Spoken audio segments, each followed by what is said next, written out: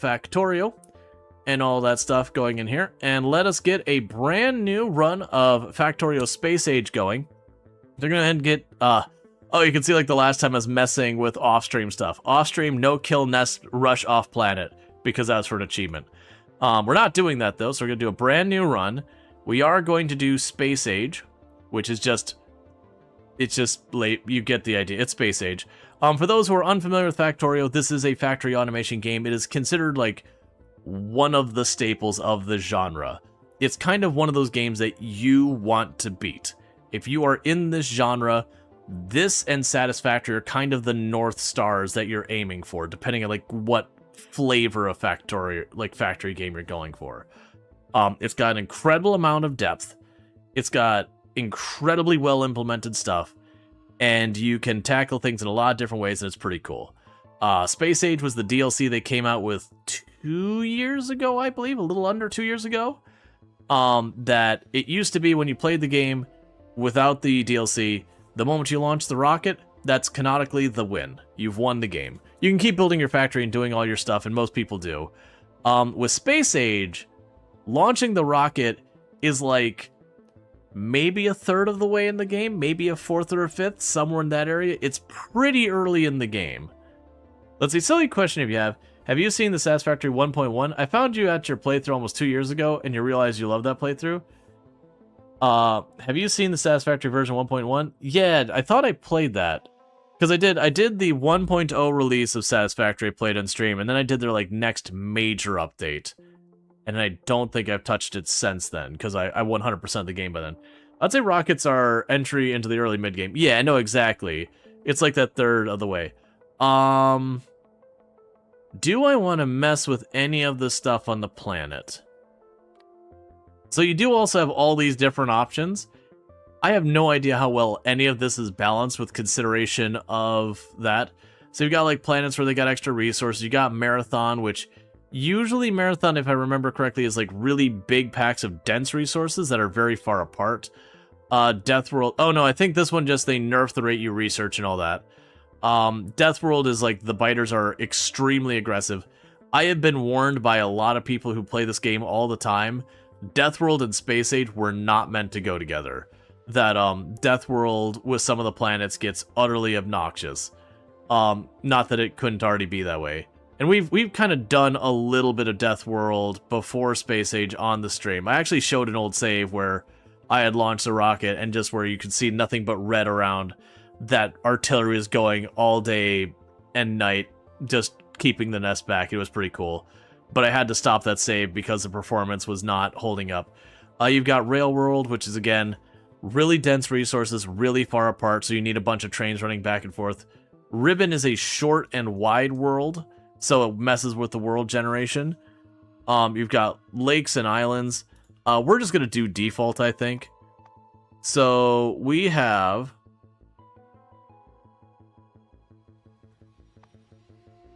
I'm actually debating if I want to change any of the stuff here.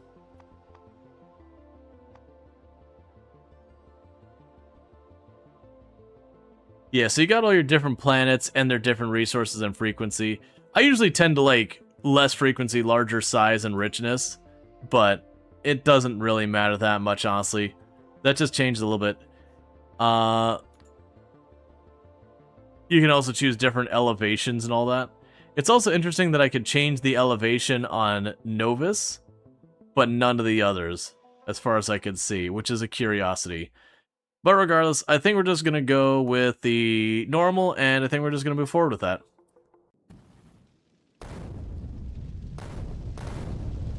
But yeah, so for those who don't know the backstory of Factorio, you crash land on this planet, and your goal is just to get the heck out of here. Welcome to Factorio, Space Age Free Play. Your task is to dispatch an interstellar space platform. You will need to research advanced technologies in order to unlock the rocket silo and discover other planets. Start small, work your way up with automation, construct a reliable base of operation, and reach for the stars. Protect yourself from the native species, as they might not appreciate your presence. Okay. So yeah, so your ship goes smack into the ground. Thank you Paul_Harvey for subscribing for 22 months. And thank you, Paul Harvey, for the tier 1 sub. I really do appreciate that. And I do hope you've been enjoying the stream. Subbed for the last 22 months, coming up on 2 years, and that means a heck of a lot, so thank you. So first thing I'm doing is I am picking up the debris that is my ship. I think with our last one, we actually deliberately kept our main ship piece just sitting there. Just as like kind of a whatever. Alright, so first thing we can do is we've got copper up there. We unfortunately have a nest right by that copper. We've got iron. Okay, it's going to be a little bit of an annoying start because our water is kind of separated out from everything. So that is just what it is. But you'll notice it gave us a handful of things we started off with. I'm going to be very rusty with a bunch of this. And one thing I will warn people in advance is I like to troll people who make a big deal about, like, efficiency and all that. I absolutely troll people about that. That you'll have people be like, what you're doing's not efficient. It's like, yep, I'm going to do it anyways. Okay. So we'll need some stone and all that. We can go pop some of these stones up here. But yeah, so pretty much the way it starts is you're picking up everything by hand. The factory classic. Sushi belt run. Well, that sushi belt happens in this version whether you like it or not.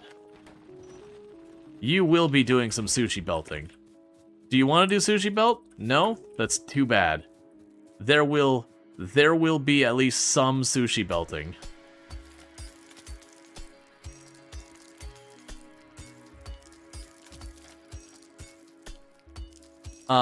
Pretty sure Volcanus does. Let's see, do other planets... I miss that. Do other planets even have cliffs to begin with? You presume the elevation... Oh yeah, no, Volcanus is pretty rough with the amount of cliffs. I'm blanking on the name of the electric planet. I believe it's got a pretty fair number of cliffs as well. But Grandpa, I'm tired of the sushi belts.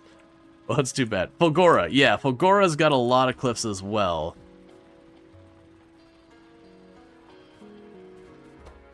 Well, whichever one the lightning one is. I know that one's got a bunch of cliffs because I had to deal a lot of nonsense with that in my last playthrough. So, this is a classic setup where you put two miners feeding into each other.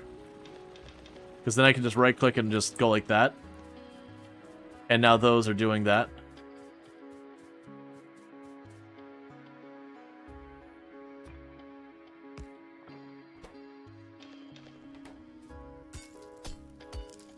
Okay. So kind of our first step here is we've got iron, which is what I'm grabbing now. Up where they put those other two drills, that is coal. That's our fuel for the time being. So I put two of those drills facing each other on the coal. That's just to give me a bunch of easy coal, because anytime I want more coal, I just walk up here, I hold control, just move back and forth, and I got my coal. But we're going to want to go ahead and get some drills set up on the iron, on the coal, and the stone and the copper. That is not what I meant to put in there. I meant to put you in here. That's fine. We'll pave the world later.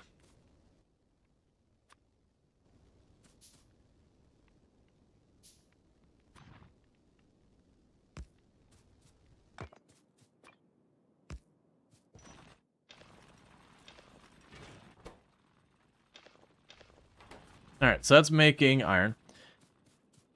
It's remember thinking Factorio was a huge when the rocket was the end? No, it's halfway. It's not even halfway, man. That's the thing. It's like, haha, we've gotten to space. Now we can get really moving. It's like, oh, you sweet summer child. You sweet summer child. You don't know.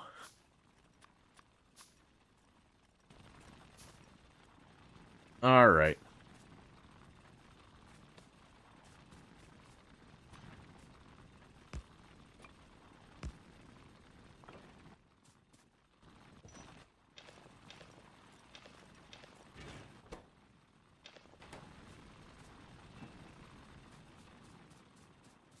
Yeah, no, definitely, like, the comment I made is, like, it's either somewhere around, like, a 4th or a 3rd, somewhere in that vague ballpark.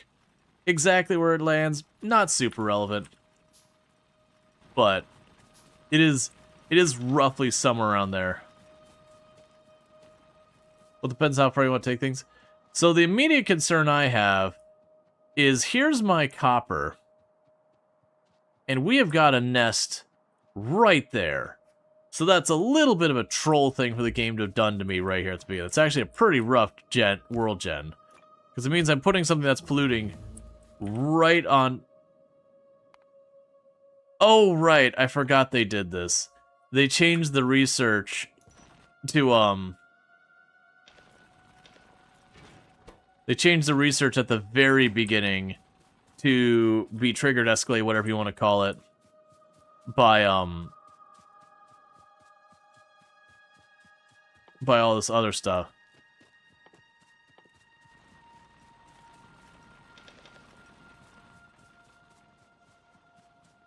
Yeah, so as you make the thingy to get the thingy. So you're going to see me pop by there and grab that, but, like, my very first move here is I want to get all the different basic materials being fed into these things.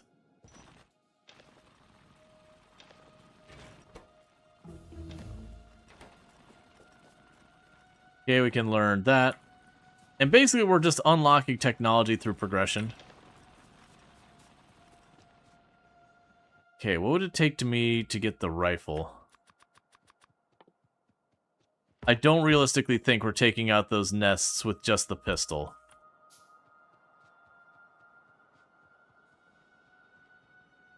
Yeah, I don't see that working out. Alright. Like, we get grenades or the assault rifle, I could definitely make it happen. The pistol is pretty rough to make work, though. So next one is it just wants us to make the labs and all that. So we're going to want to start working on getting electricity online. Yeah, because the electricity wasn't... Yeah, electric drilling is locked behind tech. Okay. So, what's going to need to happen here in just a second is I'm going to need to start working on getting electricity built. That we can, until we get the electricity constructed, there's not much else to do. So right now, all those are is just drills feeding into drills, drills feeding into refineries, and that's it. For my first thing for electricity, we are going to have steam power. So I will end up needing a steam engine, because that takes the steam and it turns it into mechanical motion that produces electricity. We'll need an offshore pump that gets the water to be heated up to get the steam. We will need a boiler, which then takes the water and makes it hot so that it becomes steam. And that's like your very basic setup there. We're gonna need to keep on it, man. I already know I'm gonna be fighting over that copper a couple of times, and I'm not excited about it.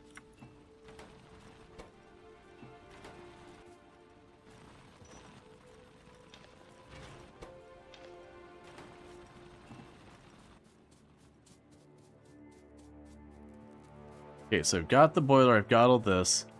We'll also need the dome, which is the copper. Alright, and by default, this game does have the biters. The biters are an interesting thing because they're definitely one of those ones that I wouldn't call them controversial in that sense, so much as a lot of people, they'll go in at the early game, they'll have the biter show up, it'll trash part of their bases, and they'll be like, this sucks, I hate this, and they'll play again, but they'll turn off the biters. And you can do that if your only focus is going to be expanding the factory, but it is one of those things that they do create a pressure against you, that if you kind of need that pressure to keep it entertaining for yourself, the moment you go and you take them out of the game, that's kind of it. That pressure's gone. So it is a thing worth considering that pressure does kind of serve a purpose.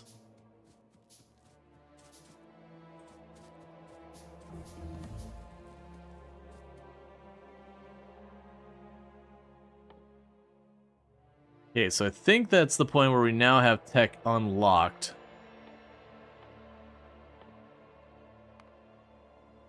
So I'll need to get that all going. Alright, so let's go and put these on our bar. So we've got the boiler, got the offshore pump, we've got the steam pump, got my electric pole, then we got our science building. We gotta place that someplace, so that'll pull the water in. That feed into the boiler. That feeds into the steam engine. And for right now, our science is gonna get just shoved back here. I put down these two poles. And now the unfortunate reality is right now, I don't have what I need to power the rest of that. So for getting the electric mining drills, I'll need 25 science.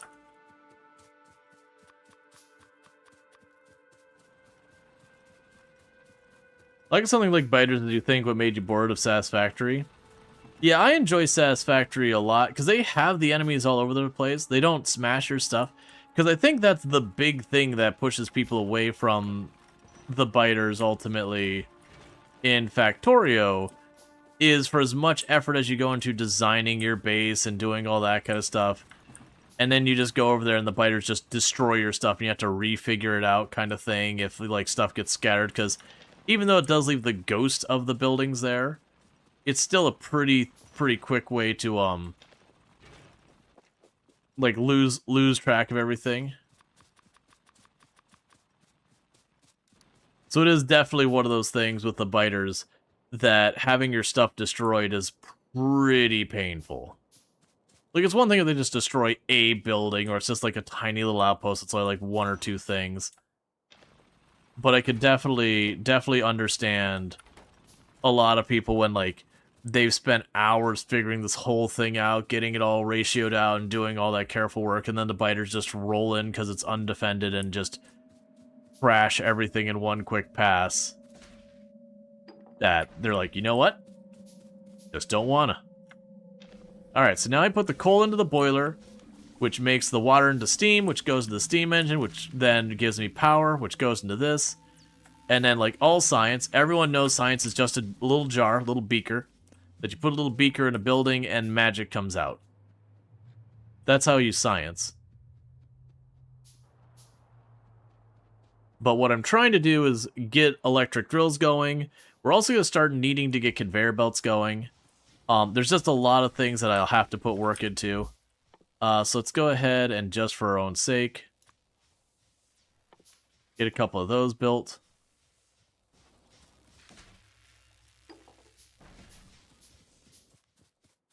Because then I can put conveyor belt on my bar there, and inserters on my bar there. Alright, so what's going to end up happening here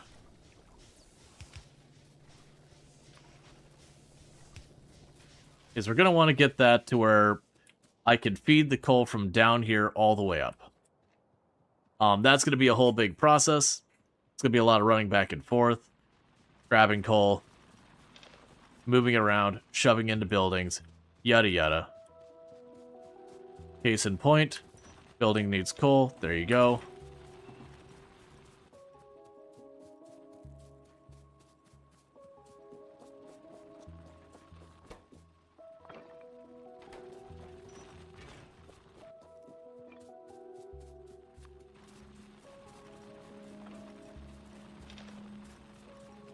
When I was a kid, you definitely thought combining different colors of soda was science. Yes. That was... I don't know if it's a local thing where I've talked to Toom about this a couple times. So, when growing up, you know, like more central Florida than when I was in Michigan, if you went by the soda machine and you started with your cup on one side and you just went down and put a little bit of everything in there, that we knew that as a suicide slide. That's what we called that. You know, again, kids not really thinking about, like, is it a good name or whatever. And I think that came from, like, there was a pretty heavy bar scene in the area not far from where we were at, like, not super local. And I think it came from one of the bar places had that as the name for, like, we just took everything, you know, like, you just took a whole bunch of different liquors and beers and all that stuff and chucked it into a cup, and anyone brave enough to drink it got it got it free or discount. Like, it's kind of like a dare your buddy kind of drink.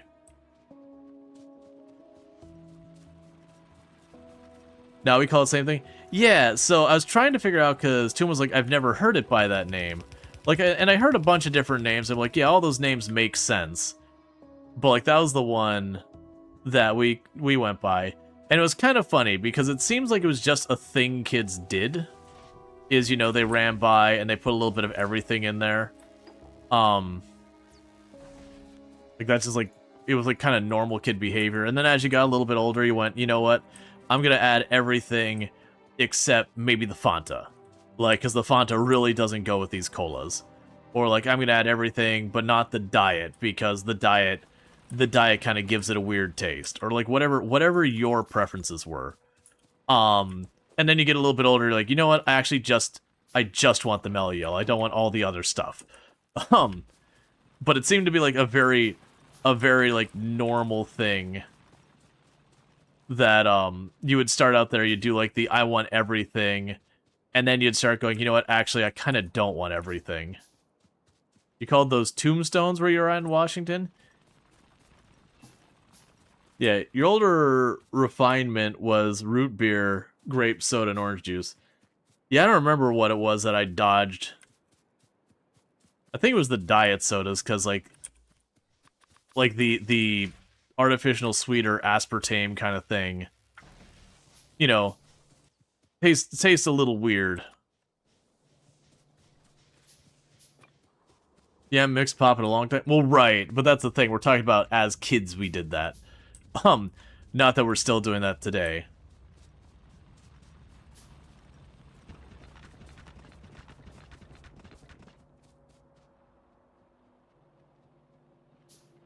Now, if you're wondering why I chucked a bunch of stone on the ground, stone makes you run faster.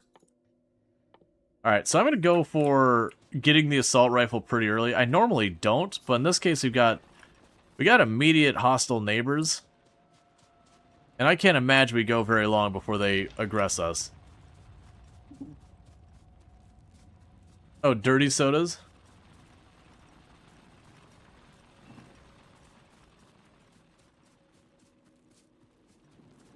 Isn't it now Coca-Cola Freestyle? No, I would say Coca-Cola Freestyle is, it's not just take everything and put, because that was the idea, is you took everything and put it in there. Like, that was kind of the key thing, is you weren't really differentiating it. Everything was going in that cup. There was no rhyme, reason, or consideration. Was it on the tap? It's going in. And that's just kind of what you did.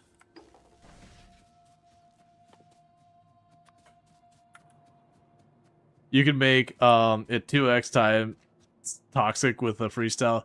Oh yeah, no, with the freestyle you could definitely go way up above beyond. It kind of can't be done, the freestyle, just from like the time practicality.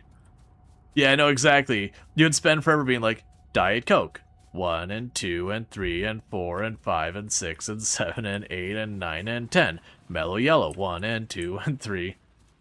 You wouldn't be able to do like small enough dosages to put them all in the cup.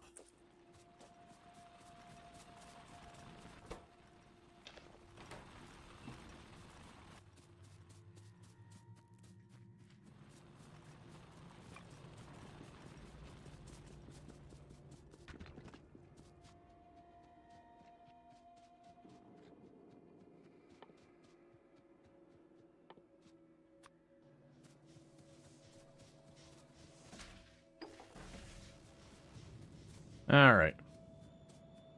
So we're doing our best, doing our laps between the different buildings. I'm trying to get my submachine gun going as fast as we can.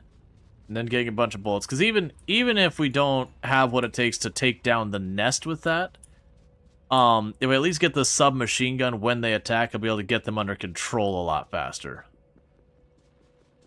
And I did make my body armor right away because I'm anticipating a very early fight. If all goes well, I'll be able to get in there before they can evolve or anything that much, because as they get, as we kill them and as they get exposed to pollution, they will evolve faster.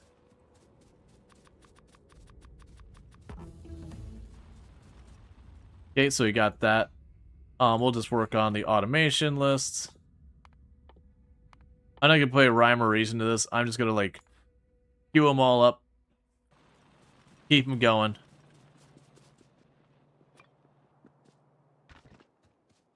Yep, no, we just started. Alright, this is gonna probably need coal relatively soon.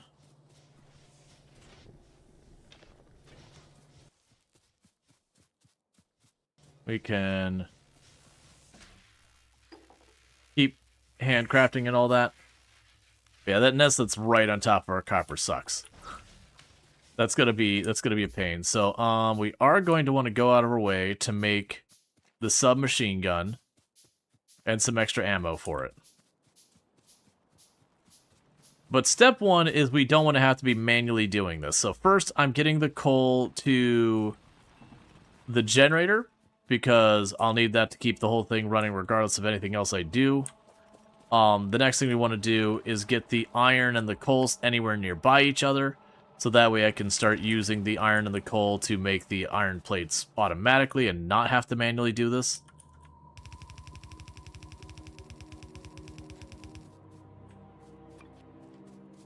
Then, you know, we'll do the same with the copper. You get the idea.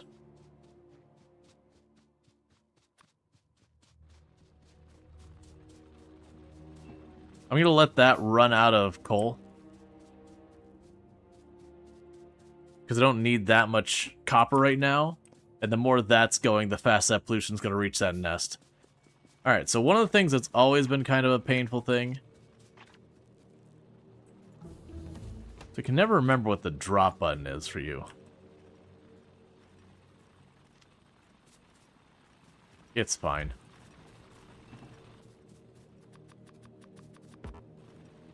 Oh, it's Z? Alright. That gun doesn't exist anymore. Alright, so I'm going to have to move these two.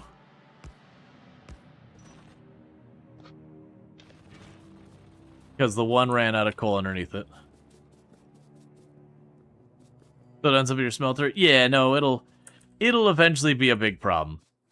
But that's tomorrow me's big problem, not today's me big problem. And what the hell has tomorrow me done for me lately? Nothing. That guy is just a moocher. Riding entirely on my hard work.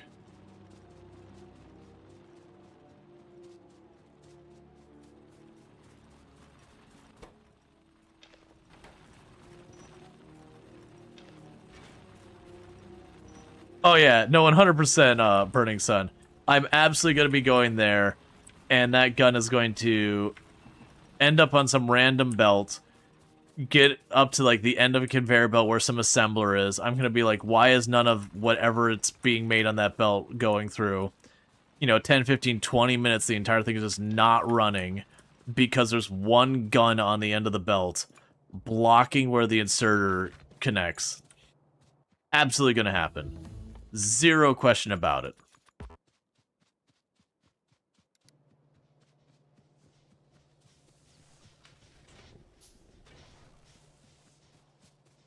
Okay.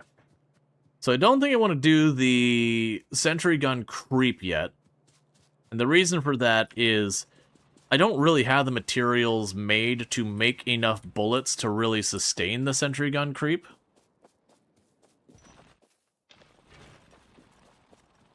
That's the reason I haven't hit that nest yet, is I'm worried about going in there and not having remotely enough bullets.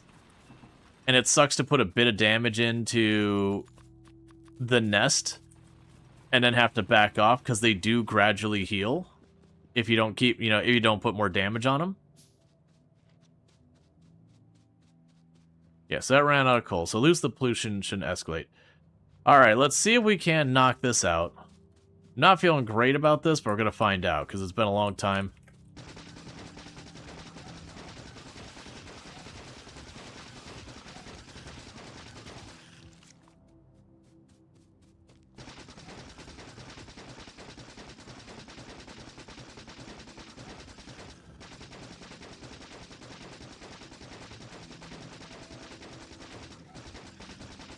Okay.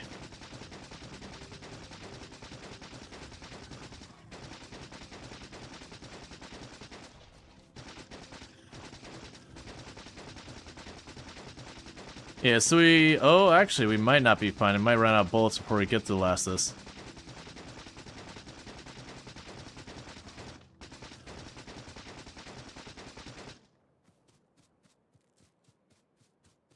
Alright, let's try and get some more ammo and try and wrap it up.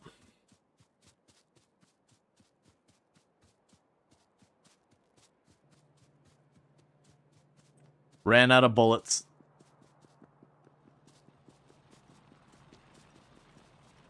But we knocked down a third of their spawning potential already.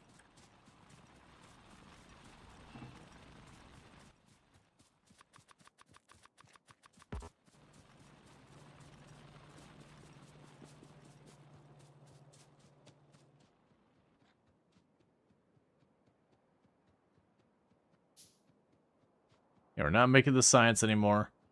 Alright, so we're gonna waste probably about 3-4 magazines just killing the already spawned things again.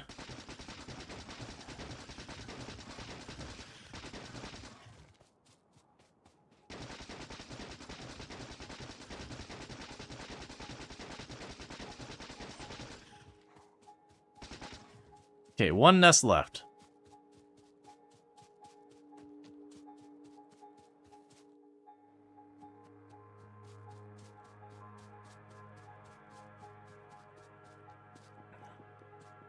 Okay.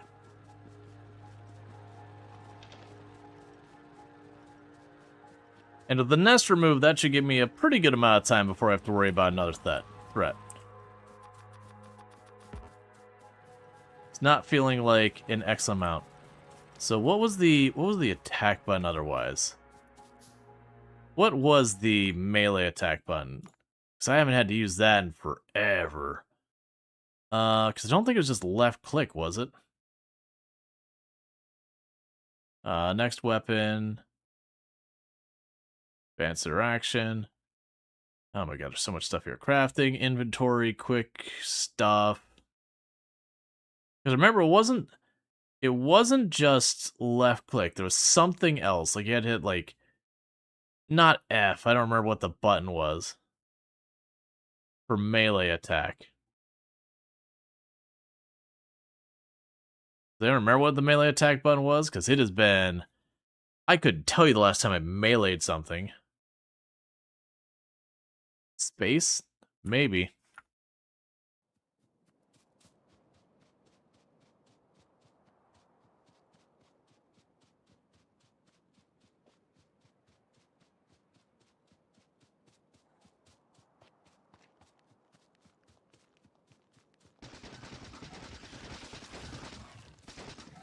You can melee. You'll hit him with your little pickaxe.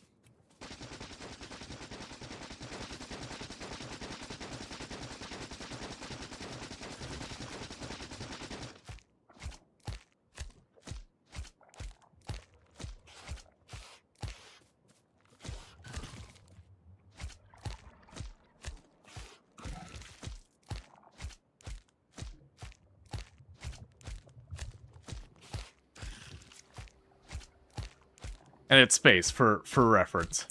I've had to do this in a pinch when I've run out of ammo in a fight before.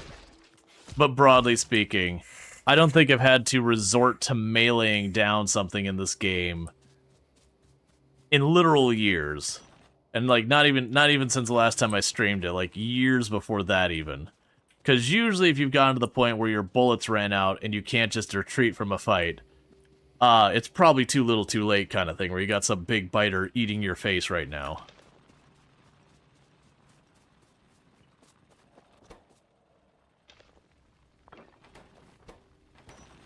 And you might be asking, hey, should I be paving over everything I go? Probably not.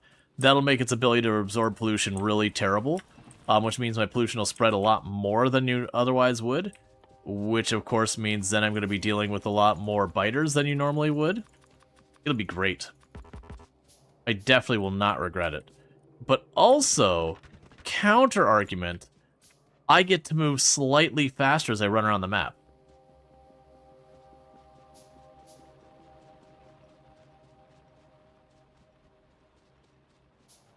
An added bonus, a lot of times with that you can go and pave over the entire world. Just pave everything. Remind this planet where it stands in the pecking order. The pecking order that has exactly 3 things on it. It has me, it has the planet, and it has the biters. And I'm the one with the guns. Oh yeah, no, exactly. A hand of code just be like, this whole area paving. You see the bots zip across to just pave over the area.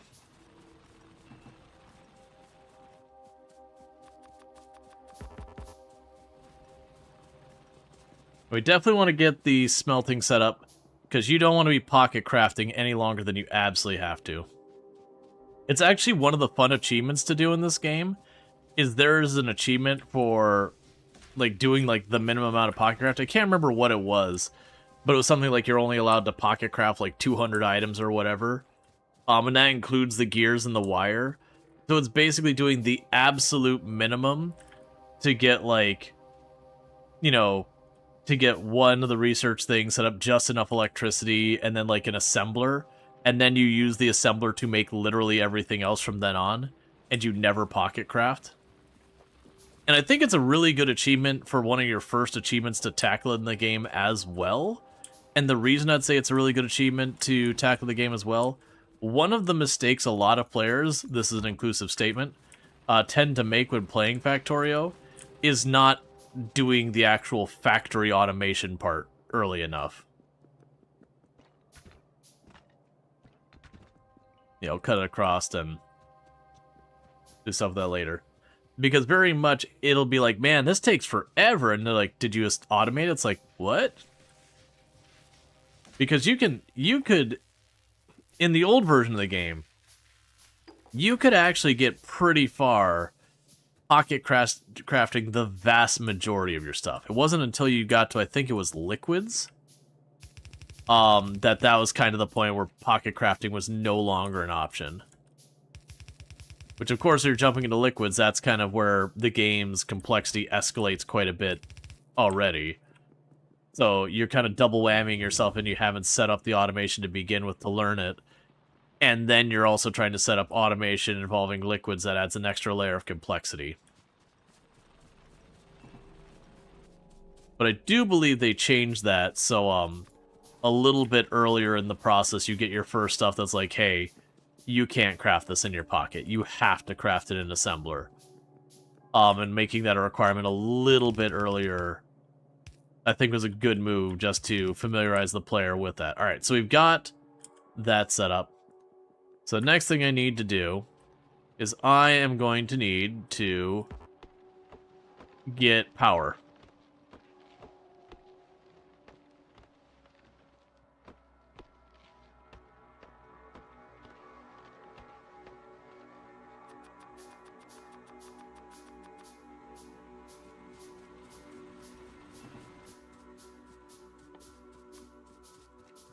Now again, automatic drill. Well, no, automatic electric drill.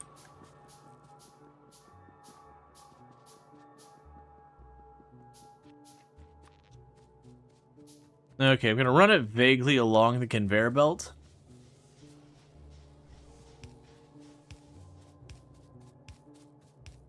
Because I run it vaguely along the conveyor belt, that means anywhere the conveyor belt goes, I know the power's nearby.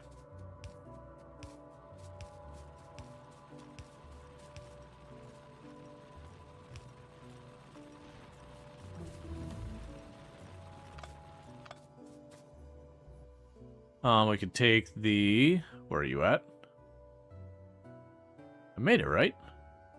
There you... Oh no, I made a bulk miner.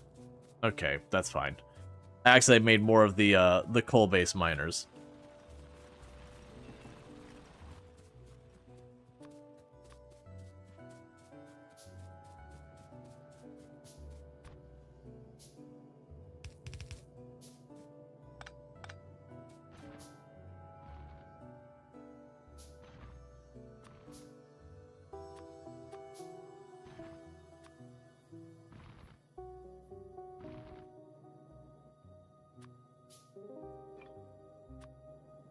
Okay. What we can do now is go on the other side of the road. Alright, so with that, we've not got coal on the line. So you just top off the steam power here.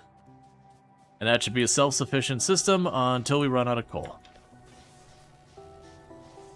And for the moment, we're only using about a quarter of our power output, which is nowhere near much to worry about.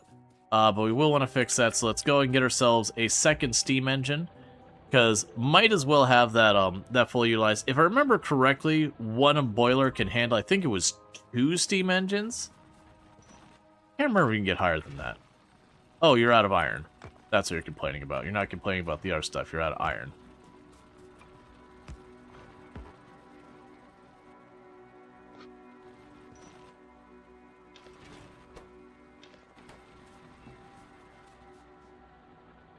Okay. So I've got that.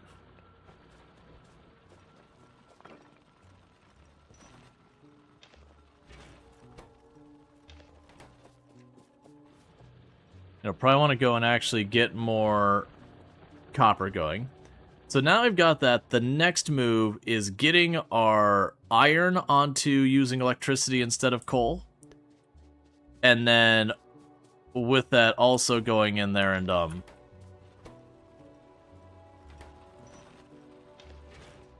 getting the iron and the coal so we can take them past smelters, because then we can start the process of feeding the iron and the coal in there.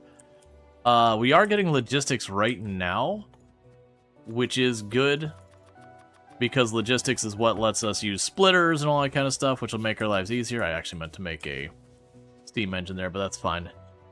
We're going to be bouncing between that. The big thing is we do want to get our red science going automatic. We do want to get a bunch of our stuff going automatic.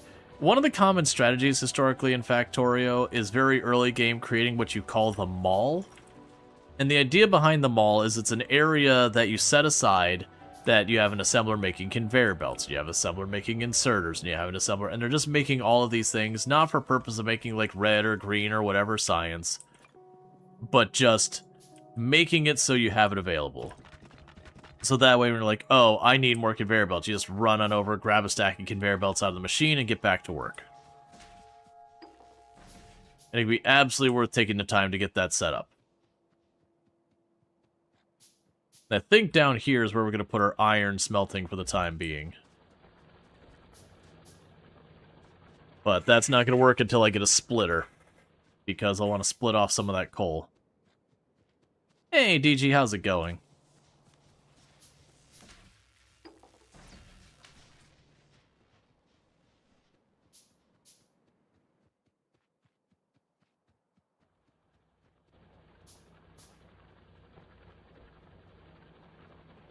I'm doing pretty good.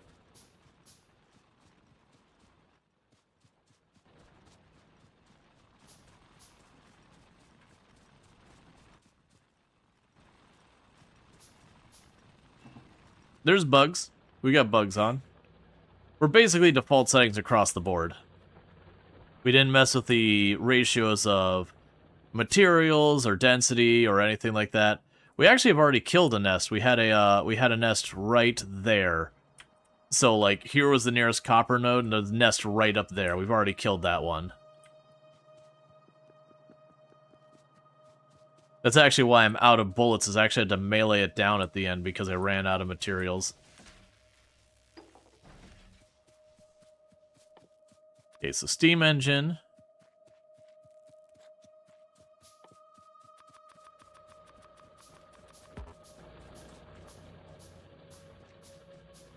More conveyors going along the way.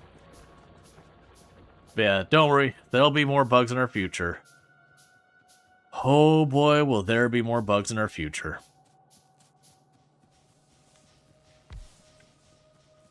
Okay, so we got 2 steam engines on there. That should kind of future-proof us for a while.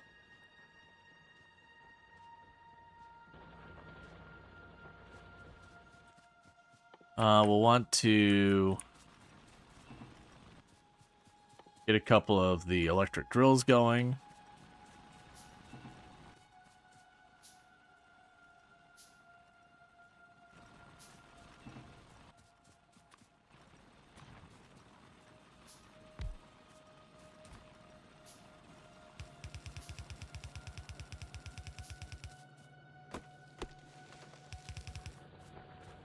So bring that up there, where the coal is.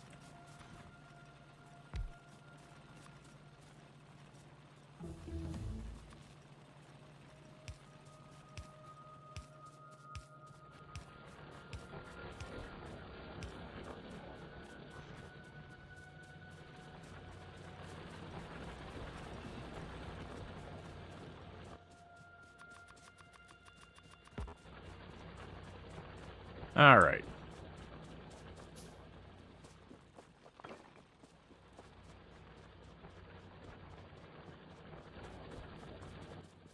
So with that, make a splitter.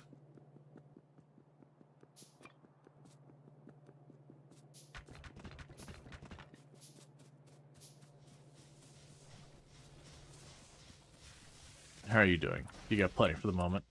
All right. And with the splitter, what I'll be able to do is bring the coal over, and we can merge those two belts, have a bunch of the stuff here. So go up here, probably go around there, I think.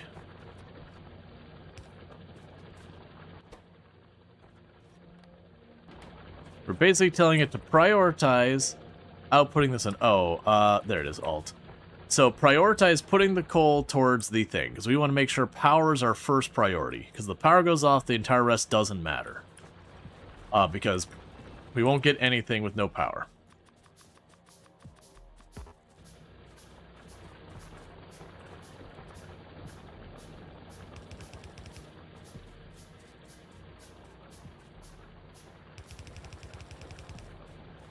We're going to bring those together. We're just going to do a quick and messy where we just tee them together. And by tee them together, the coal will go on one side, the iron will go on the other. And then we can just put a bunch of inserters on it with a bunch of the smelters, and the smelters will then get everything they need to just keep making iron. And that'll let me rip up the setup we got down here. And it'll do the same thing probably over here for the copper. And little by little, we're going to be, you know, getting what we need for this.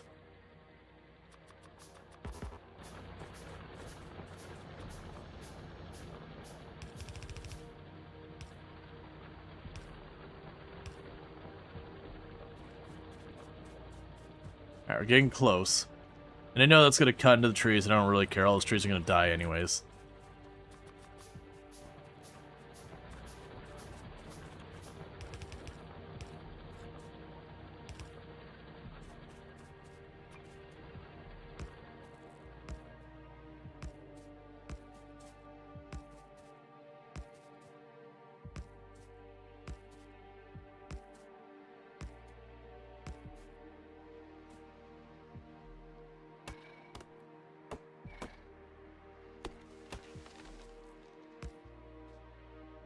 Weird sound. Okay.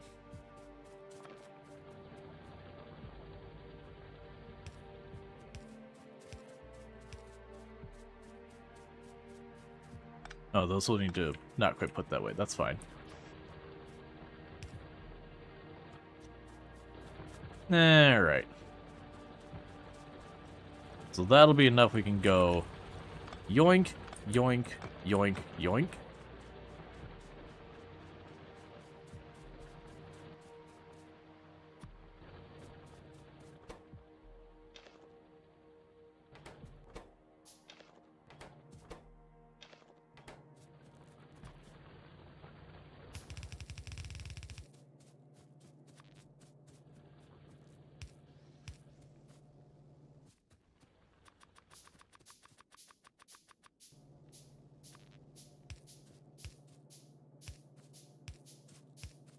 And the only reason I spaced them like this is so later when you get the bigger smelters, you got a little bit of room to work.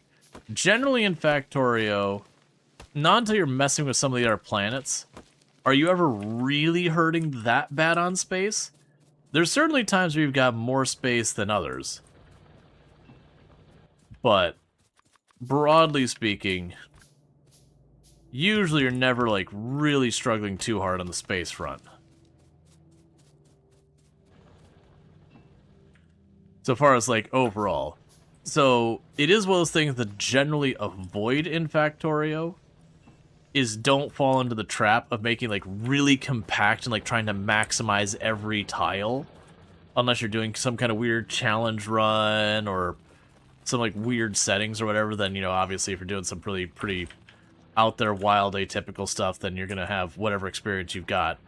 But broadly in the normal game, just plan for everything. You look at how much space you think it's gonna take. Alright, so you double that. Now once you've doubled that, go ahead and add like another 1.5 onto that. And then maybe double that again. And possibly add a third of that. You get the idea. Whatever amount you think it probably needs to be more than that amount. But at a minimum, take what space you think it's going to take, double it, and then add like another half on top of that. That'll usually put you at least somewhat in the ballpark of kind of comfortable, safe, whatever you want to go, that you'll still probably outgrow the space, but at least it might take a little while.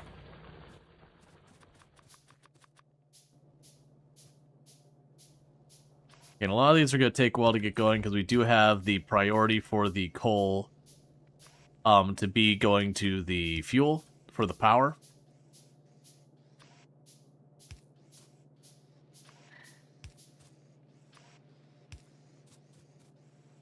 Honestly, we'll just take these two up. We can use those over where we're going to bring the copper. Yeah, so it's going to take a while to get there. That's fine. Just popped in. Mrs. saying, we on default? Basically, yeah. We're pretty much on default. Fighters on, all that stuff.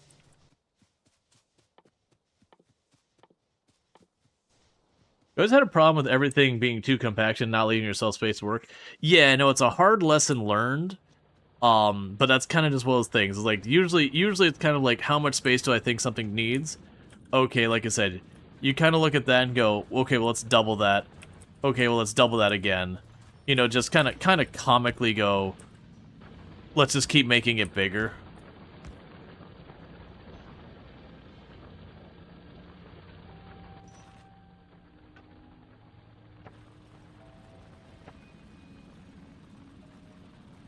That's all I need is one coal in starts the cycle.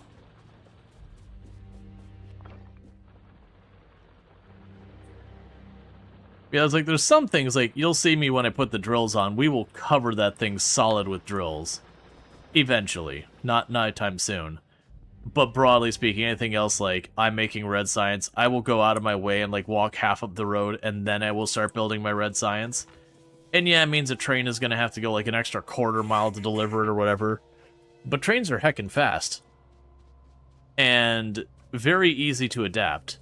Versus, on the other end of things, if you didn't give yourself enough space and now your building's running into your other buildings and you need like 10 times more space, there's just nothing you can do about it. You just have to like build a whole new area and then rip down the old.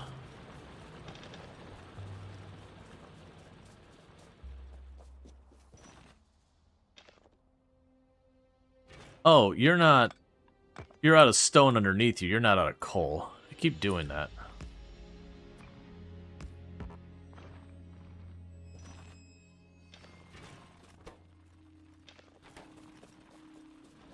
Okay. Because I'm not looking to get a lot of road everywhere, but I would like to have like a little trickle feed of road. We'll go ahead and drop some coal in there manually. Keep that all running.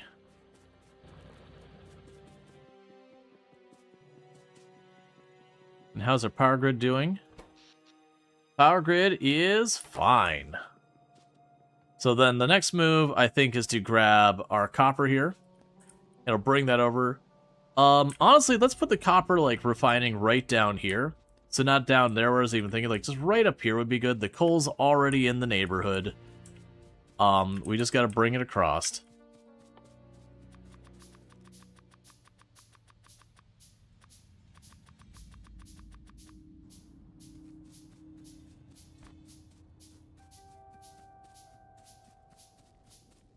So that'll be where we bring it out from.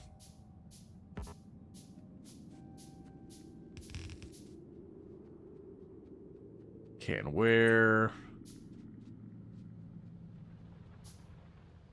Yeah, it's fine.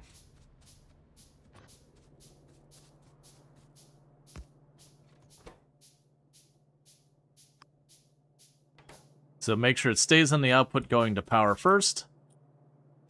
Because again, if the power goes off, none of the rest really matters at that point. Alright, probably should have taken it farther up, but that's fine.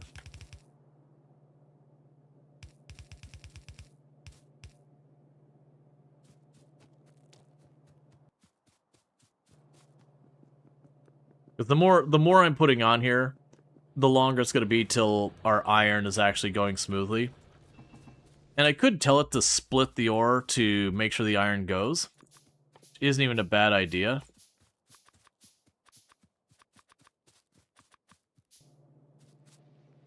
But also those things that...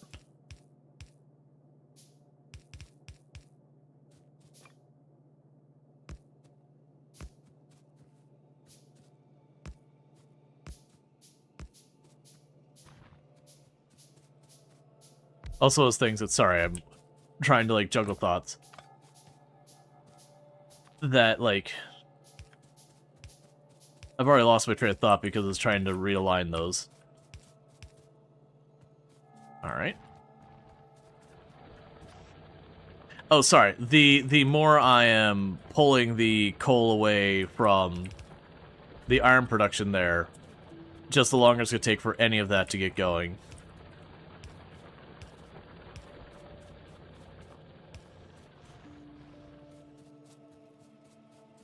Alright. Because eventually we want to make that splitter more like either load balanced or whatever, or specialized, but I mean, we're at that stage in Factorio where, like, we're just setting up anything. This is not the stage where, like, I need to make this as good as it can be, or balance it out more, or whatever you're trying to do. It's just genuinely, hey, I'm not producing stuff. It'd be pretty cool if I was.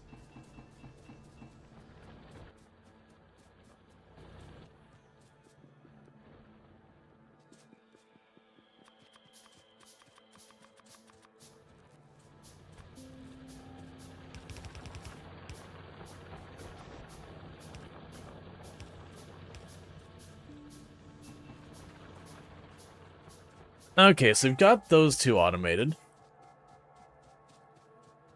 And that leaves just the stone.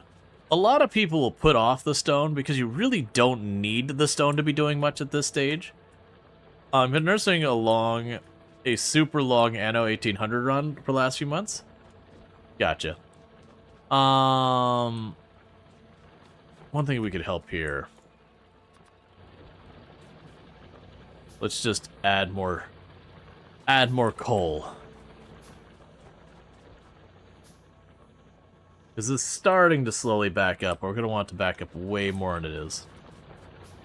But yeah, eventually we'll have to worry about stuff like belt balancing, because if all of our inserters are pulling from the same side of the belt, eventually you run into problems where, like, one side of the belt is getting emptied and the other side isn't, so you can do a thing where you have it where it loops back onto itself to balance out the belt, so if one gets backed up, it puts the other side onto that first side. We're not going to worry about any of that right now. Alright.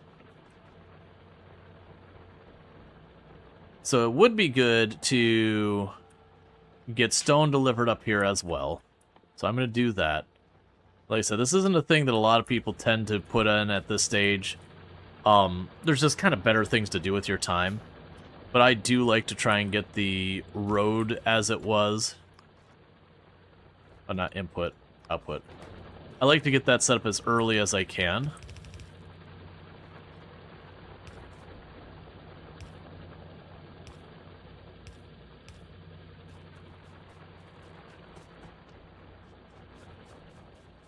Because it just makes my life easier to be able to move around the map quicker. That said, I do not need nearly as involved a setup. For the stone, I'm just going to have one thing making it. That's good enough for now.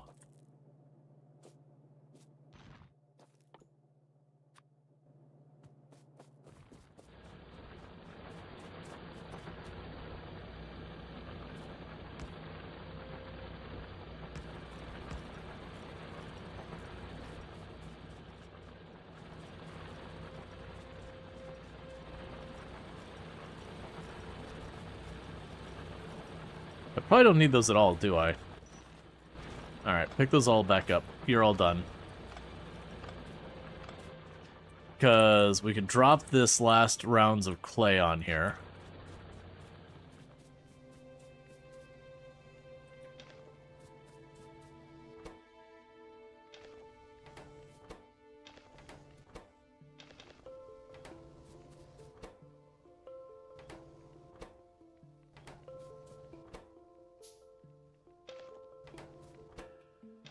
Okay.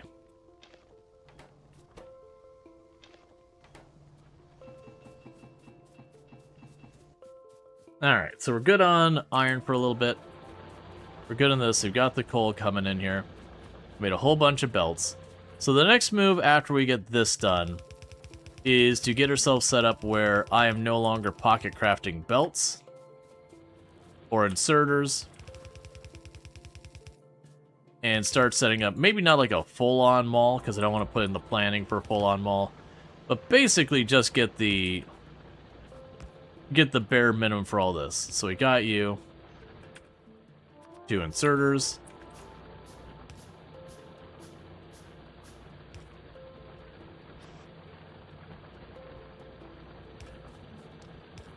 I see we sided with Joja at last. Absolutely. You don't realize this, but Joja's the only one with a cookie display. Hey, Colonel Will, how's it going? Hope you had yourself a good stream and all that good stuff. We can get a shout out for Colonel Will and all that stuff. What were you streaming? How did it go and all that good stuff? But welcome in, Raiders. Hope you had a good time and all that stuff. Alright, so we got our pollution absorption prevention mistakes going. So I can slowly get our highway so we can run around here and not have too much of a hassle. Let me go ahead and get you a shout out real fast.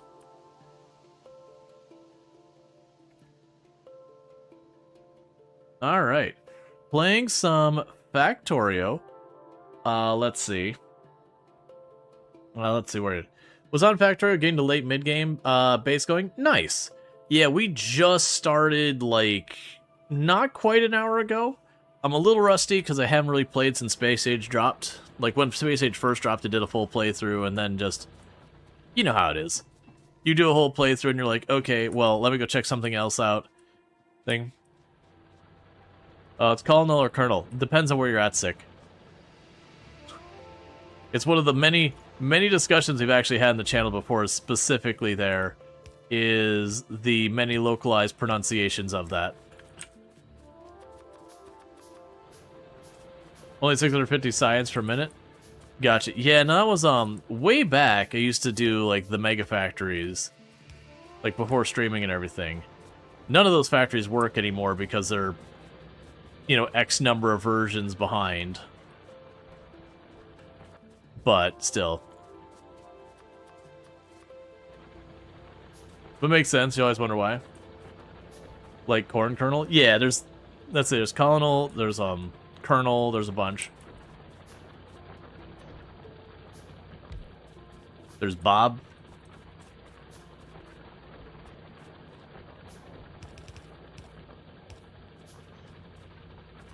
Alright.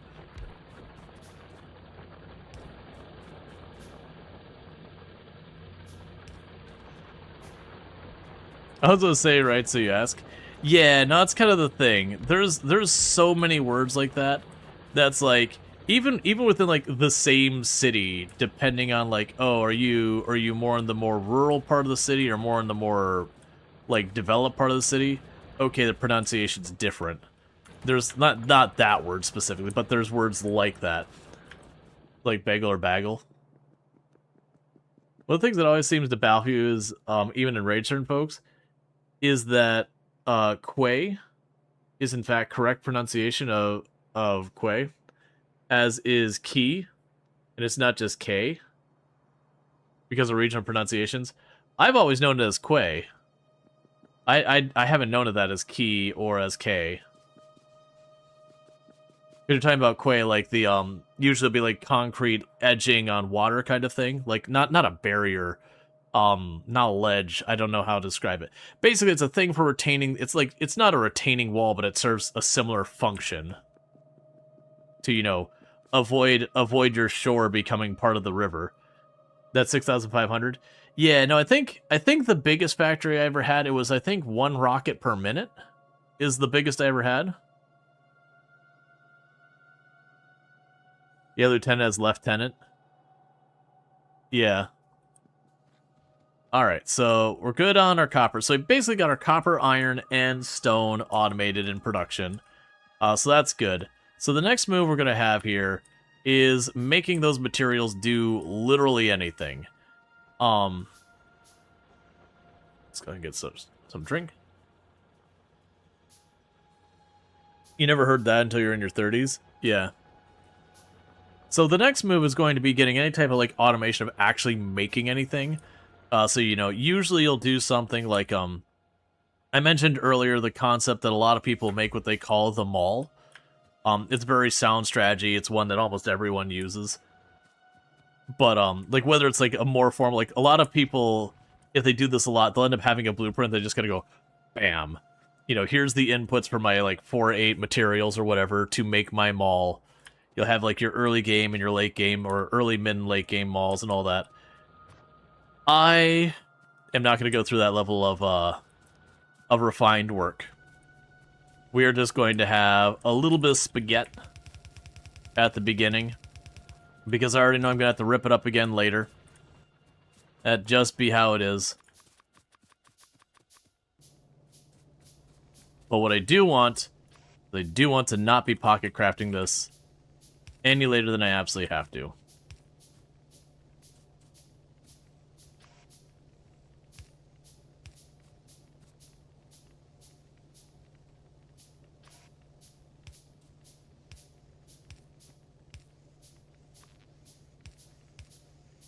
And I absolutely feel no guilt in adding redundant power poles, because they're cheap, and the trees must die.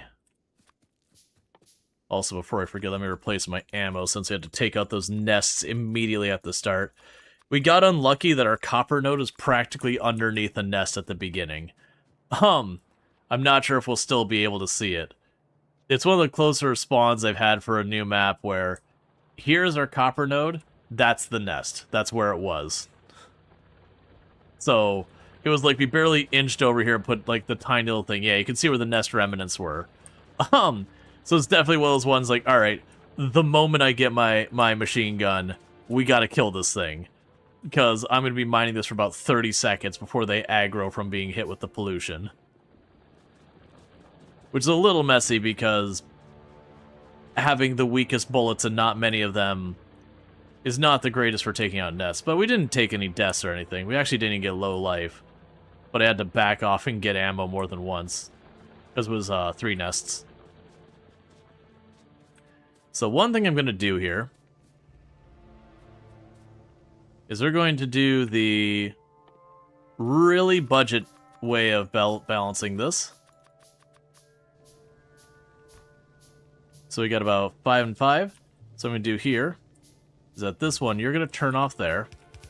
You're going to go on by, and you're going to go like that. Boom. Really, really low tier belt balancing. Is it reliable? No. Is it easily broken? Yes. Are we doing it anyway? Absolutely.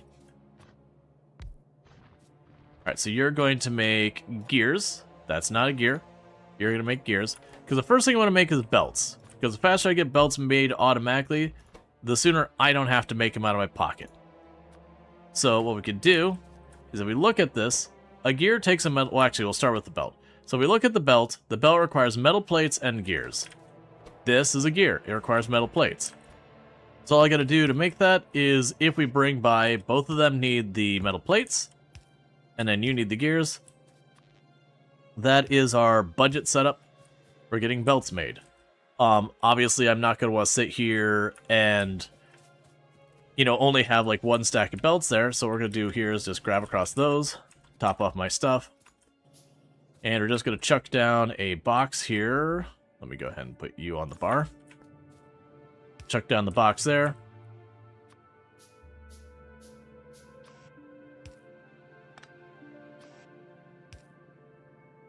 I need to make poles. Now, one thing we want to do is I don't want it to make a bajillion belts. So we'll say no more than 4 stacks.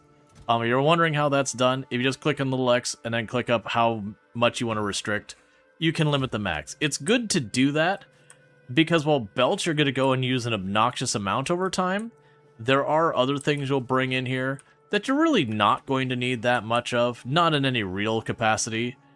And so you could turn around and make copious amounts of it, but you're going to just end up with a problem. All right, so I'm going to need wire, metal plates to make the circuit board, metal plates and all that for that. So what we can do here is for right now we're going to make this messy. So I'm going to bring this up.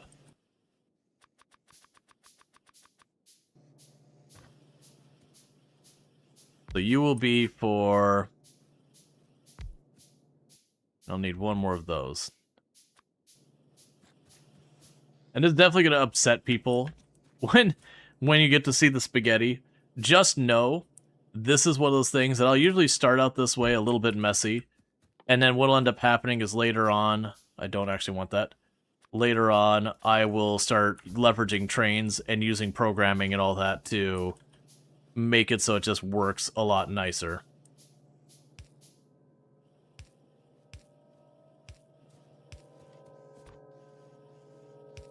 So now if we look at this, we want here inserters.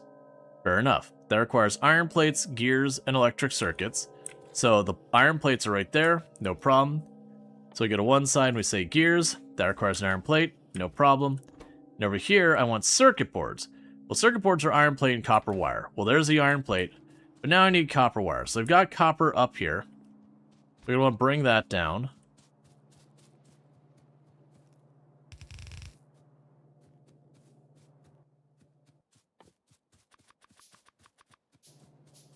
I do remember doing the achievement where you tried to use the minimum amount of pocket crafting. I was mentioning earlier on the stream that very genuinely for new players, if you're looking for like, oh, okay, I want to chase one of the achievements, what achievement should I work on? I actually highly recommend that as like one of your first ones to do, because it will force you to do a lot of the automation and all that. And very genuinely, it's one of those things that as a new player, quite often people don't really work on. So then here will be the copper wire. So copper plates goes in, so we got that. I can plunk you down. So now I just need to get the copper plates up here. But it is one of those things that, broadly speaking, people just continue to pocket craft until they can't anymore. And I know they made it way better than it used to be, but it used to be you could pocket craft all the way into, like, I think it was like blue sciences when you couldn't pocket craft anymore. Because you could pocket craft the black science, the green science, and the red science, if I recall correctly, in the past.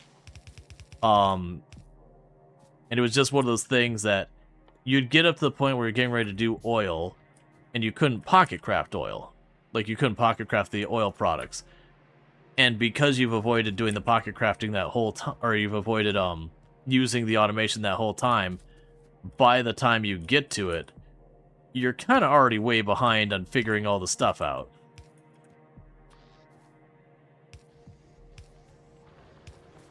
And so it's like really setting yourself up for failure, because now you're kind of trying to learn what you were expected to have learned earlier, but also I'm not going to bother balancing it. It's fine. I lied. I'm going to balance it. It's going to bother me too much.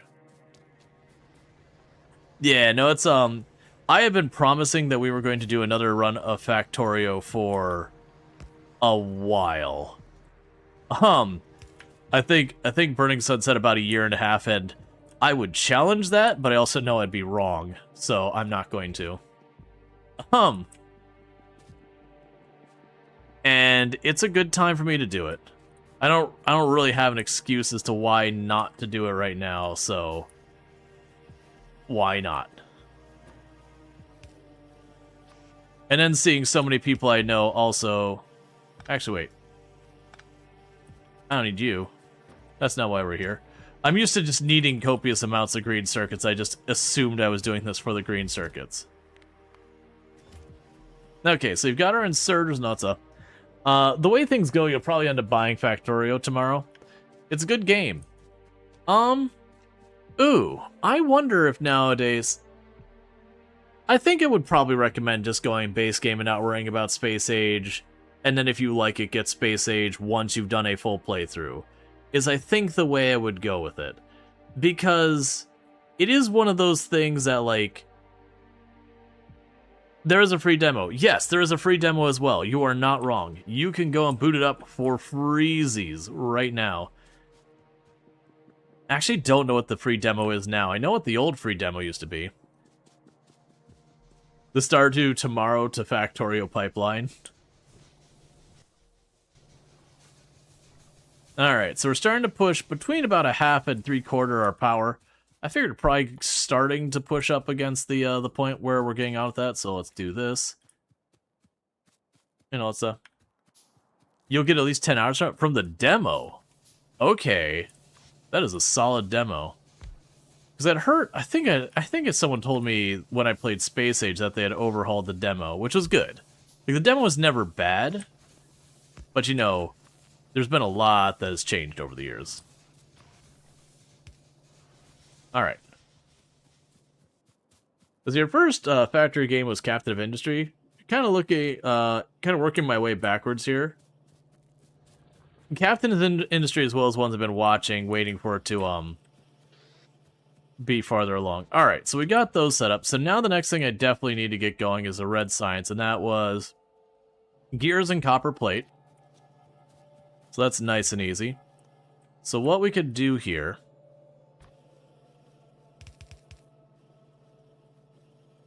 And again, I'm sure someone's going to see this and feel physical pain because of cramming this all together. You bounce off Captain, but you see it come up once a year or so. Yeah, I mean, depending on what version you went into. Like, there's definitely been times that Captain of Industries have been in, like, better and worse places. It's definitely one of those ones that didn't grab me like Factorio has grabbed me in the past. But it's also one I've been like, okay, at some point I'm definitely going to need to circle back and check this out again. Hi. Who's my handsome boy? Oh.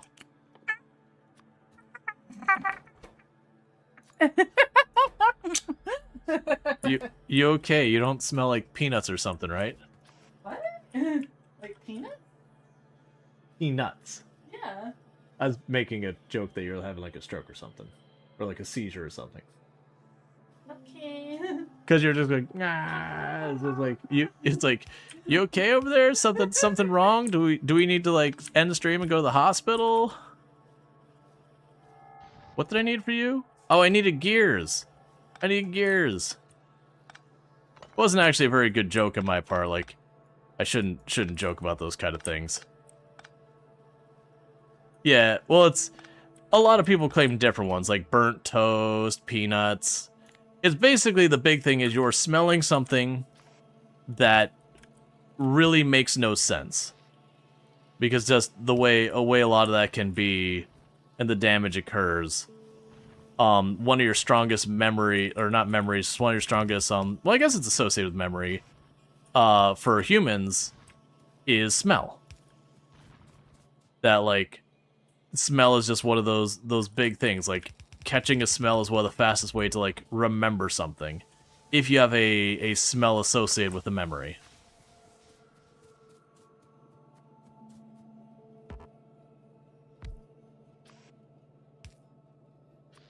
You love her energy? Oh, Tomb's fantastic.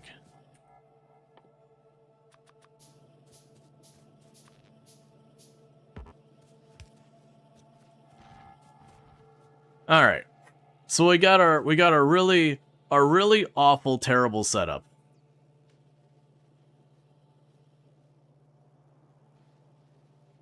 Oh, you heading to bed in Penny Suplex? You had yourself a good sleep also. Interesting, and yes, I like you both. It's cool watching you duo the crazy co-op game. Oh, not It Takes... Was it Takes Two? No, It Takes Two was the first one. We did co-op that... No, did we co-op that one? I don't remember if we did that one. We did Split Fiction. That's what I was thinking of. We did Split Fiction on stream. And that was fun. It was definitely one of those ones that, like, sure, raw numbers-wise, it definitely did not perform well. Like, all things considered. But that, you know, it doesn't matter in that case. That was it a charity reward we did that for? I can't remember if that was like for like a streamathon partnerversary, what it was for. But it was a goal we had. So like that kind of stuff, I don't mind. Like, you look at the numbers and be like, that performed bad. It's like, it doesn't matter. You know, the thing this was meant for, that succeeded. It could be fine underperforming in regards to considerations of Twitch things. You know, it accomplished its task. But yeah, no, it was a lot of fun.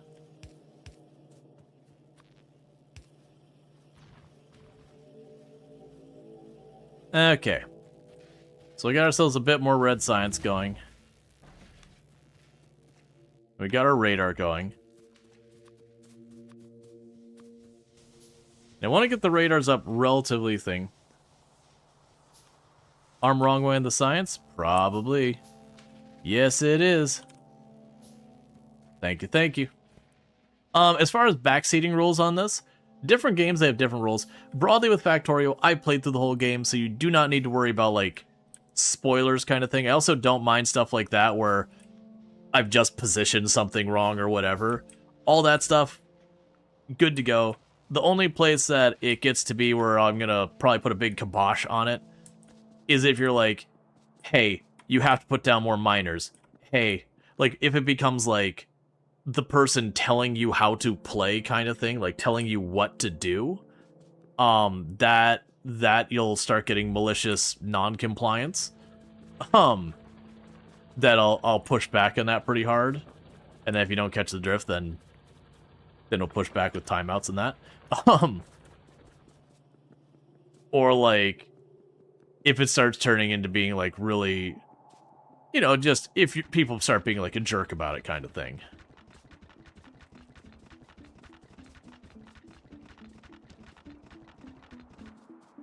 Alright. Do I know what I'm doing with this highway?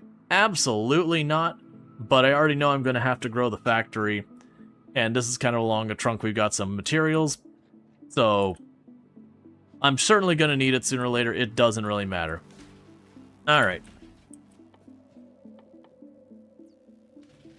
I'm also not the kind of player who you won't sit there and go, okay, 2 of these are needed for 1 of those, is for 1 of that. Like that kind of thing. And that's worth doing in a lot of cases. But especially when you get into considerations of like the whole, you know, you can like where you can sit there and you can get like the things to make them work faster, have the chance of getting an extra unit, or like where you split it off because of the quality difference to, you know, salvage stuff to try and go for the higher quality and yada yada yada. And all that kind of stuff. You can do all the math, and then the moment you get any of that involved, you just take it all and you go, see that trash can right there? That's where all my math just went. Right in the garbage. So my general approach with Factorio is, hey, I don't have enough green circuit boards, and I'll make a railway stop, and I'll just slam out, like, you know, doubling my production of circuit boards. And then, you know, that'll be way more than I could possibly need in the moment. It's like, you know what? I'll need it sooner or later. Who cares? I'll just make another area. Your train networks are really cool last time. I generally almost always go for big scale train networks. I've found for me personally, even though the first time I launched the rocket, I just used the bus method, where the giant ribbon going up the middle of your base of everything. Broadly speaking, I almost always go for the trains. And the reason I kind of always go with that train strategy I did the last time is it's just so easy to scale. Okay, so that'll be when we're on to getting the red and green going. I think for the red and green start, we'll go after the smelters first. You never built a train in Factorio? Oh, you are missing out.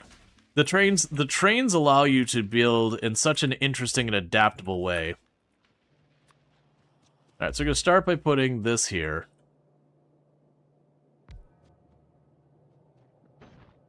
So you'll notice now, I've got a big blue square you see there. Generally speaking, you don't want to put your radars over top of each other. There can be a benefit, and they will scan the area at large more. But one of the magic things about the radar is if I run up here just a little ways, as I'm not using the road I went ahead and placed, defeating its entire purpose. If we go here, now if I were to go down here into this very corner, I can't see in this area. I've revealed that on my map, but I can't see. But where the radar is, even though I'm not in visible range of it, I can see because that radar is there. So it's not that you necessarily want to grid the entire world with them. You can if you have the amount of them. But it is good to have those so that when you're working on stuff and like, oh, this base is under attack or whatever, you can pop over. The other thing the radar does, if you look up here, that tile got revealed. Obviously, I haven't been up here since there's no connecting area. The radar will just go, okay, reveal that tile, then that tile, then that tile. Perfect. Thank you, radar, for demonstrating. I appreciate it. But it'll like slowly reveal the area, and you might be like, all right, but once I've explored it, why do I care? Well, it keeps doing that even if you don't realize it's going and doing the cycle. And so what ends up happening is you'll have the biters will go and they'll have an expansion and they'll move a nest, they'll put it here. And you won't know because you haven't been there in a while. But that radar will scan by, hit that target, and now you'll see it on your map. And pollution, we're doing fine. Yeah, so we're starting to get up to the fringes of the biters. So, for the moment, we've got our red science going. So the next thing is going to be getting our green science up. And I believe for that, the green science here... What was your stuff? So you are the belts and the inserters. Now I could take my existing belt and inserter infrastructure we've got here, but I don't want to do that. And the reason I don't want to do that is just the fact that if I start taking all those belts and inserters and doing that with it, then ultimately what ends up happening is I run into the situation where, you know, now I need belts and inserters, but my science is eating them all. So I kind of want to make two different setups. This is the area for the green science belts and inserters that they get eaten, and these are the ones that they just stay here for me to use for myself.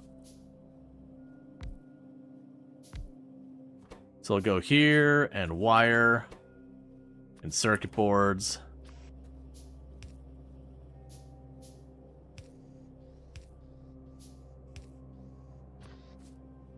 Arms, gears.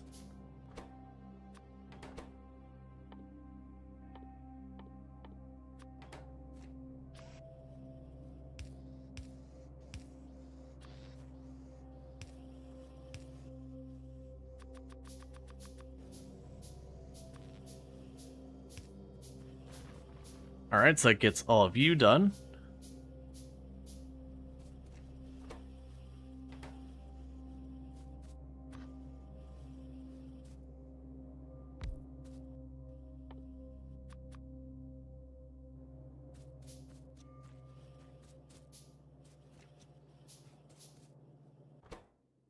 Then you'll be for the conveyor belt.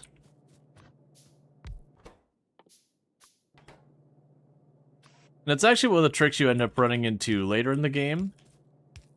Is just around the stuff like, sorry, just around the... Sorry, 1, 2, 3. Just around the whole situation of trying to get these things where you're like, okay, where are the times that I produce a good and then go and put it on the network to be delivered someplace else? Versus where are the times that instead of producing the good and just moving it there, I go and I move it all the way up to its final thing. Because there's intermediary materials and then there's like ending materials. Alright, so what we could do here is you'll be there.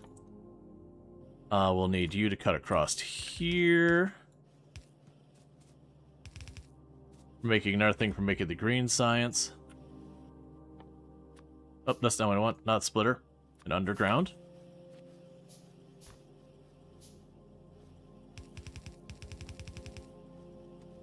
And now get the green science over there.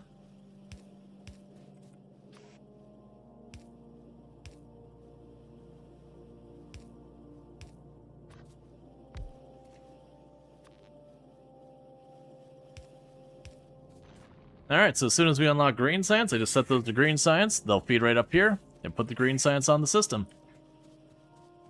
They don't still this case. Each radar could scan separately in its vicinity unless it was covered by a radar there already, and the others scanning powers combined faster. Yeah, I think it still works exactly as you described. That broadly speaking, the radars, like, if they're all separate, they'll keep scanning their own areas independently of each other. Whereas if you have a bunch of radars in an area, they just scan the same area faster. I believe that's how it works. It has been a good while. Alright, we are going to need more smelters, because we're going to want steel.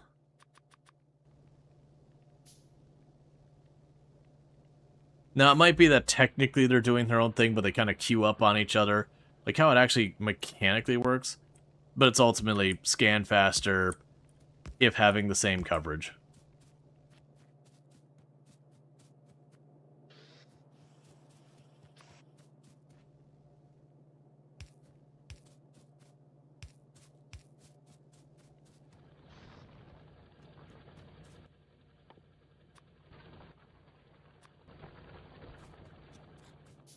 Alright.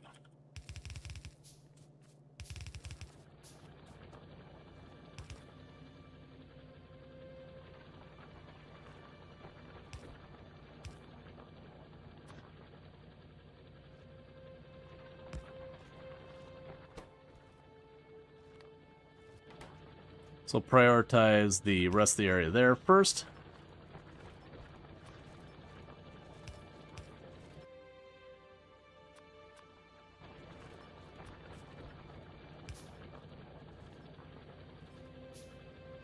Nah. I was gonna make it go underneath there, but I don't think it's gonna work anyways. Okay, so we'll go here. And prioritize going to power first. And then with this,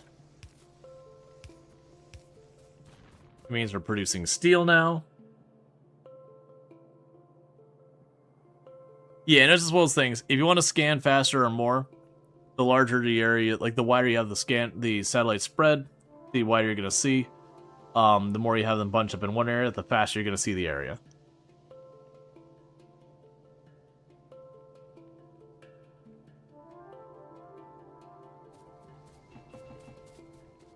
And it's definitely going to be a thing, like right now I've just got these three, and as you see, they're not even running that heavily. It will be a thing that you want to scale all this up. As you can see, it's basically just waiting on these labs. The gears here aren't being heavily used. It'd be really easy for me to expand this out. Because what I can do is I can have these two gear labs, instead of working the way they are. Here, I'm going to do it, because I should. So let's grab you, drop you down there. Pick up that conveyor belt. Put power back here. Then instead, you're going to have your conveyor belt go like this. Pick up these two. They're not needed anymore. So put these two on the belt. Take these two off the belt. And you get the idea. Now I just go here.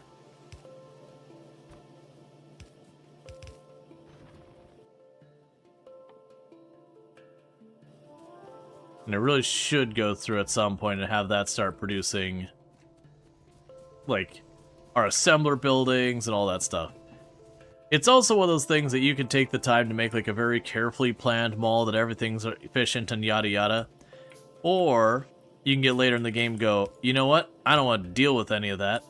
And instead what you can choose to do is you can just immediately go and slam down a whole bunch of drone ports and all that and requester chests.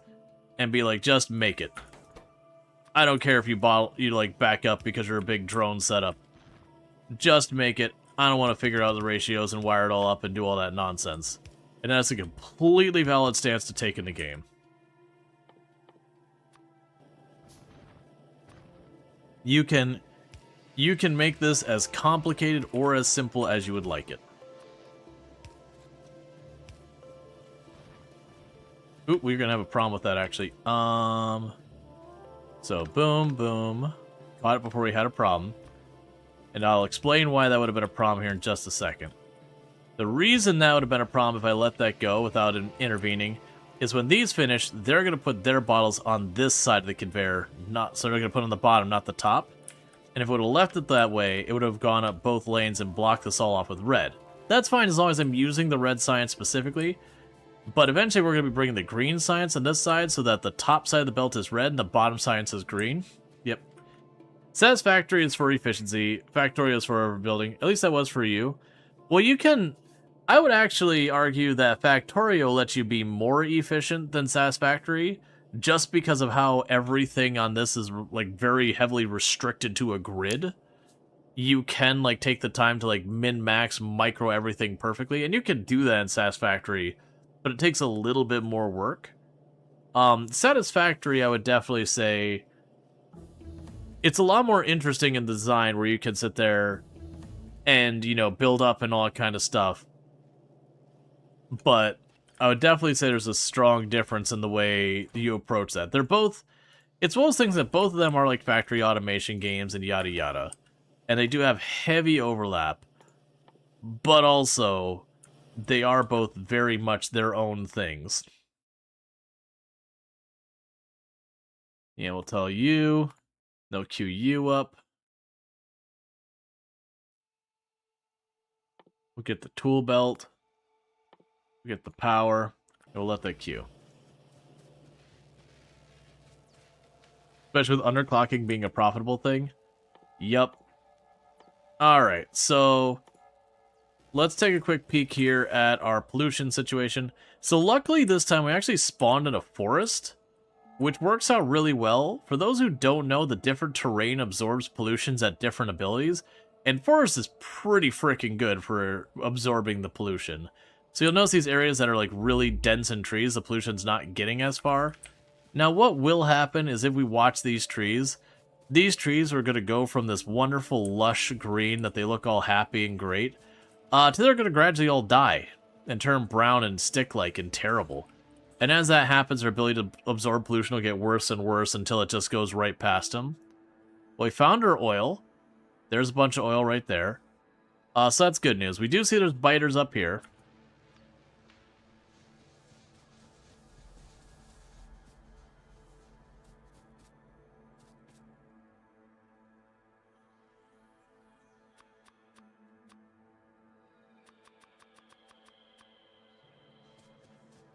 So one thing we want to do is put a couple defenses here and there. Just on key parts of the place that are likely to get hit. So areas that kind of tend to be towards the edge make pollution. So we're going to put it right here where we're doing this. And we will put it down like this mining location down here and that mining location there.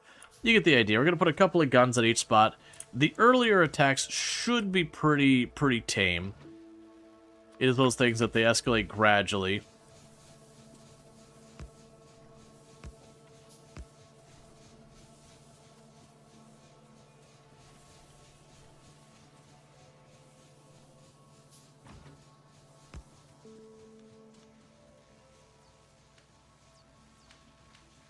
Contractually obligated to play War of the Worlds theme when putting the Spidertrons out. That seems fair. Now I gotta remember, was it I grab you and I hold shift and drag? Nope.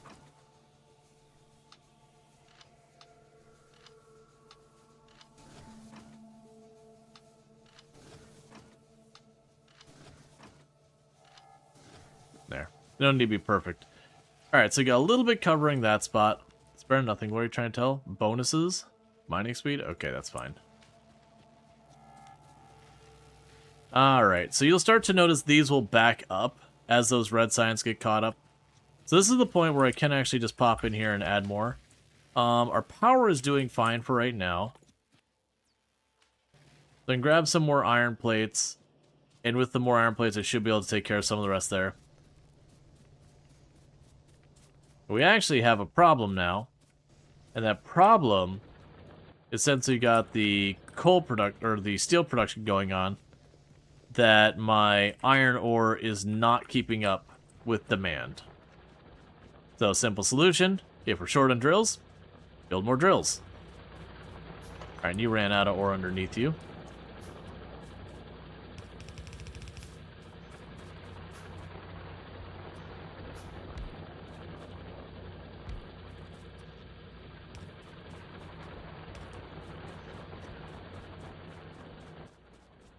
Let's try and get a couple more drills going. That's going to be continuing to be a thing. That's going to happen a lot as this goes along, as we'll end up having different occasions where this or that gets low in supply. A lot of those things are things I'm going to want to automate production of at some stage. The assemblers, the miners, all that garbage. Because eventually you want all of that to be automated because you'll end up using the drones and all that. And you want to be able to just go, okay, I need to put down a mining area here. You put a drone port nearby, and then you just hit a button. It just kind of goes woof, and all the little robots zip across, grab all the stuff from, you know, the appropriate boxes or whatever. And then suddenly just have an entire drill setup. That's kind of the fun when you get to, like, the late game, and you're just, like, slowly going along in a train, and the drones are just going ahead of you and plunking down the railroad track in front of you. You get up to the ore, and you kind of put down the blueprint, it just stamps out an entire new mining area, and they just back off. And you've already got yourself, like, an entirely new area to pull ore from, and it took you off, like, however long it took you to get the train out there, because you can't go full speed because the drones take a minute. But you can still get going pretty fast.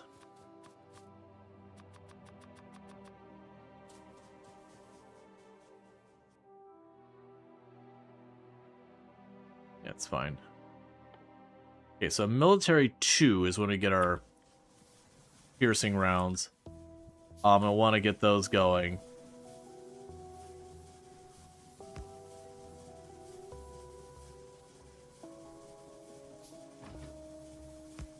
And most of the time I play Factorio, the first place that gets hit by the bugs is almost always either my power, because it's usually by water, so the pollution can get across the water really fast without much obstruction, because water doesn't do a particularly good job of absorbing the pollution.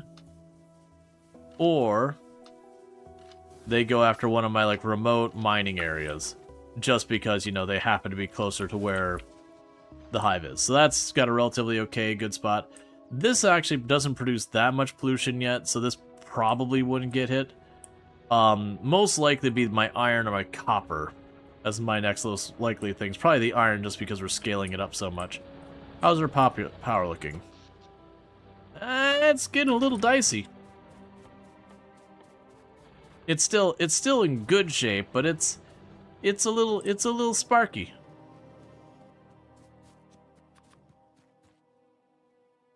And you need stone. You see, so the build won't fit much of the map in Satisfactory 2 or 3 to the 3D. Always thought that at some point Mega Factory, similar to Mac Factorio, by whatever scale is appropriate for Satisfactory, get into space problems, unremovable obstacles. Oh, not really, because you can build up.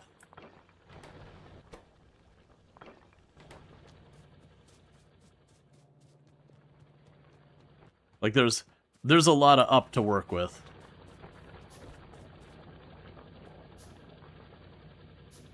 Like, that's, I've seen a lot of times, I've done this myself, not on stream, in Satisfactory, where I find I'm, like, making a large platform, you know, relatively high elevation, and then just building up there, and then just using conveyor belts to bring the goods up to my platform, where I've got everything, like, nice and laid out. It's kind of like the one playthrough I did in the stream where I had the giant towers that I was building, where they're getting, like, 10, 15, 20 floor towers, of, like, each floor being dedicated to a good and all that kind of stuff. And what ultimately happened with the end of that kind of thing is, sorry, I'm just trying to figure out where I'm putting all this. That what ultimately ended up happening is, like, the underneath of the towers eventually became absolute spaghetti nightmare. But once you got up to those first floors and all, that looked great. And it stayed pretty clean and organized until I got pretty late in there. And there was eventually a point where, you know, you're getting pretty endgame and kind of just like, you know what, I'm ready. I'm ready for this complexity to kind of go away. And so as a result, you've got all this nice organization and everything. Everything's looking smooth and everything. Everything's well arranged. And then you get to the top and there's just like random belts just shooting across the sky over from one building to the other because you just can't be bothered to follow your rails that you've got making your bus. You're just like, I can't. I just can't right now. I just need this build. I don't want to figure out how to ratio it.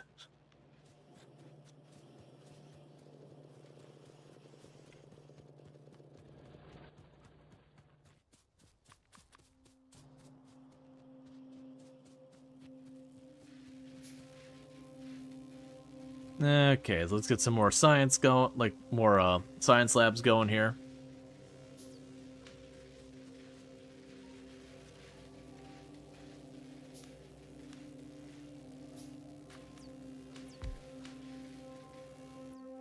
What was it for the better ones? So a second set of circuit boards and ingots. So we've got you here. So if one made the blue quality, I didn't actually leave myself a good angle here, but what I would want to do is get the circuit boards out here and the plates. I know we set this up previously. I'm not going to fuss with that too much. We definitely want to move up to the blue inserters over the yellow inserters relatively quickly. There's definitely, like, people have done entire ratios about being like, okay, I'm building this thing, you know, I only need yellow inserters in this one, so I could save myself some power. And then, again, for me, it's just like, I don't care, more. Okay.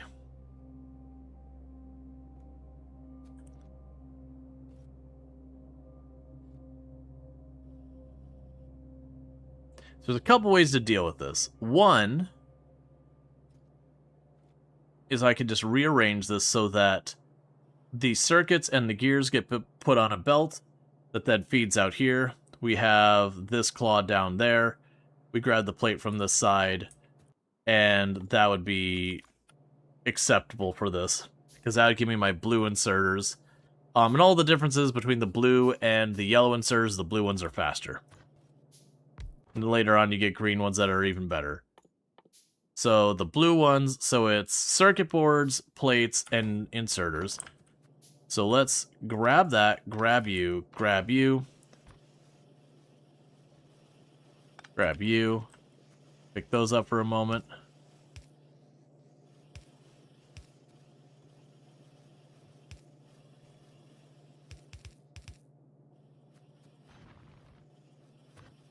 So we can go over here.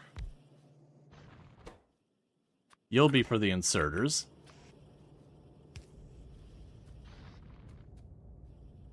No need to go down. That's not what I needed, but that's fine. I'm sure I'll need more of those later.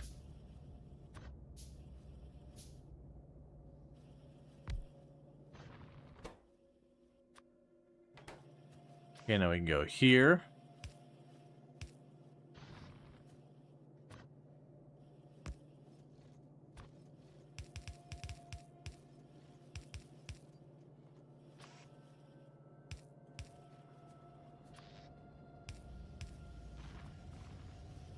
Alright, so we just basically took the things to make this inserter, and we put them on a belt, and then fed this in from the other side, so we got our 3 materials. That'll be fine. It then passes its inserter over here, which then goes to the blue one. And that makes the blue ones happen. And then from here, we just go down there.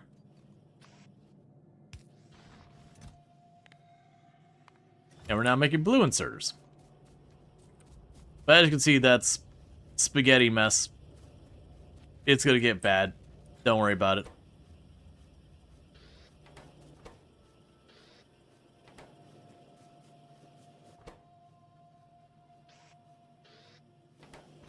Okay, so we're no longer using yellow inserters. The spaghetti must grow. Yeah, it's basically, it ends up being total spaghetti for me relatively early for a good while. And then eventually, as we start getting the train set up, that's when I tend to start branching things up more. Because then with the trains, I could just have, like, a train depot for the trains to park. And then, you know, like, this area is responsible for green circuit boards. And that's all it does.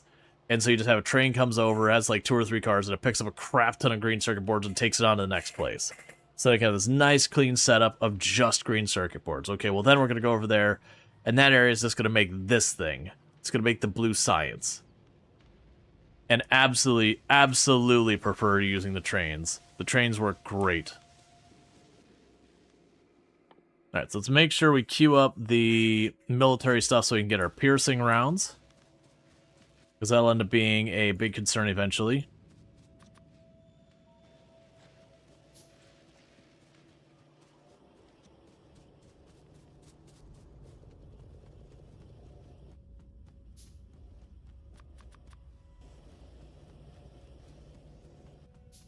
It's also the reason I'm not making a bunch of ammo boxes now. Is I'll probably make the ammo boxes at that stage to make the piercing rounds. And just skip right to that part.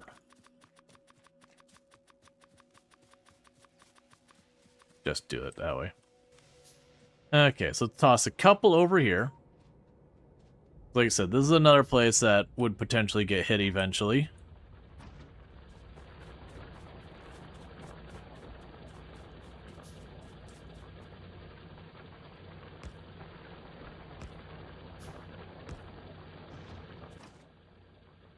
Alright. So 9 bullets. or like 8 bullets. Because the first attack, we usually won't expect that much. Sometimes you get caught off, but shouldn't be too bad.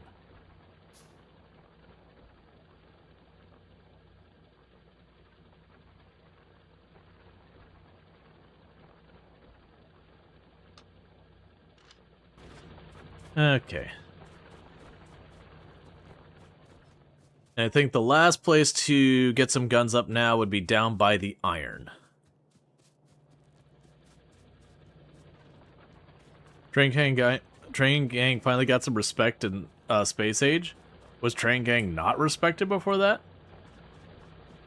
Because I know with like speed running and that kind of thing, I believe generally speaking trains weren't super heavily used, because the goal is honestly to just blast through all of it before you had to worry about any of that kind of stuff.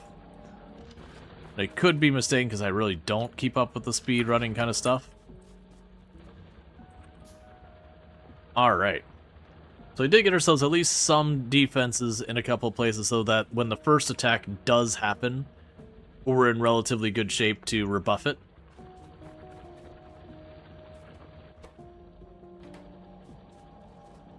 Elevated trains are really game changer, but available so very late. Yeah, no, that's the thing. The modders hired to finish Space Age pushed a lot of upgrades for logistic signals, interrupt routes, and such. Gotcha. Well, that's good. Yeah, I know I always did all sorts of ridiculous stuff with the trains. It did take me a while the last time I played that I had to like refamiliarize myself with how to set it up so train stations where you'd have your trains that could just have a kind of a neutral train that could be summoned to one thing and then go to the area based on what they were summoned to do, and name all your stops and around that, so you could just literally just send the stuff out.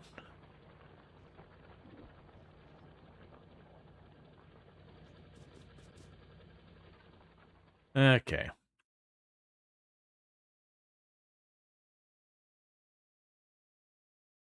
Yeah, so you've got all that coming along, that's fine. So this stage, the bottleneck is the smelters. So you are getting ready to do a thing. Are you planning on stopping at the solar system edge or going to the shattered planet? We'll see when we get there. That's a ways out, so I don't have a plan for that yet, one way or the other. Because a lot of going to the shattered planet is potentially just time.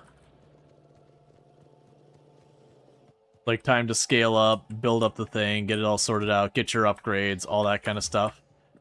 And that really kind of heavily depends on the viewers to a certain degree. If people are still super into it and we're getting to that point, I have no problem continuing on to that point. At the same time, like, if it's very clear people are getting pretty fatigued with Factorio that they're kind of ready to see me play something else, same thing. If, you know, the classic, you vote with your eyeballs. If people are kind of dropping off, then that tells me it's time to move on. You genuinely feel like it was helpful on the train to help Discord for him. Then Space Cage came out and you have no idea what people are doing at trains. Yep. Yeah, trains are definitely one of those things you could do some real wild stuff with.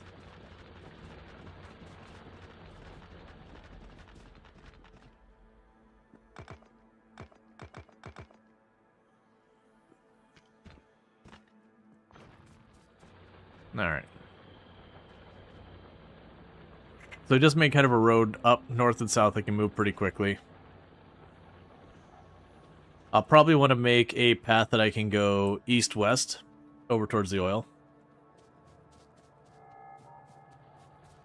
You'll be surprised they're playing Doom with trains these days. I mean, you can use the trains entirely to make, you know, and or not gates. If you can make and or not gates, you can make Doom. It may not run smoothly. You may have to really wait for it. But you can technically make it.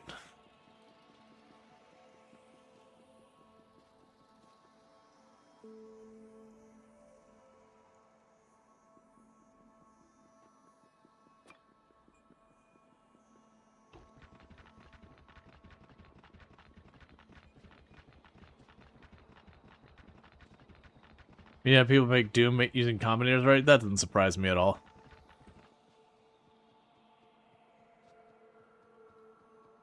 Alright, so we've got our oil that's over here.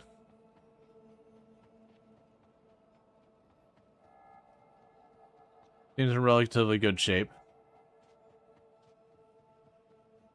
Got a couple of nests up here. That's not too bad.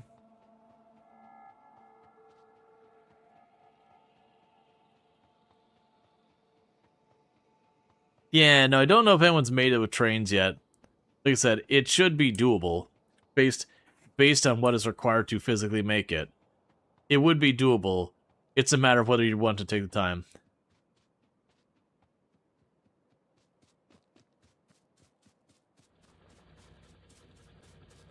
Yep, so you're doing your thing, so that's good. You're doing your thing, that's good. We can go ahead and grab some copper plate while we're here. The research is coming along. And we could definitely scale up the research to go much faster.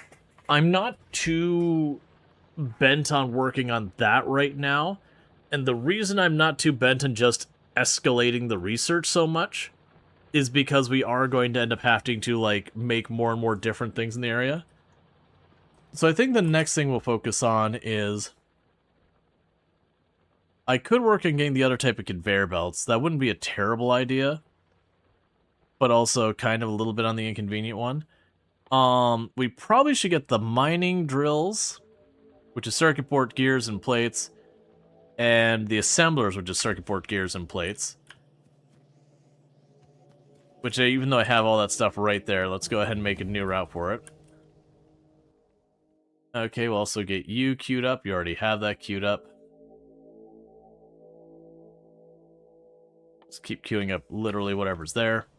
Not gonna be picky about it. Okay. So we're gonna definitely need the copper and all that over here. Yeah, so it's plates, gears, and circuit boards. Should remember how much that just uses that. So you can go over here. That'll be where our copper comes in. That's where plates come in.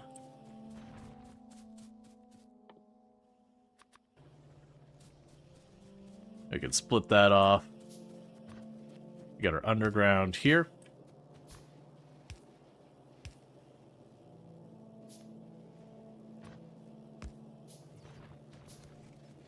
There's the plate. There's the copper plates.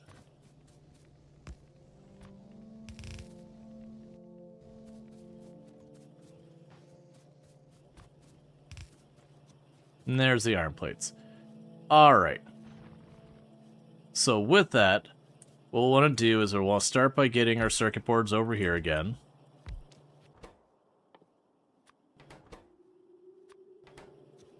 And this is where if you plan things in advance, it goes a lot better.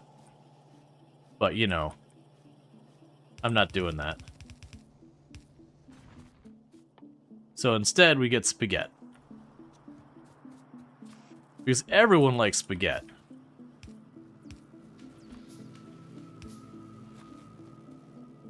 Spaghetti's just more fun.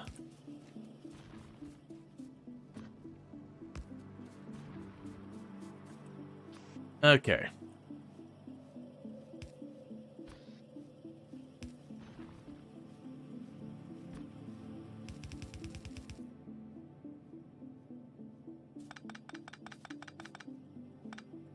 Right. That's what I could do here, because I just remembered I'm going to need gears as well.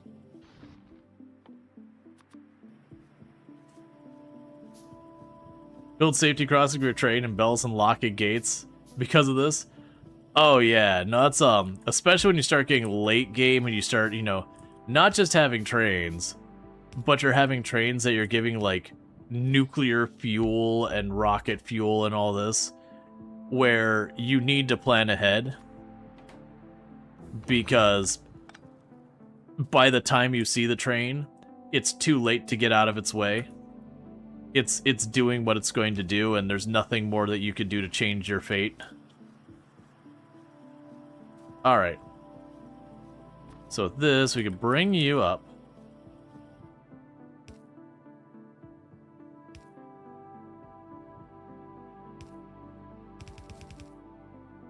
Which then you lock you into the train's path because the circuits are messed up. Yep.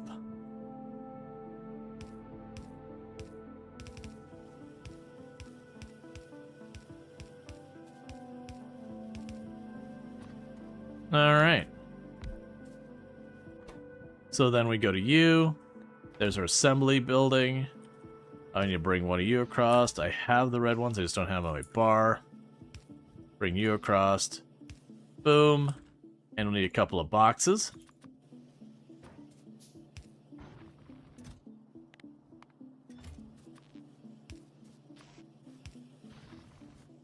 Okay, so next contestant. So we had you. Oh, you have the heavy armor is steel. I'll just wait until the current armor is basically disintegrating. We've got the drill. That'll be the next one to go.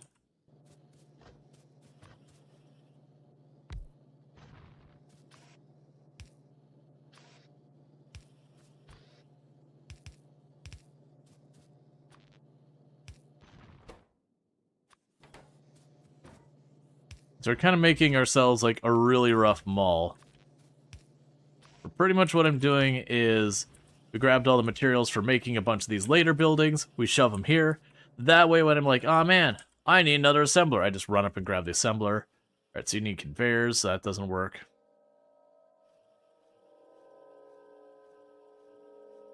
Oh, actually, the repair packs we can make here easily enough as well.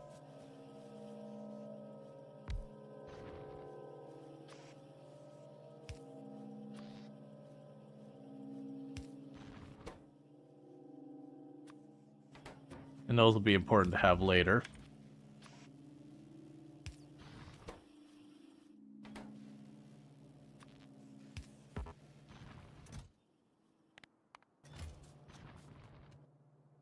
Okay. And we have you. Same deal. That's the radar recipe. What about the gun? The gun's a slightly different recipe.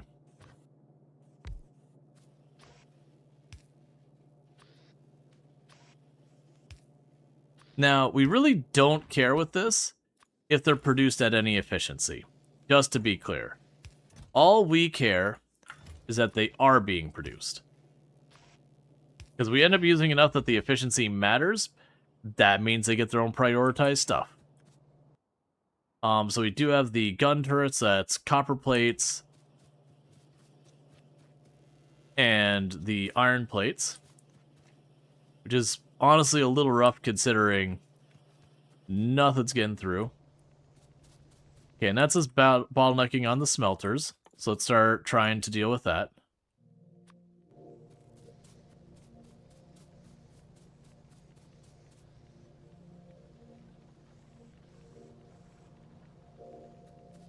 Right now I can just probably toss some more smelters farther up the line here. You got room for 3 more before I have any headaches to deal with.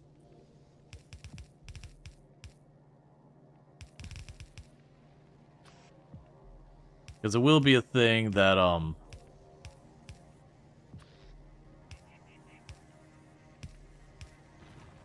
we'll eventually have to go and deal with the conveyor belt not having enough throughput. Alright. That also means our messy belt balancing is no longer doing anything worthwhile. I mean, it's doing a little bit. I should actually be fair about that. It's doing a little bit. But, you know, we're seeing that. Alright, so it's looking like that might start falling behind. So let's go over here. Grab some drills. Now, while it's not producing any of these things efficiently, they are being produced. Which means I don't need to pocket make them.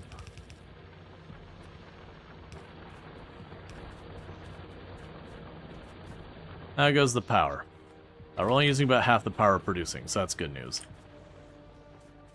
Steel's going fine. Let's grab the steel. What's there? Yeah, so I've got to prioritize putting the stuff over here and sending it to steel second.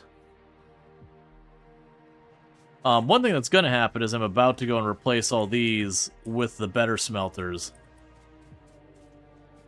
Which I believe required this stone and the steel, which is convenient. That I just happen to already have those sitting around. And that'll speed up production as well.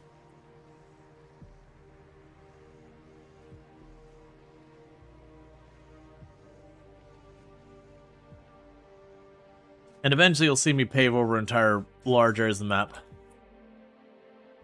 Okay, so how are we doing? So the nests we're aware of, none of them are anywhere near air pollution.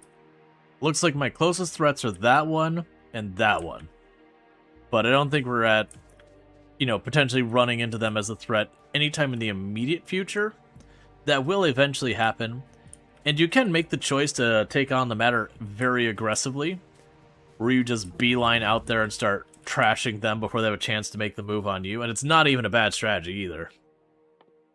Being the aggressor lets you kind of choose where the fight happens and when. If you wait for them to come to you, you know, that has its own implications. Alright.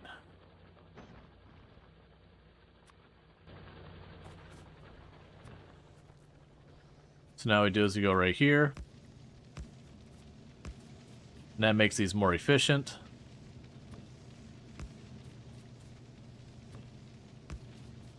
I remember I used to like to skip the middle tier. That I would just go right from the right from these ones, and then it would wait till we got to the higher ones that require plastic and everything to make, and it just jump right to them because I felt it was kind of silly to do the middle step.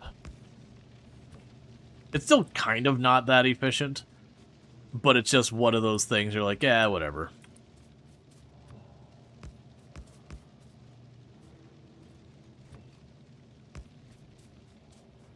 So you yoink all these, and then over time those will become stuff like boilers and all that kind of stuff.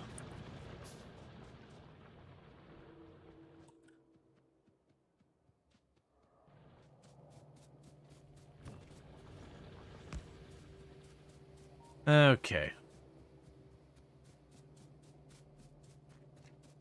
Because right now the problem we have is a matter of,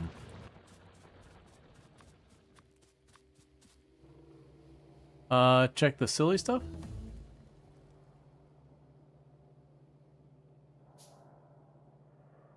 Heh. Yep, pie to the face. I won't be watching the video on stream, but, good old pie to the face. Alright. We go and queue up the concrete. That's probably not going to happen anytime soon.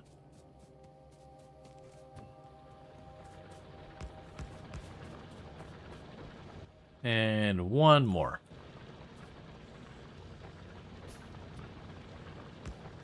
Okay, and with that, we've got all of our previous smelters are upgraded. Yeah, no, I got that. It's more, watching videos, like, I try to avoid just watching random people's videos on stream and all that stuff, even though it's like someone I know and yada yada, like you've got here. Like, just broadly speaking, I tend not to watch other videos on there, because you never know what you're going to run into. So it's easier just to take the stance of just don't. Alright, so we've got the steel gear and circuit boards. So that's an interesting one, because that actually wouldn't be very hard to go for the next upgrade, because I can go here, choose you, set you to that. So steel gear, that. Yeah, no, I appreciate sharing. It's just, it's the classic being overly cautious. Even if it's nothing like wrong with it or whatever, you never know when like the audio balancing is gonna be just rough or whatever, and then it's just smashing eardrums, that kind of thing.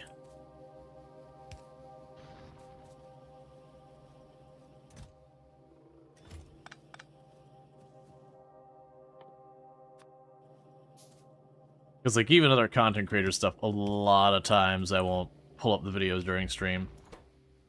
Let's see. So then we just need the steel, which I happen to have right here.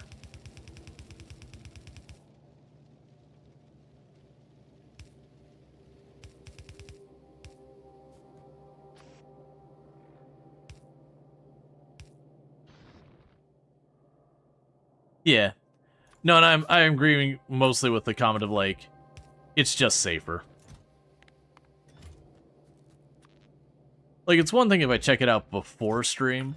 Like so, for example, if you had posted that, like, last night, and you're like, hey, do you want to check this out on stream? And I was like, oh, yeah, definitely. That I probably still wouldn't. Just, you know, random video of a person I don't know being pied in the face. I probably wouldn't. But you get the idea.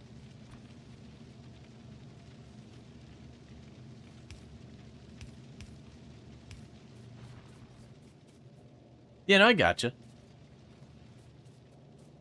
No, it's cool. I just don't know the people. So for me, it's a random person taking a pie to the face that I don't know who is. Alright, so you're all backed up on the circuit boards. Hey, who would have ever suspected we'd be behind on green circuit boards? I don't think I've ever experienced this before. When has a factory in Factorio ever been behind on green circuit boards? I just don't think that happens. Someone needs to put in a bug report. That's clearly not right. For those who are not catching the sarcasm, pretty much when you're playing Factorio, green circuit boards and red circuit boards, and pretty much those are your... No matter how much you make, somehow you need more. I can make a mod to fix that real quick. You just have it so, like, you change the ratio of stuff that goes in, where it's like one iron plate, one copper wire, and then a stack of like 50 green circuit boards come out. And the worst thing is you'd do that, and you'd still eventually run out of green circuit boards.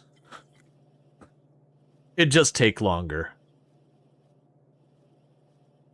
Or you just go to everything that uses green circuit boards as an ingredient and just remove it. Oh yeah, no, it's definitely when you're scaling up that you're like using the green to the red to the blue and all that kind of stuff, that you're just like, yep, rip all my circuit boards. Just rip them all.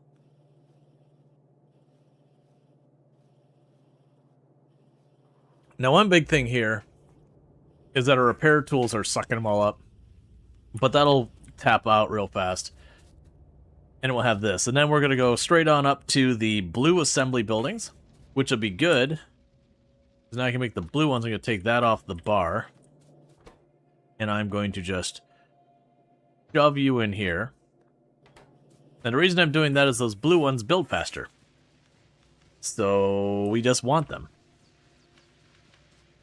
Alright, I did notice down here, this area is a little bit farther out of the range of our radar dish. So let's go down to kind of the south edge of it, where it's still protected by the guns.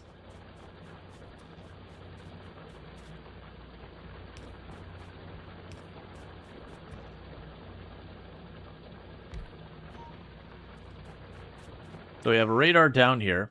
So now if we look, I've got kind of these two blocks. There's an overlap on those. Ooh, actually, so this is one we want to be careful of, because like right now I can see that this area where those nests are, we don't seem to be really agitating any of them with pollution, but this is getting down to the edge where I can't see. That's something you don't want, because then you can't really make out whatever. So when you played Factorio, you had to mod to do the math, so it's not so bad. Let's see. You don't even know how to read the last part after the math.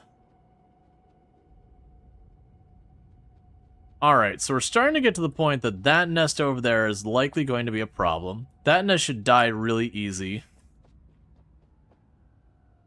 And if we go farther down, we want a thing. So it looks like we might be in nest clearing mode soon. Now, for nest clearing mode, we got a couple of options we can do here. One is I can hold out for the grenades, because grenades are amazing at clearing nests. Or two, we kind of hold out to get a bunch of ammo and all that. I want to see if we can delay fighting them long enough to just get the armor-piercing rounds, because that'll just go way smoother. Because I believe that's, I think, regular bullets and steel, or regular bullets, steel and copper, or steel and copper. I don't remember what the actual recipe was. It's something in that ballpark. I think it was regular bullets. I can't remember if it was steel and copper, or steel or copper. But I think it was just regular bullets plus one more material, or two more materials, to then make those. And so production of those is relatively slow, but they're just so much better than the regular bullets, it's not even worth discussing. If you can get them and you can spare the materials, you just do it.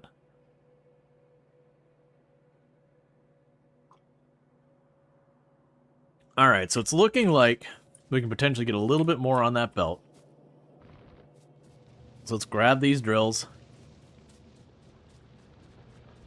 Because generally speaking, the earlier in the process a material is, if it's not holding belt saturation, that's a material we want to be ramping up.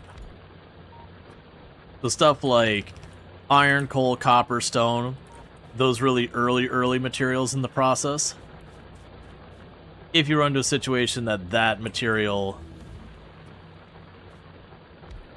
like isn't backing up, that's just going to hurt you the entire pipeline. So let's get that research going. Yeah, so we've got the electrical distribution, then we got... Oh, okay, so actually, with that in mind, switch those. That's weird that you didn't... That's fine, we just don't look at... Alright, so that's stronger explosions. Okay. Yeah, because we'll get those going, so we can get either the grenades or the armor piercing. And there's an argument for both of those. You still technically usually end up needing the gun to protect yourself, just because otherwise sometimes the enemies will get like right on top of you, and then you'll just end up hurting yourself trying to deal with them. With the grenades, because it'll just be kind of close, it can be a little tricky to hit them without hitting you, while you're having goop spit at you, and a bunch of them are trying to rush you and maul you to death.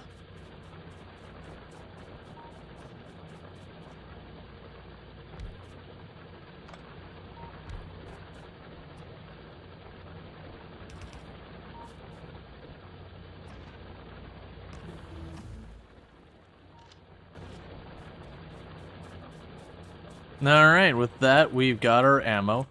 Okay, so let's remind ourselves. So grenade is coal and iron plates.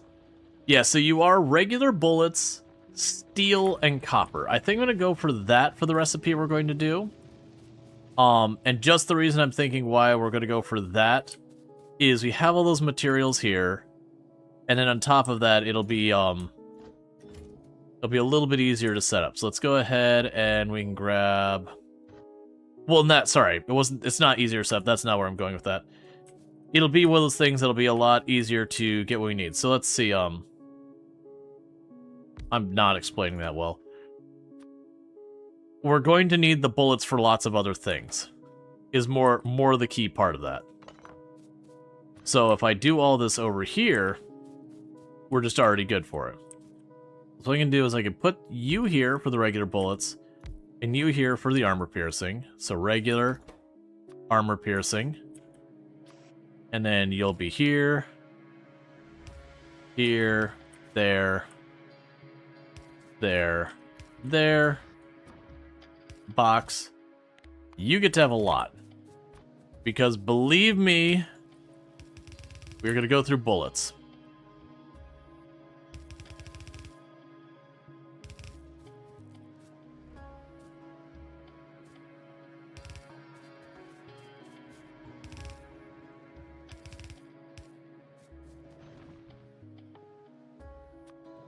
All right.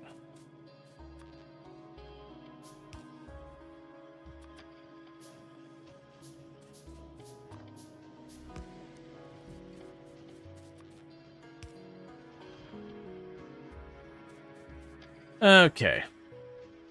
So we're now officially making armor-piercing bullets. So once we get a decent amount of those, we're going to go down there and clear those 2 nests that are getting a little closer. Power is not in dire straits, but it is getting to the point that I'm going to have to worry about it.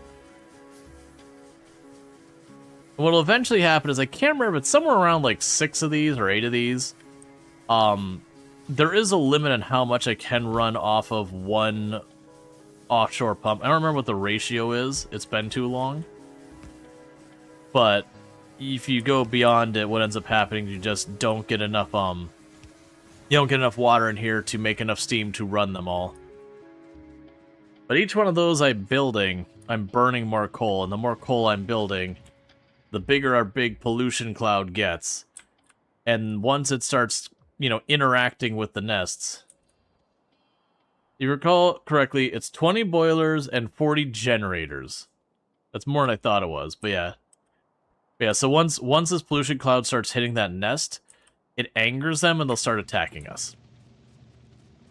Now, it's a catch-22 in that I can clear out the nest early and kill them, and that takes them off the plate, but that does cause them to evolve.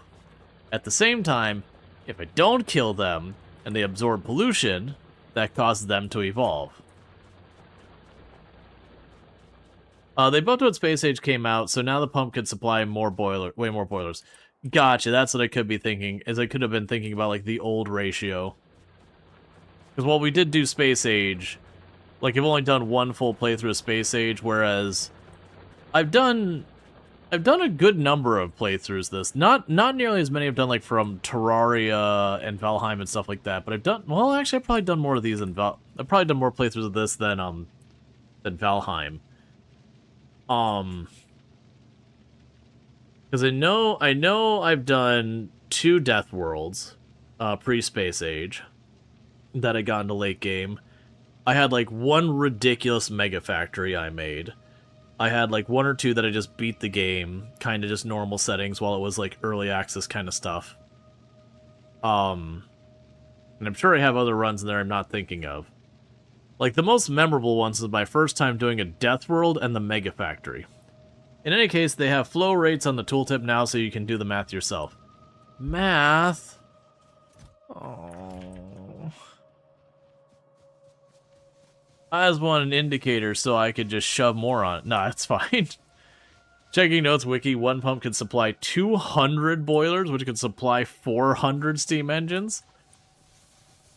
Holy crap. Yeah, so it says 12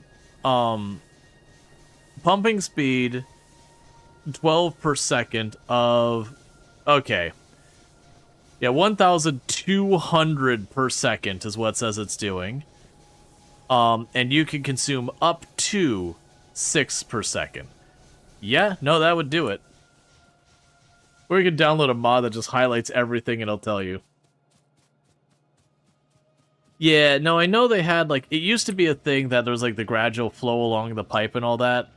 And they kind of did the method where it's like, no, this segment of pipe has this pressure. Like that kind of thing. I want to say, because I think both them and, oh, I know they did it. Did Satisfactory also do that? Because Satisfactory is another one of those ones that they were calculating all the fluids at all the different points. And they're like, this is murdering the performance. This segment of pipe, we just calculated for the whole segment once. Because even though, like, technically it was slightly more accurate to do all the math the whole length of the way, in all practicality, it doesn't really matter that much.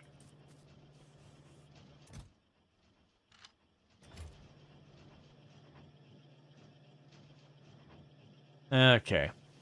So science is going fine.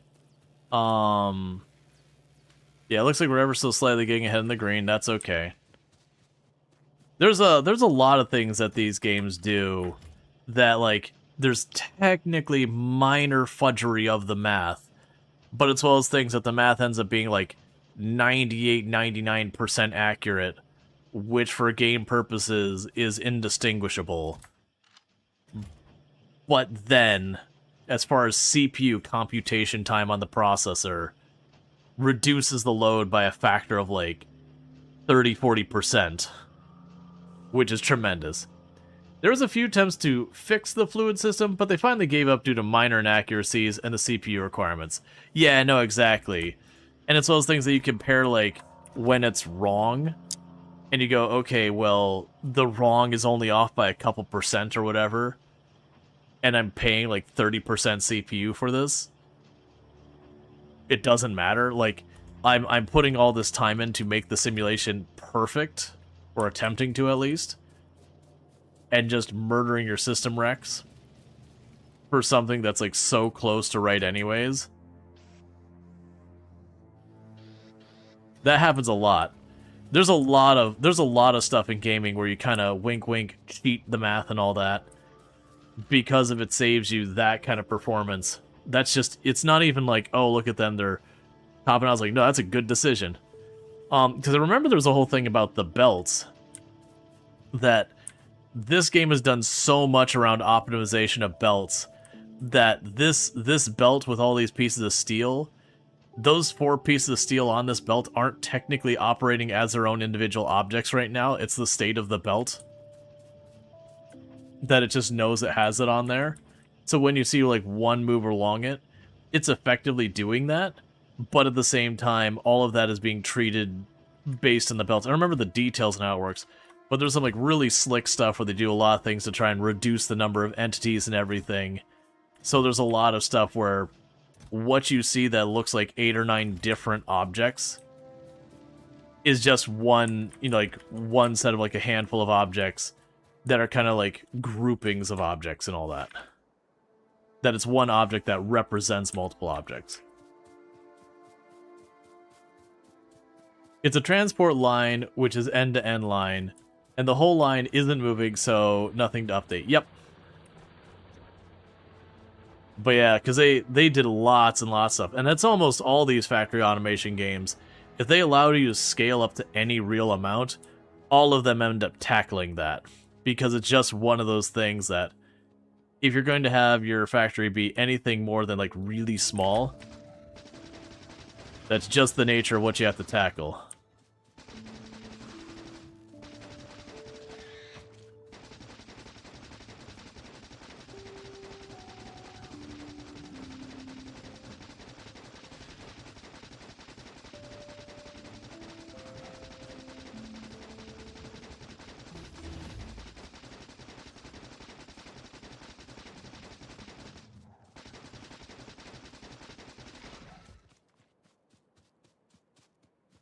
Alright, there's another nest right down here.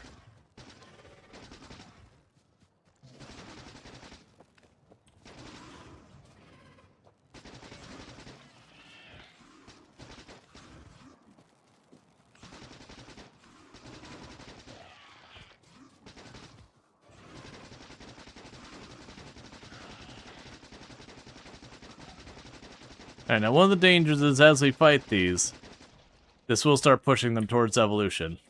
Alright, so we burned a bunch of ammo, but those are the 2 nets we were concerned about absorbing pollution and then getting aggroed onto us.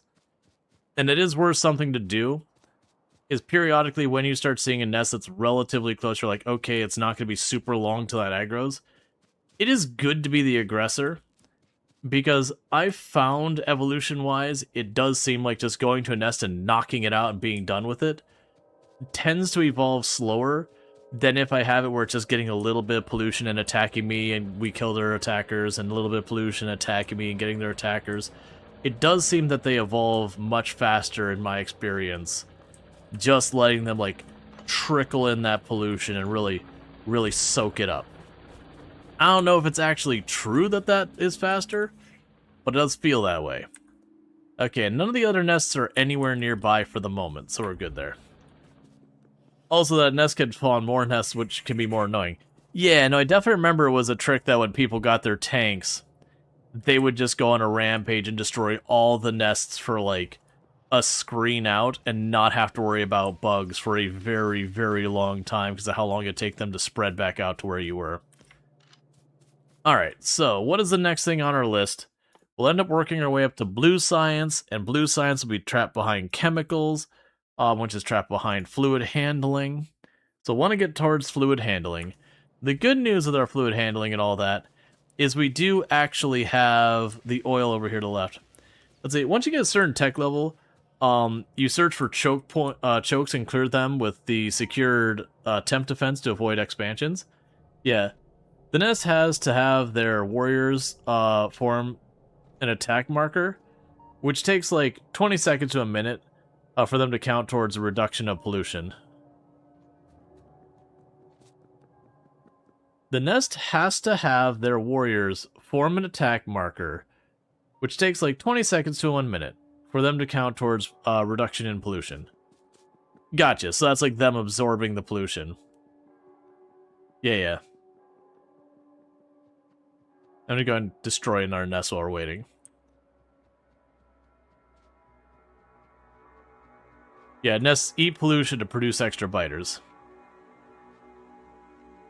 Yeah, this little tiny nest, let's just knock it out and be done with it.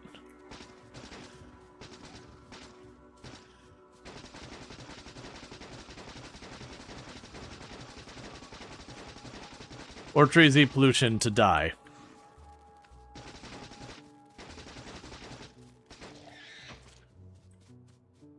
Yep.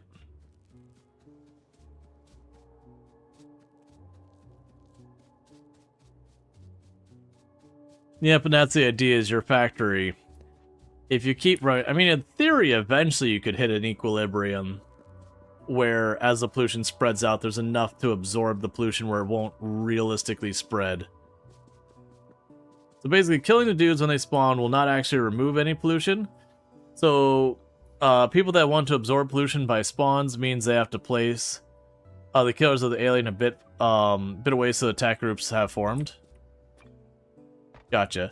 Well, I mean, a lot of other things absorb the pollution as well, like the ground will absorb the pollution, the trees absorb the pollution, the water absorbs the pollution horrifically badly.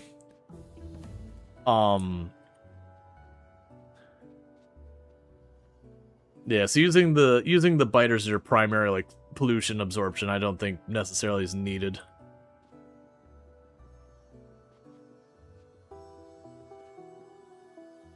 But yeah, no, if we keep killing them, then they don't have a chance to absorb much pollution. That should stunt the evolution. They'll eventually evolve no matter what, because you're going to have some interaction with them that's going to cause problems.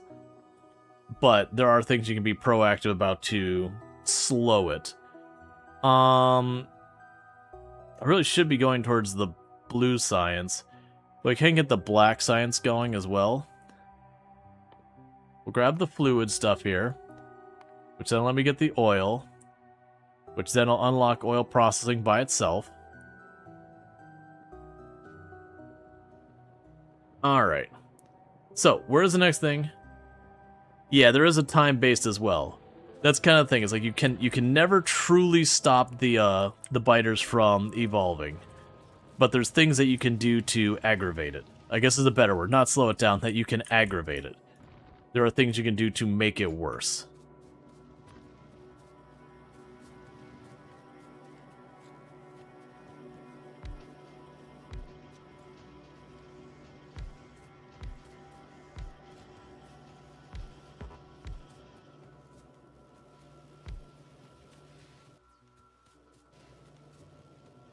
Alright.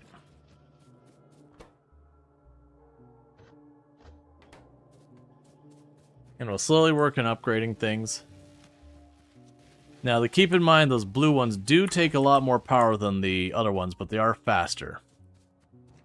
I do see that my copper lines are starting to slow down, which makes sense. I got almost nothing on them.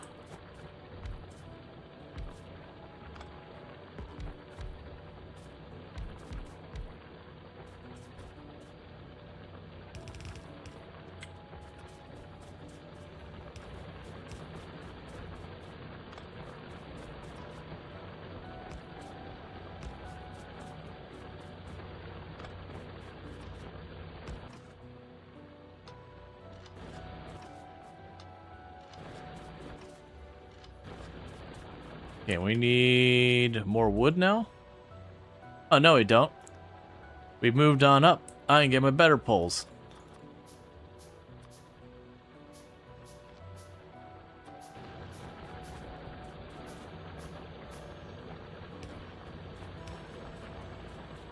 Okay, so that'll increase that. Let's see, evolution and spawning area are different. Evolution time, pollution created, and destroying nest. Oh, so it's pollution created that's the problem, not pollution, like, absorbed or whatever. Gotcha. So destroying the nest technically agitates it, not their attacks. I thought it was pollution absorbed was the thing that caused them to evolve. Between the pollution mechanics, I mean.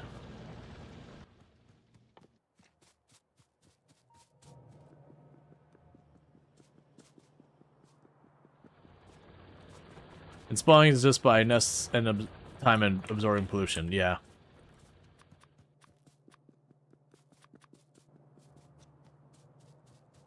Let's expand you.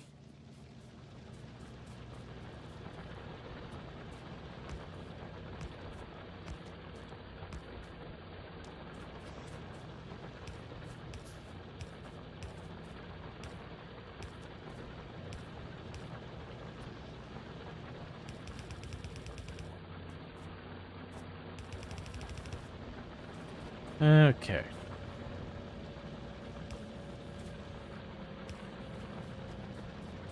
Cool. And we've expanded our copper production a little bit. One thing we should do is probably get those power towers. So your iron rods, steel, and copper wire. So we got the steel here. We can get the iron rods from that. And copper wire is going to come from here.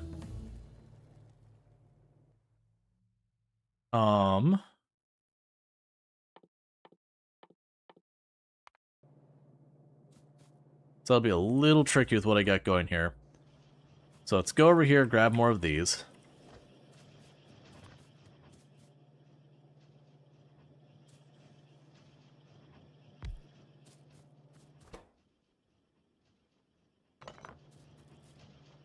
Okay. Yeah, so we definitely need to up the throughput a lot on that copper up there. I see you're not running. Oh, you're not getting the ore yet. Yeah, so we have to massively increase the amount of copper we're going through here. Alright, maybe you only drop down to 4.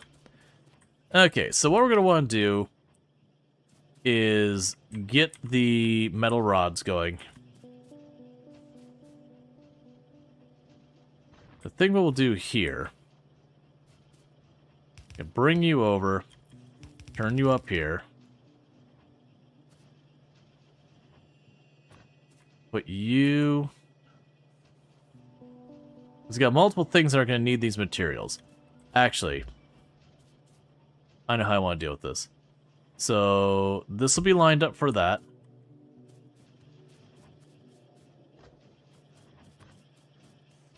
And then we go skip 1, 2. And that'll be up there for that. So that'll be copper wires.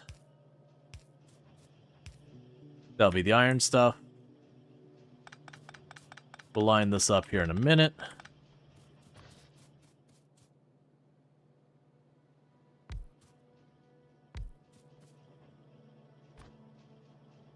That'll go through here. Get the respective materials on there.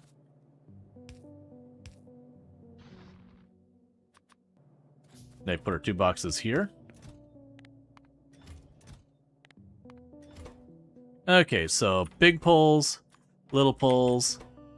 You are the iron sticks, and you're the copper wire. I will need an underground here.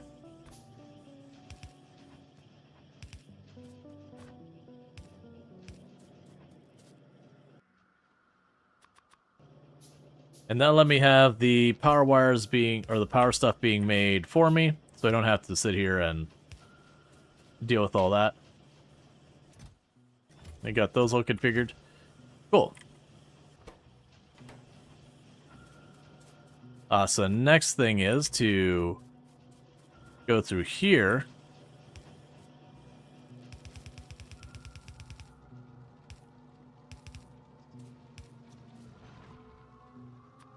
Put down one of you.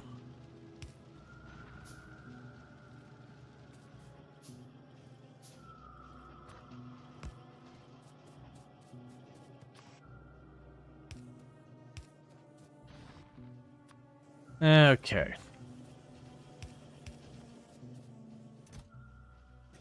And so with that, we are getting our power poles made.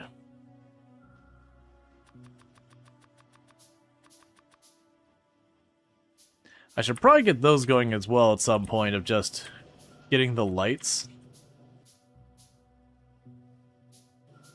Just so we can put down some lights to make it a little bit more convenient to see.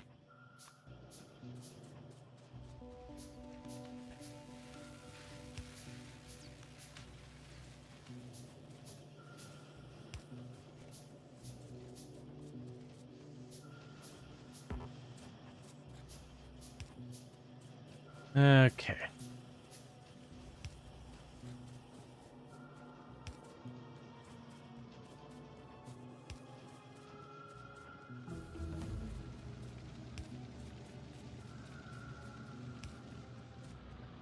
Hey, Bentley, how's it going? Oh, the lights just turn off? Anything new in Factorio? Not since Space Age. Just been a while since we played, and people have asked me to play it quite a bit. So I was like, alright, you know, it's been a while. You do some Space Age. Alright, so we got a bunch of lights there to help just make it so we can see in the dark a bit better. Alright, so we're still waiting on the fluid dynamics and all that. That's fine. We've got all you queued up. We will go ahead and queue up the red belts. This is a Jojo run, as you've been joking.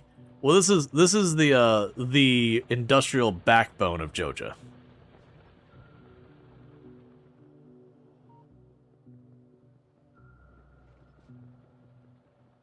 But yeah, so with those power poles now, I can do the really long power runs and not have to worry too much.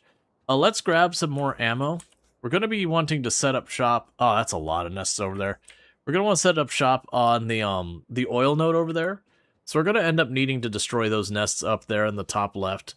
We're just going to end up dumping a bunch of pollution on them, and it's just going to become a problem otherwise. So let's not wait for them to aggress on us. We're just going to aggress on them. And then we could definitely go and get our really big power poles here. And start running those along the way. I'll actually start that now.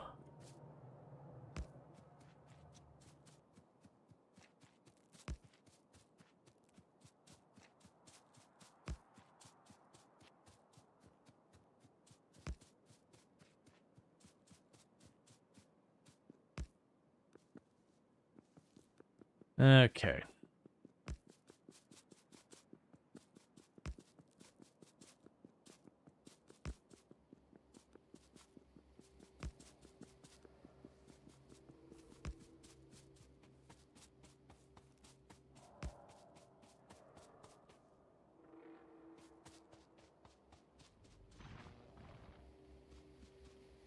Yeah, so got where the oil's gonna come in. That's fine. This will probably be one of the first areas we want to deal with the train. Because there's no water up here, but there is the crude oil. So the water needs to come up, but the crude oil needs to go down. And usually I move the crude oil. It just seems... I don't know. It seems to make more sense. To me, at least.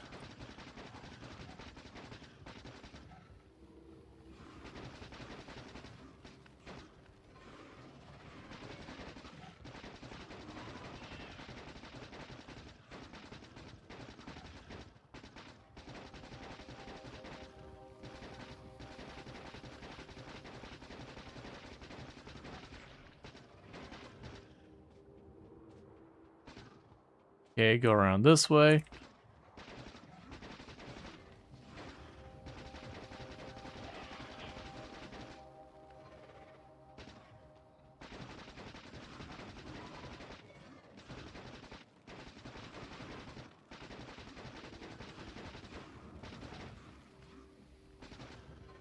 It took some hits from the spitters. And this is just about done, though.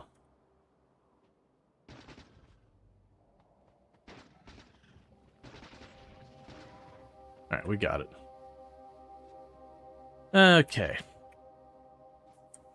Yeah, so the fact that they're feeding in from, like, as I'm fighting these ones, the ones the next nest over are coming. That does kind of suck, but that's fine. We're just giving her seconds for her life to regen. We'll go in there, take out those last couple spitters. Pretty well doing the grenades out of this. Yeah, no, eventually this will be hard to do. Because just, they'll scale up and all that.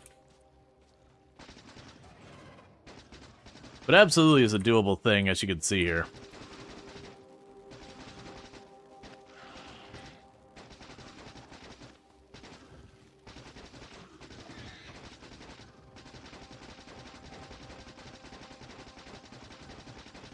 But as these evolve and they start getting tougher, eventually the really tanky ones get to be a problem to deal with, even with the ammo here. But if you stay ahead on the military side, you can get pretty far on this before you have to worry about any of that.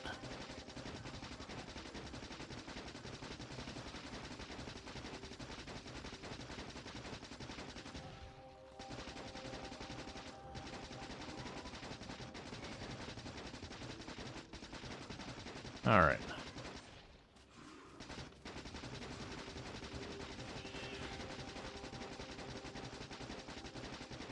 Alright, and that'll be another nest down. That's a pretty beefy nest down there with those spitters in the middle. I won't finish it, but we'll knock out what we can.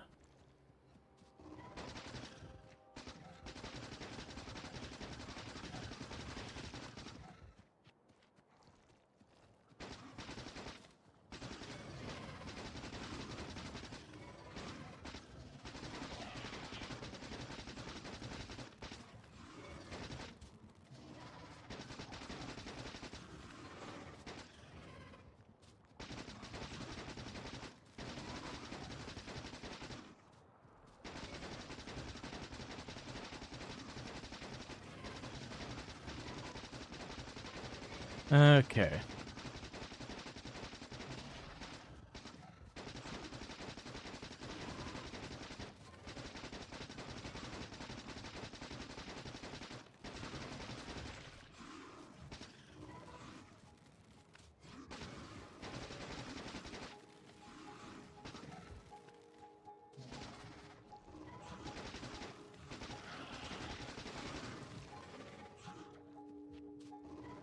Alright, slowly we're getting rid of a bunch of stuff.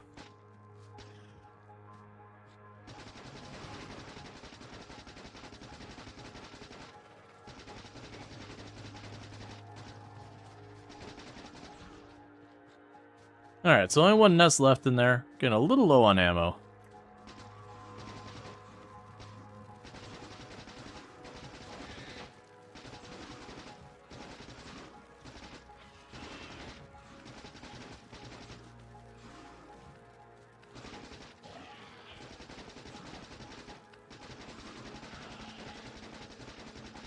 Okay, and home stretch, and all three nests are done.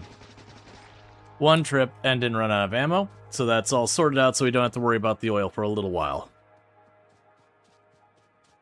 Okay. But yeah, no, it's definitely a thing that what ends up happening is as like you have kind of the arms race with the biters and they start getting the more armored ones, the ability to kind of scale up the grenade seems to go way better than the ammo. But because I'm a bit ahead of the curve on that, we can kind of abuse the fact that we've already got armor-piercing ammo and just trash a bunch of them relatively quick. Part of the reason I'm being a little bit more on the aggressive side right now. Then the other thing is we got the research just going through to get ourselves the oil production set up. We've already got a relatively decent setup there, even though we could certainly scale it higher. Okay, so the copper is now properly backlogging. We could certainly use more green science, which I don't think is going to happen.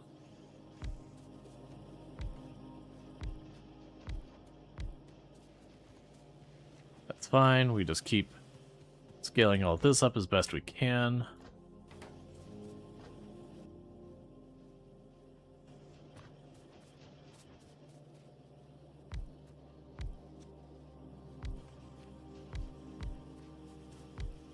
And a lot of these really don't need the upgraded assemblers.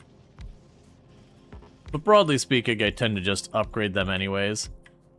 It's just easy to not have to worry about the math and be like, yeah, it's upgrades it's got to get. If it's not keeping up, I need to just build more of it. Okay, so with that, it looks like I've retired all of the gray assemblers. They're all fully upgraded now.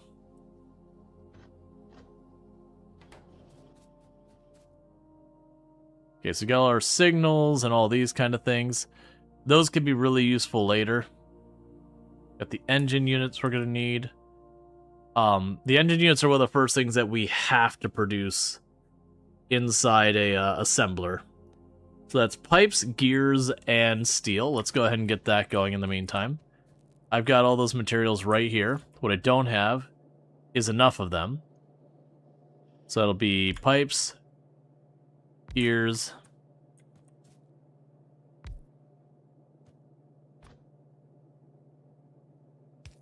and then that could be where the steel comes in.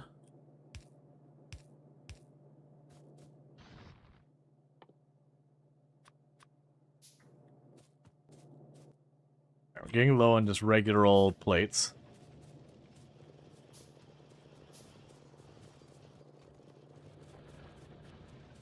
Won't be too much longer before I'm going to need faster belts to really do anything here. Well, faster belts or redundance. So pipes, gears, engine.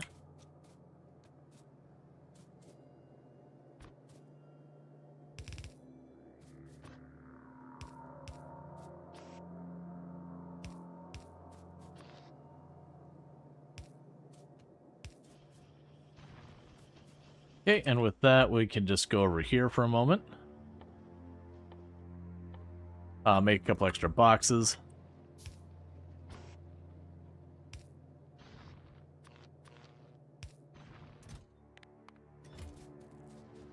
Cool, so we got that. So we are once again running into throughput issues here.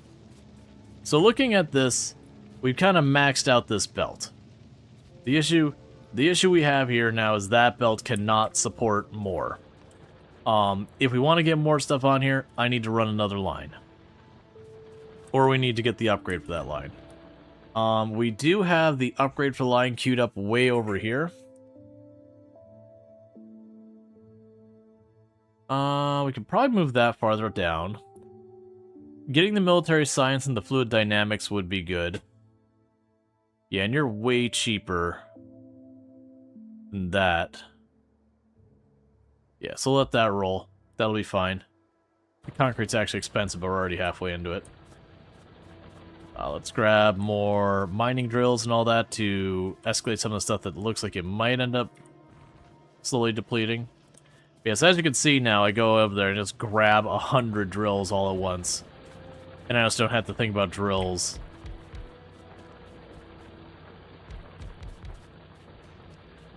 So instead of expanding little by little, I know it's slightly behind. That's fine.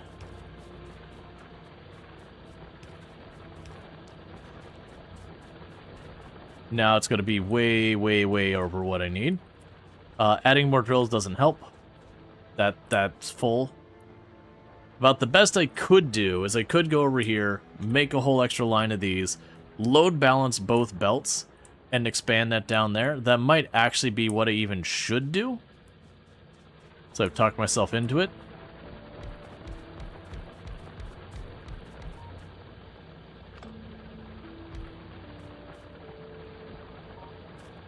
Go down here.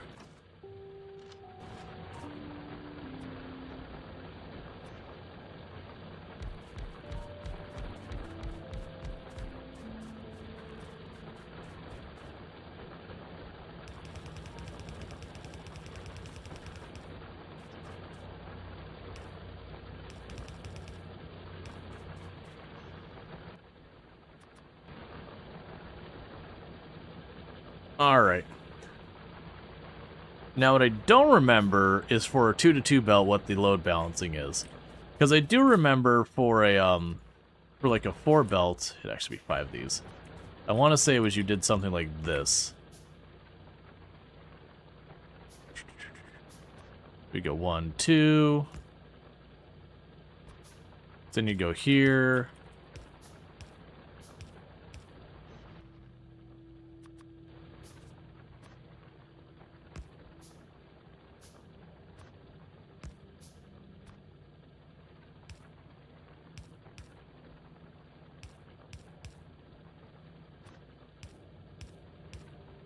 Yeah, something like that. I probably don't have that right. But then the idea is all of them should pass through the same number of things and all that. So far as like this will pass through and all that. I probably have that wrong. It feels like there's something wrong here. Like that my undergrounds are in the wrong position. But you get the idea that the whole point there was to try and get everything like switching sides and all that stuff. It's been a hot minute since I've had to set up a belt load balancer. I used to have blueprints for everything from like 8 to 1, 2 to 4, all these different kind of ratios. You need one more splitter before the underneath. That's right. So it was like splitter, splitter, splitter in the middle, then the undergrounds, then they would weave in front, then you had your splitter in the middle, then they come back under, and then come out the other side. That was the thing, it's like something's not right here. So for right now, we're doing it this way. Is this correct for a proper load balance? Nope. But if we do saturate it, it will work.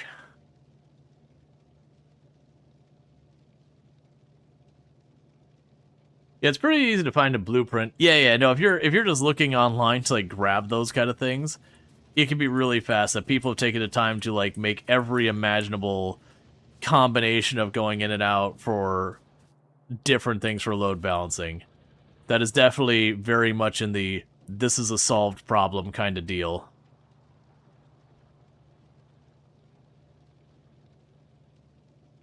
I'm trying to think how I want to do it. Then you get into lane balancers throughout limited or not, and you just add more belts. Yeah, and that's been my tendency. Is way back I tried to do all the time. Like there was a time where I would try and sit there and go through everything and be like, okay, you know, let's take all this stuff and get it all perfectly load balanced and do all the math and all that kind of stuff. And then eventually I was like, or I have a different idea. What if I didn't do any of that and I just slammed out more of whatever I needed? And that became my go-to strat.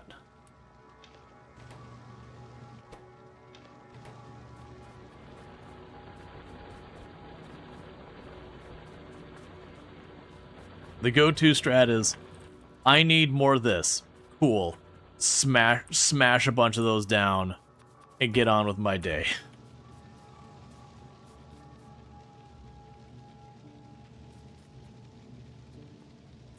Honestly, for this, I'd say you don't get priority output anymore.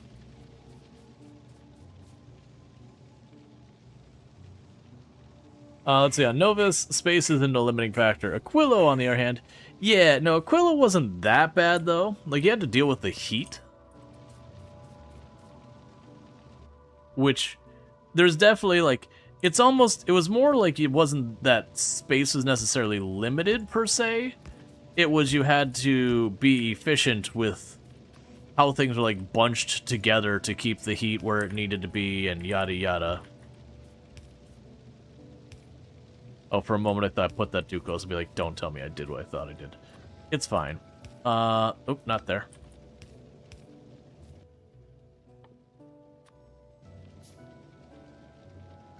Four-lane load balancer quit it, though? What the heck are you running? Well, you just kept playing, and you wanted all the things. Hi. Hi. Who's the boy that I love and adore? Oh, that's me. It is you. Good job, little boy. Good job. You knew. You knew. I'm proud of you. For those who doesn't catch, like half the time when she's like, who's the beautiful guy or whatever, like, I don't know, why would I know that? Clint, apparently. Go get your sexy Clint mod.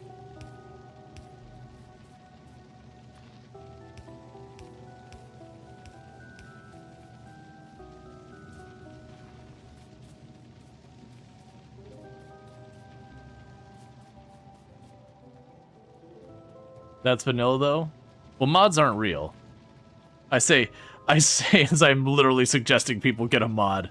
I'll get back in my lane, thank you, actually. My apologies. I spoke out of turn.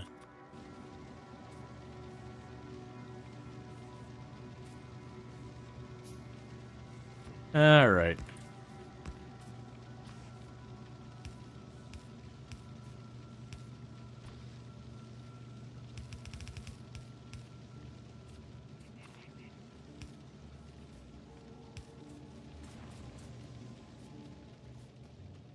Needless to say, we are not making enough iron plates or steel.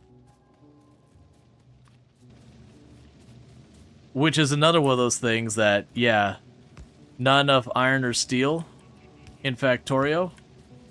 Sure, next you're gonna tell me rain is wet.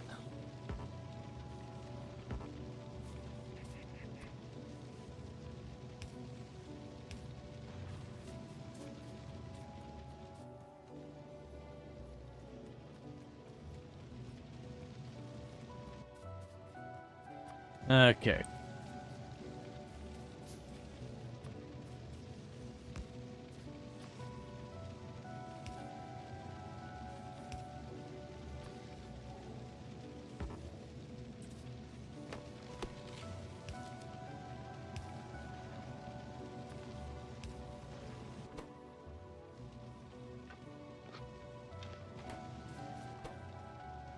There.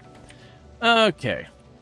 So with that, we didn't quite double our production of the iron plates, but we definitely massively increased it. And now we've also got our belts. And again, they're hardly perfect, because you can see that the outside lane here, or sorry, the lane towards me, is not getting as filled as the other lane. And there's stuff I could do, like I could go and turn one of these conveyors into the other and set up proper load balancing and all that. But because of how they just kind of squish up here, I don't really care. It's fine. Alright, so next contestant after all that. More boomies?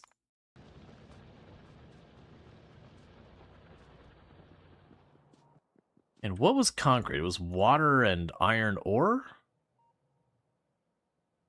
Oh no, it was stone block, water, and iron ore. And then reinforced is the next one higher. I forgot that, like, you can get that fast.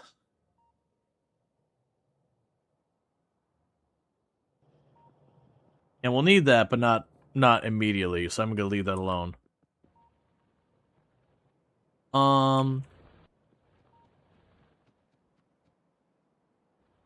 Yeah, we definitely want to, over where we're gonna be putting the stuff by the oil, we're definitely gonna run over there and put in our one of the satellite dishes.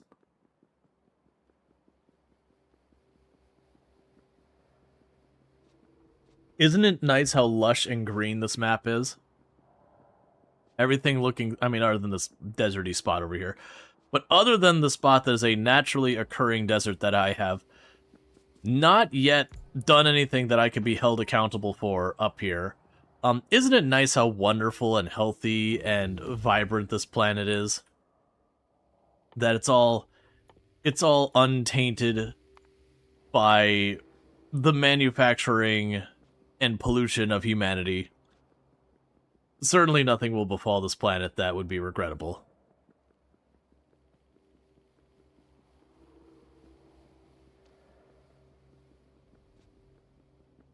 Alright, so we did unlock military science.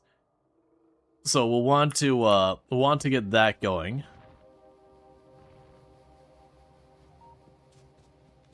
So anyways, pollution upon ye planet.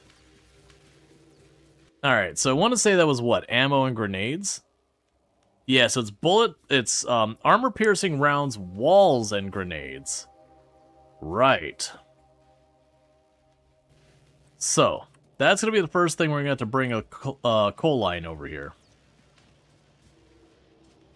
Yeah, which means we're going to need copper, iron, and steel up here. So let's see here. If we look at this for a process, we have you. We have walls, grenades, armor piercing. So that would mean going over here, armor piercing, and over here, regular. Those are just raw materials. Up here, we'd make walls. That's just stone.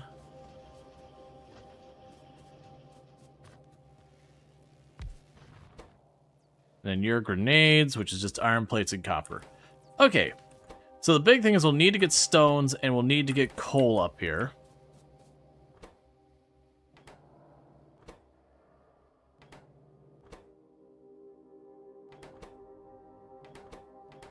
It's actually kind of workable right where it is. Yeah, so we need coal, stone, steel, and iron plates. So we got the iron plates here.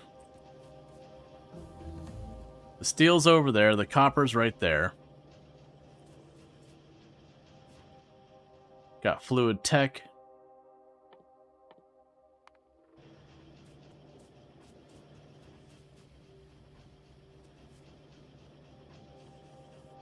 I'm trying to see how I want to deal with this.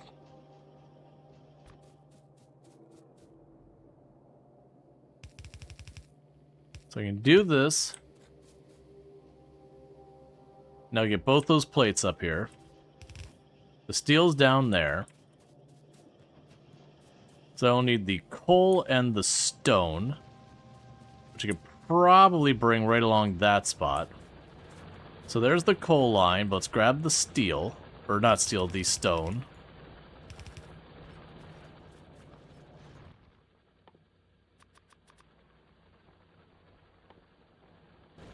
Alright.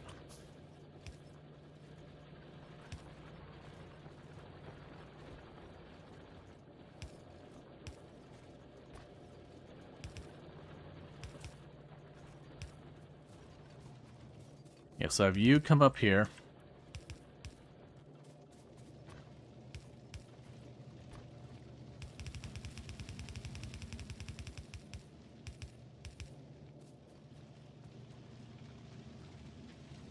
Alright, so we need to do a little bit more than that. So we can actually do here is let's adjust this a little bit.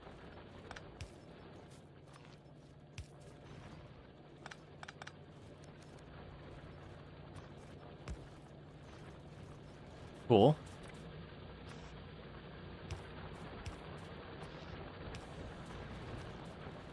So that'll give me the coal and the stone block.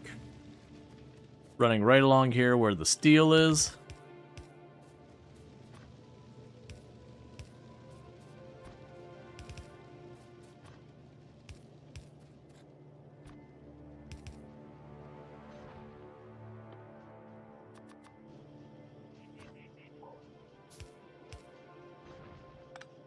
Actually, you need to be one further back.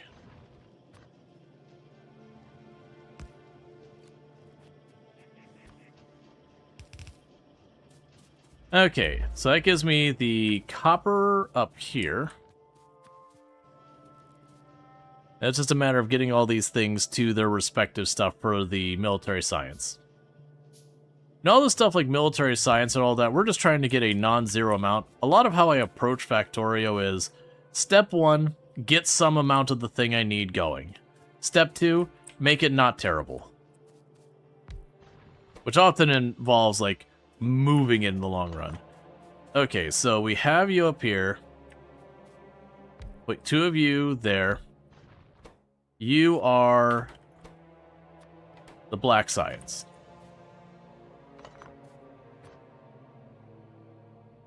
That's actually fine. You're the black science right now. So you need armor-piercing grenades and walls. The walls are pretty straightforward. So this will be for 2 of the goods there.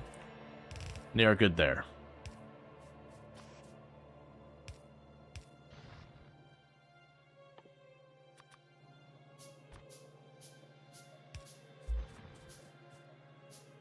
All right.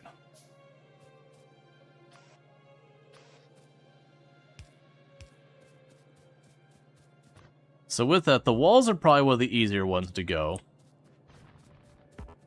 Gonna yoink some of these trees up.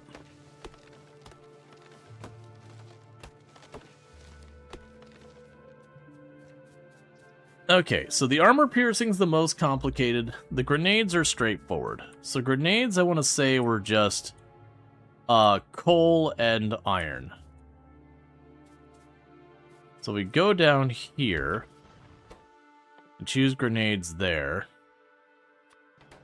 That's coal and iron. Can bring you across. Material in.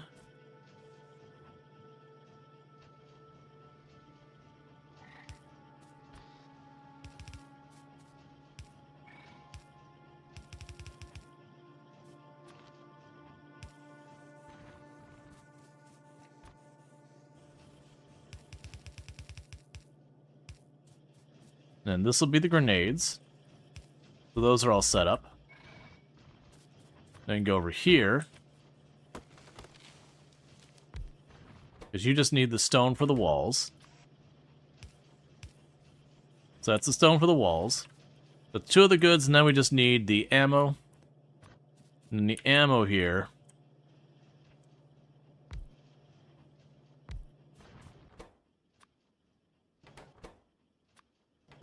is just the iron plate. Pass it along. Get you up here.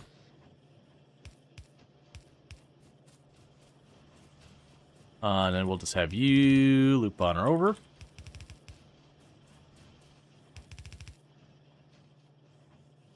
then we can just go and at that point I'll make a long arm because I don't need that much steel that fast. So let's go here.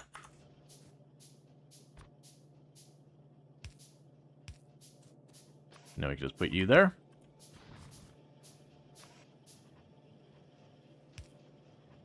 Alright, cool. So that should give me everything I need for this to work. So then from here we just go boom, boom, straight that way.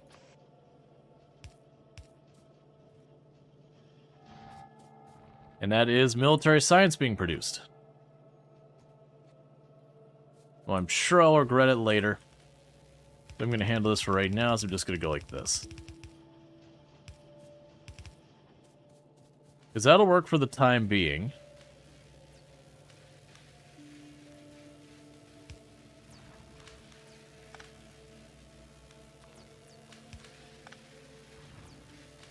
Then go here and here. And now military science is all hooked up. Is it working efficiently? Absolutely not. The steel is not even remotely keeping up with it. But it is being produced. It is a non-zero level of production happening, which is more than it had a minute ago. Alright, so now I can go in here and get some of these.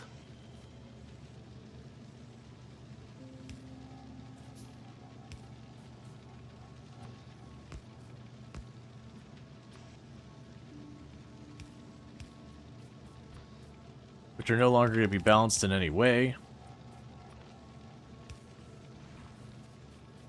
But that's fine. Alright, so it does look like we're doing a relatively good job on the iron plates going in. The steel's falling behind. The copper is in good shape as well. We aren't getting much stone through here, so stone is now in a bottleneck as well. So we're just going to want to go ahead and escalate that as well. Be a lot of that running around just being, I need the next thing, I need the next thing, get more steel, get more stone, get more iron, get more steel, get more stone. Oh, now there's the copper. Pretty typical factory games. Every time you fix one problem, something else will fall out of whack. And you just keep doing that until you're done with the game.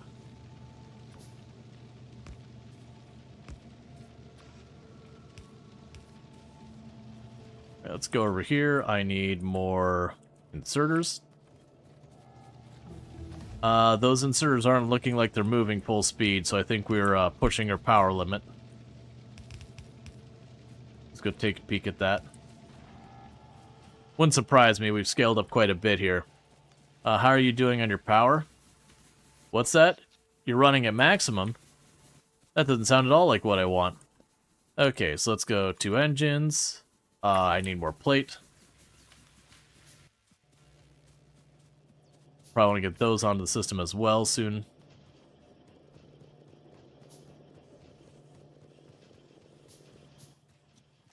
Two more engines, 2 of you. I will need a unit of pipe.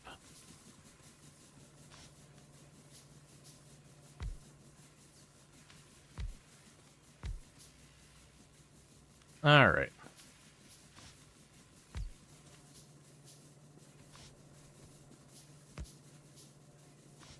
And eventually I'll run into problems here where we will start consuming too much coal off this line. And I'll either need to get more coal coming in, or we'll need to start switching over to other power types. Alright, so it looks like our copper is starting to back down a little bit. This needs to be built up. We're not making enough stone. So I'll need to deal with that, which is dealing with the steel.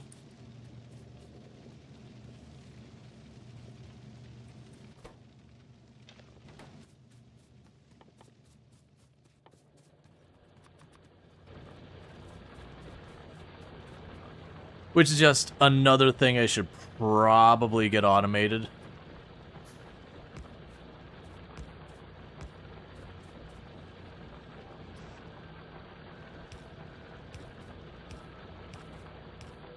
Getting these built. Part of the reason I'm kind of not doing it is I know full well the moment I get the electric smelters, I'm not going to be making any more of those.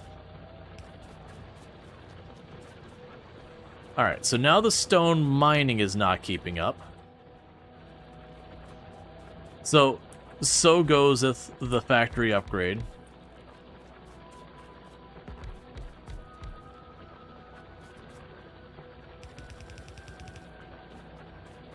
Yeah, no, I actually mentioned that earlier, that historically I usually would skip the mid-tier and go from tier 1 all the way up to the electric.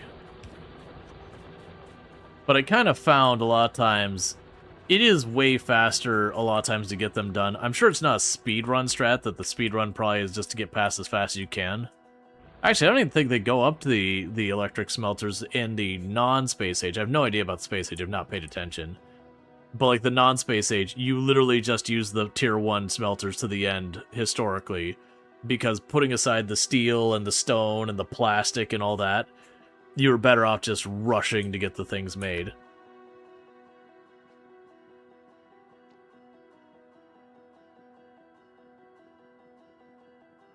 Alright.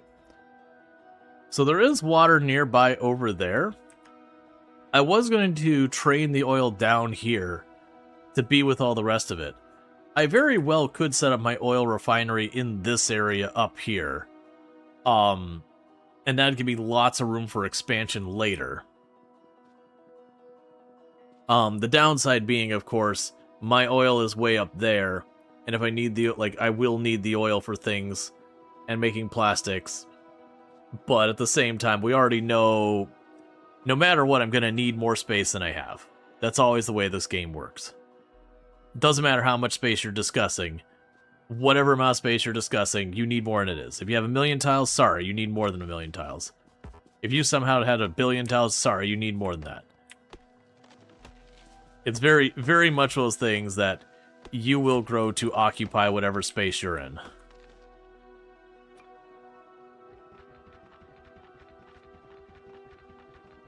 Yep, pipes are cheap and easy to run long distance. Yeah. Alright, so I think what we do is we set up our oil refinery up here. So I have like one side will pull the oil, the other side will do the processing, run the water on over. That should all be fine. So we will start this off with the oil. There you are. I need steel. That's fair.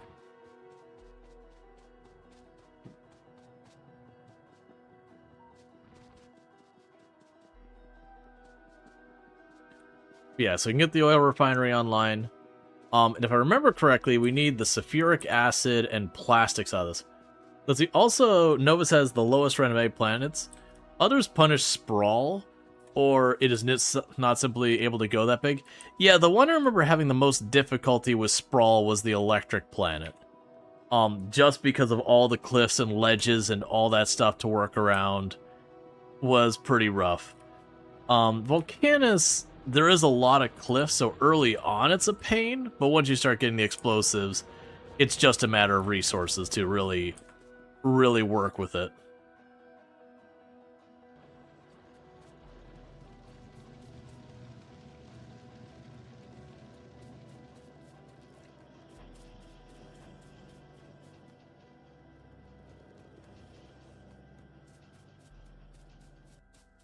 Yeah, no, exactly. A lot of Volcanus is just making the space available is the way I'll choose to phrase it.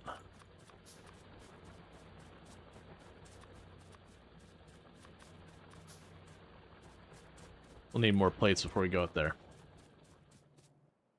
Right, so... Right, and we'll get the oil processing once we pump some oil. That's fine. Let's grab some more iron plates before I head up there, so I'm not heading up there and just having to come back down immediately. Also, give me the bullets. Right, so the iron plates...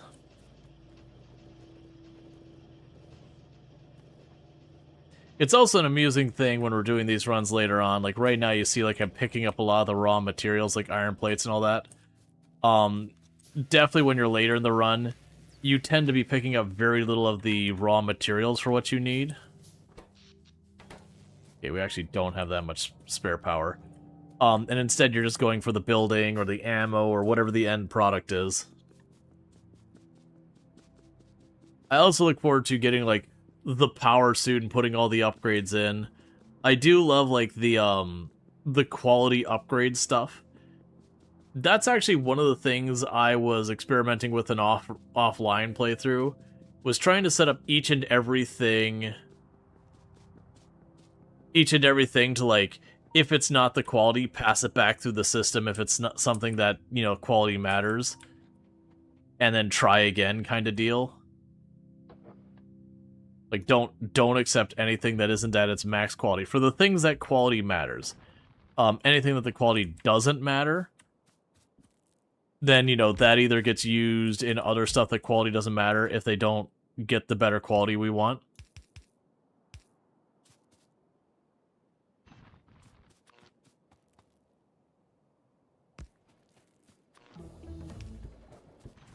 Okay, so we got oil processing. You got a good recycle BP, or do you just build from memory? Well, it's not even I build from memory.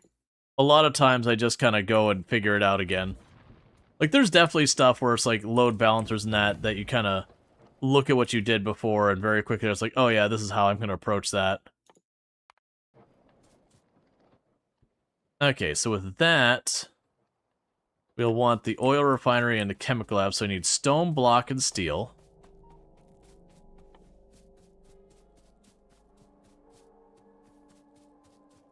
You love the quality plus space rock grabbers? The quality plus space rock grabbers.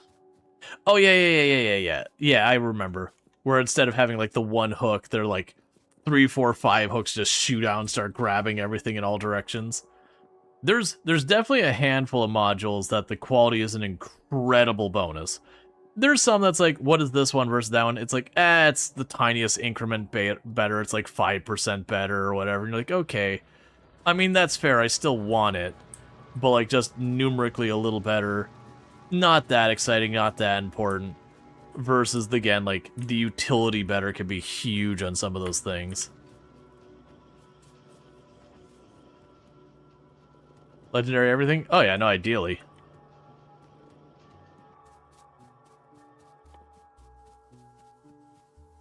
So you need stone block.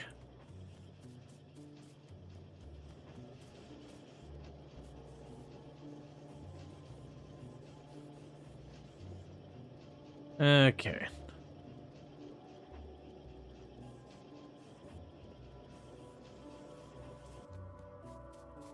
Then go here. Oil refinery. I'll need at least a couple chemical plants.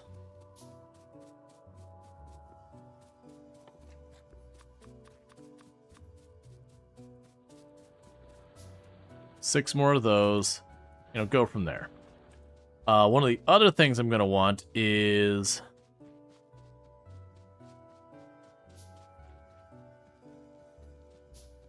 I believe we could just use a power switch here.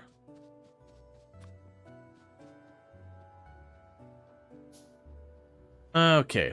This is definitely going to be another place we're going to want to go and get a couple of sentry guns and build them once it's set up. Because we're going to be spouting off pollution directly right the heck here. So we got you, we got you. We'll want to have the combinator and all that. So the first things first, let's just go ahead and over here get our crude oil reservoir.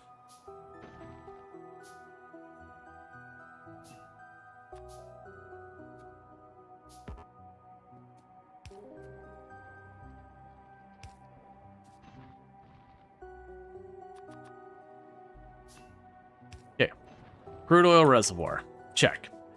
Next move, let's get our refinery starting to go. We'll start this over here. Now start this way.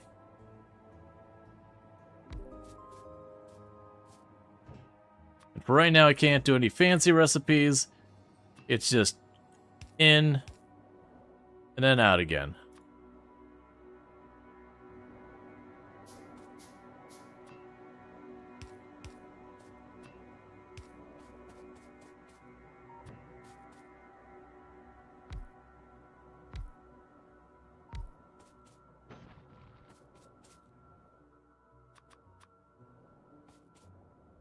And go here.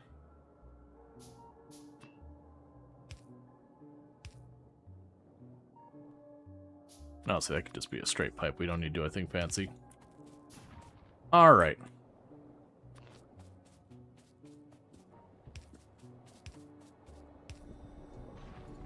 Okay, so that's starting to make the first part of the process.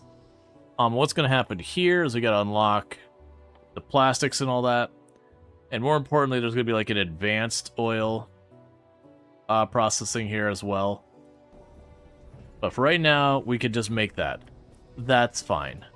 So with this, we'd go over here to the chemical lab. The chemical lab, I can make that into solid fuel. I am not making that into solid fuel.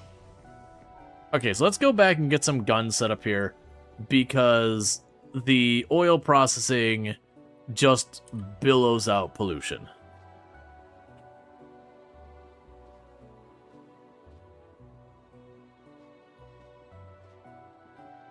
Let's see, it's a tired-looking Rual today, but the ease you work through Factorio is noteworthy. Yeah, no, I definitely didn't get good sleep last night, unfortunately.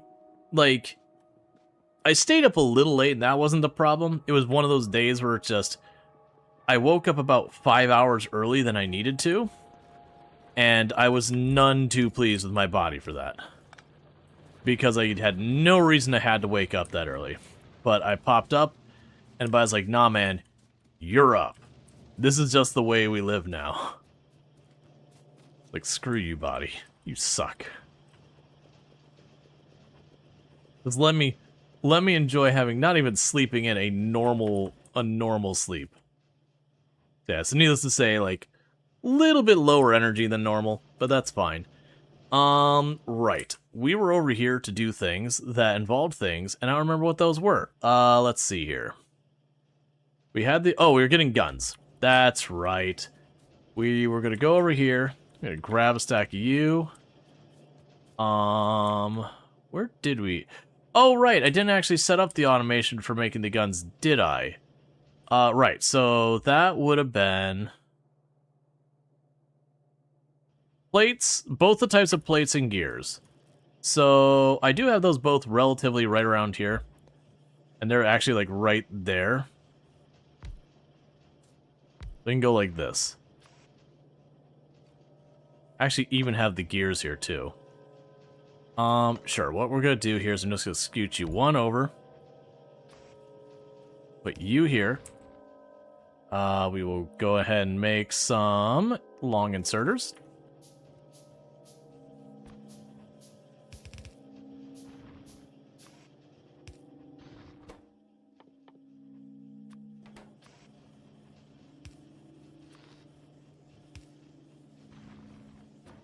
And then with that, we can go here. I don't want more than 2 rows. Cool, and that'll be everything you need. I need more iron plates, so I'm going to grab them. Okay.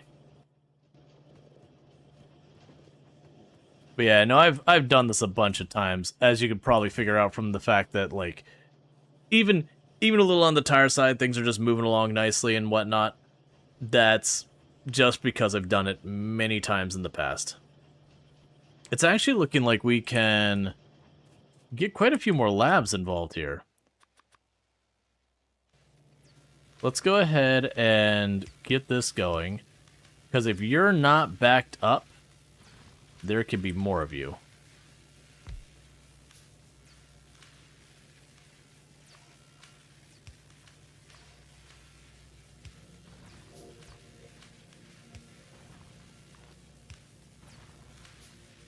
Because all this does is mean more research faster. And more research faster means more tech. And more tech means more things we could do. And like some of those things, like being able to just keep your military tech ahead of the bugs, just makes your life easier for when you gotta go smack nests and all that. It does have more options to deal with. The Theft Labs is an interesting setup. You haven't tried that? Oh yeah, no, and you can take that pretty far too, where you just use the labs for pass-through. Those can work extremely well. That's usually my lab setup, is what I'll end up doing, is you notice I've got, right now, it's just those 2 and this one. But usually I end up having, like, 3 belts that I will, I'll do where you do the over-under thing to kind of, like, get all the belts in range of these. Or we'll have, like, the lab here, and I'll have, like, 2 belts there and 2 belts here to get all the science types at them. And then just have one, like, the one lab they come in to distribute out to all the other labs. Because with the fast stack inserters, you can actually hook up a pretty good number of them before they start having weird problems. And also, low-key, it's really cool to watch, like, the ripple effect of, like, you see, like, a new science come in, like the white science or whatever, just kind of ripple effects out to all the labs. Alright, so you are out of ore. Let's pick you up. Plunk you down over there. And cut across here, and get some guns set up where we got our oil refinery stuff going on. And then we'll get the red belts, which I believe is just like regular belts with, I think it's more gears and metal plates or something like that. But we'll want to get that online.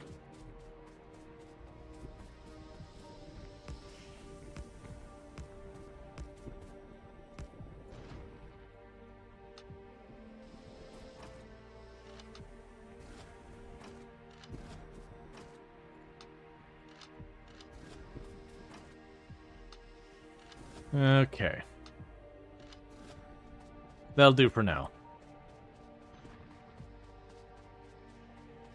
Alright, so we upped our science. We're working on our red logistics, which will give us the red belts. And like I said, I'm pretty sure the red belts were just the yellow belts with, it's either more gears or circuit boards or something. I want to say gears, definitely. I can't remember if it's extra circuit boards. But it's just one of those things. We take the time, set up where we can make red belts, and then we'll start switching anything over that the red belt would help. It's more iron one way or another. Yeah, exactly. It's like, ultimately, it's just more materials. what building is in front of it to make it the better version is kind of relevant. Now, granted, what we'll probably need to do is I'll probably need to yoink this from where it's at over here, to find somewhere else for it to be in this mess to expand it, because that's just kind of bunched in real tight there. Now, granted, I might actually be able to get away with it by just using this, grabbing the belt, putting it down here, and bring it over.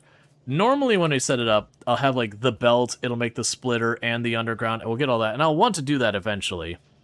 Kind of right now, I'm just producing everything here, and just kind of doing it sloppy and quick. And then, probably around the time I get trains, I'll start setting up my train network and all that stuff. Because it's always been my preference for expansion, just because it's the moment I get to a point where I've got something that really needs more space to scale, I will just go someplace completely different, set it up kind of greenfield by itself, where I can just keep expanding it as much as I could ever need. And then just that spot's there, and we just start shooting a bunch of trains into it as needed to grab things. And then the old one gets ripped out after that's done. We could just put down a train stop there, and we're good. Alright. Yeah, so then we go research speed, explosives, and all that. Let's check the points. Yeah, so put you two between the better gun stuff. Just because of research costs. To keep it all moving. And how are you doing with the science now? Okay, so having 9 labs has put us ahead of the green science, which is absolutely okay by me.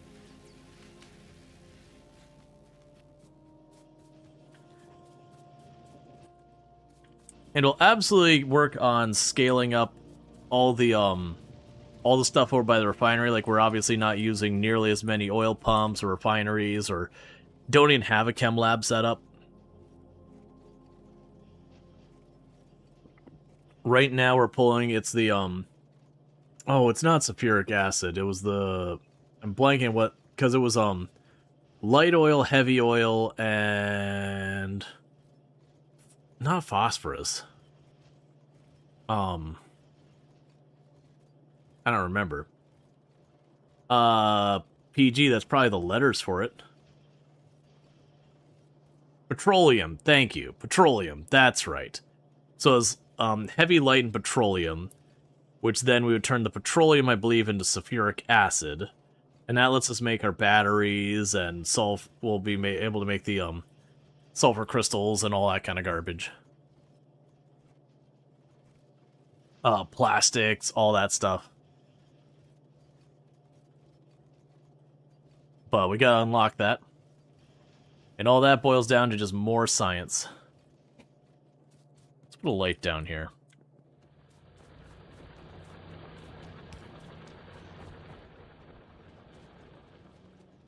Hey, Westo, how's it going? Alright, so that's going to be our better stuff there. How is our power going now? We're probably overloading it. No, it's okay for the moment. Not going to stay okay, but it's okay for right now, which means I can choose to ignore it for right now. Alright, so the next thing we can go ahead and do is if we want a red belt. Oh, so red belt is literally just a regular conveyor belt and a gear. Alright, so we can finagle this a bit. Because then what I could do is I can grab you. I can't quite fit it there. My plan had been to put it right here, these two would feed in there, and then just dump out another thing there, but it's not going to quite work.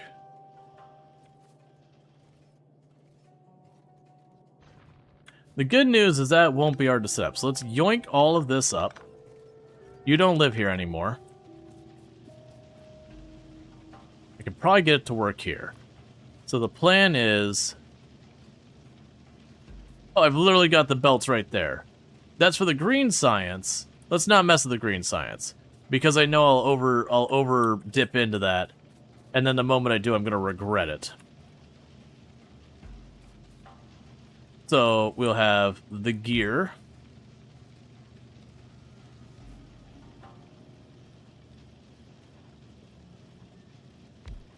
You know, the gear, belt. Not gonna fit there. That's what I'm going to accept. With what we got here, I could use the gears there. You know, the belts here.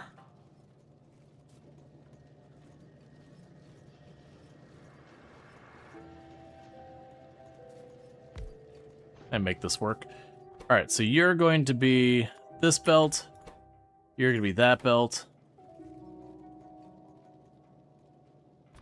What I could do here is...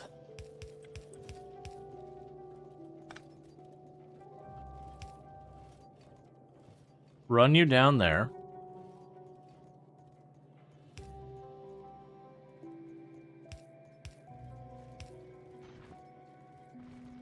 It's not going to solve the problem. I gotta go the other way around.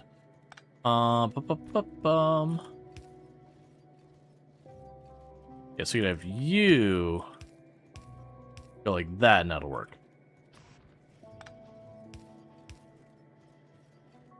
Okay, and we can go here, put down new power tower.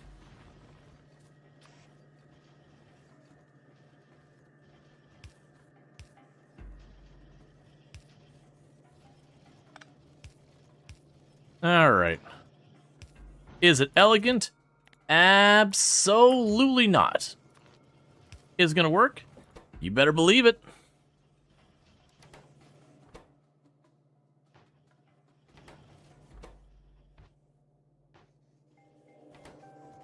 Alright. Function over for him? Yep. Don't need to worry about maintaining it later. Why would I ever need to worry about maintaining it later and understanding my way around my own factory? That's just silly. Alright, so let's clear out those. Grab a first of these. Put you down.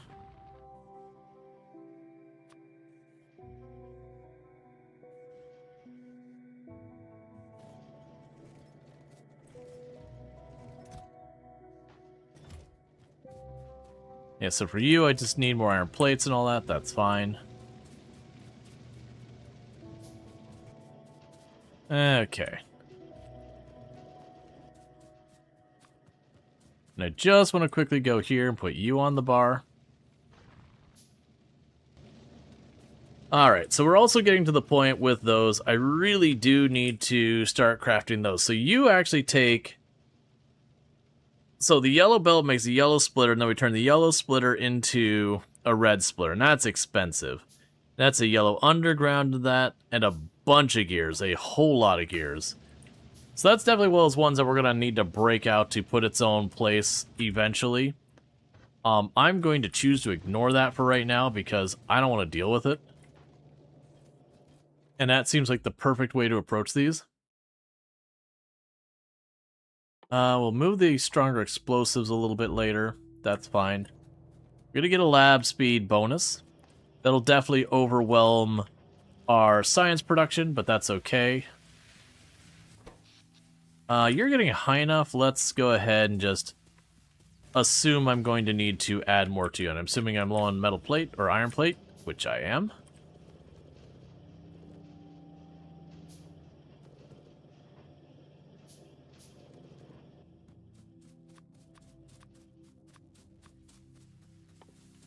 You can go here, grab all that stuff.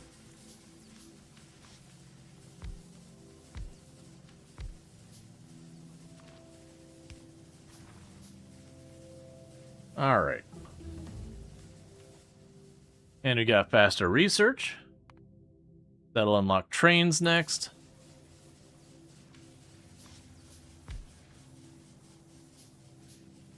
Oh, I made more of these than I meant to. That's fine. If we made more than I meant to, we'll just make a little bit more. It's not like I'm not going to need them.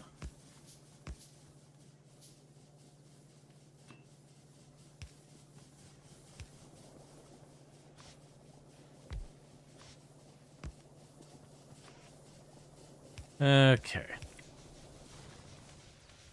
Alright, with that, that should be bringing in a lot more power. So we're only using about 50% now, so that's good news. Alright, so we're working on our sulfur processing.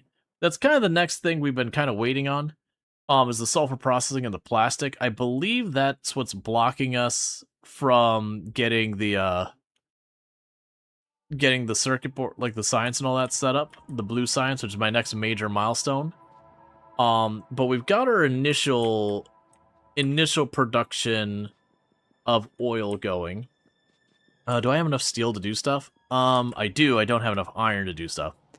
Because then we'll go up there and see about what we're going to get after the sulfur to start processing things farther. Also, give me another stack of that. We can go ahead. Oh, I'm not going to worry about that. We'll just grab these. That's another thing I should probably also do, is I probably should also get an area set up to make pipe and bent pipe.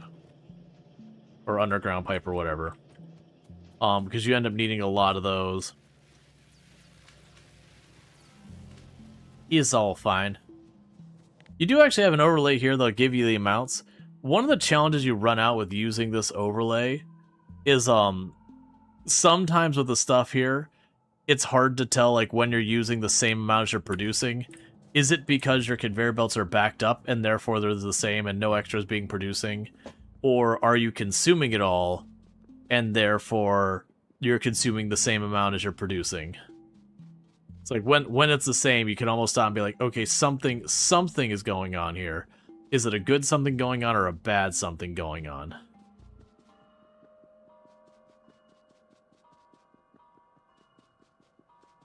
And you can look at the data and suss it out, just to be clear. It's not like you look at it and there's just no coming to terms of what's happening or anything like that. Alright, so while we're doing that, let's go ahead and get 6 more of those.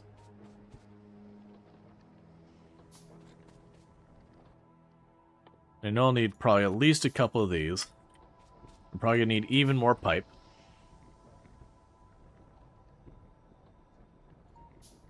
Because ultimately there's not really a reason for me to not tap a whole bunch of these.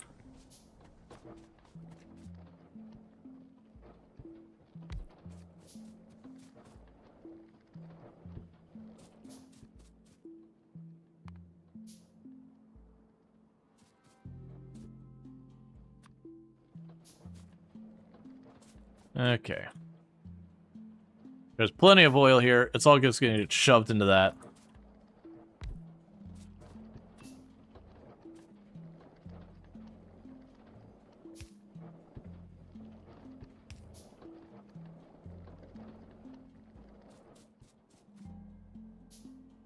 Okay.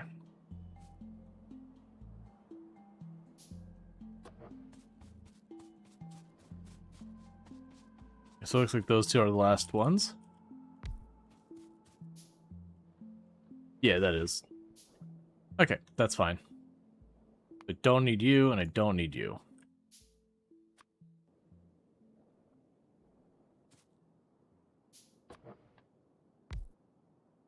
Alright. So I got a couple of undergrounds here. We're just got to finagle these pipes a little bit. So you need to be solid pipes there.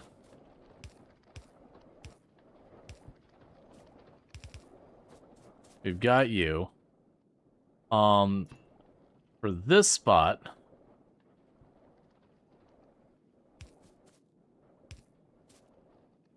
you just bring that across.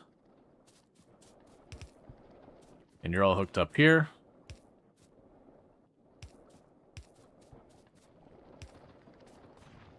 Okay, so we're now pumping all the oil here, so this should get well ahead of that refinery. This will ultimately back up. That's fine. Once I get the sulfur processing, I believe the sulfur was petroleum. Use a chemical. I can't remember. It's like petroleum and iron or something like that. Petroleum and coal. To make the sulfur. And a sulfur, I want to say you use in a lot of things like sulfuric acid and explosives.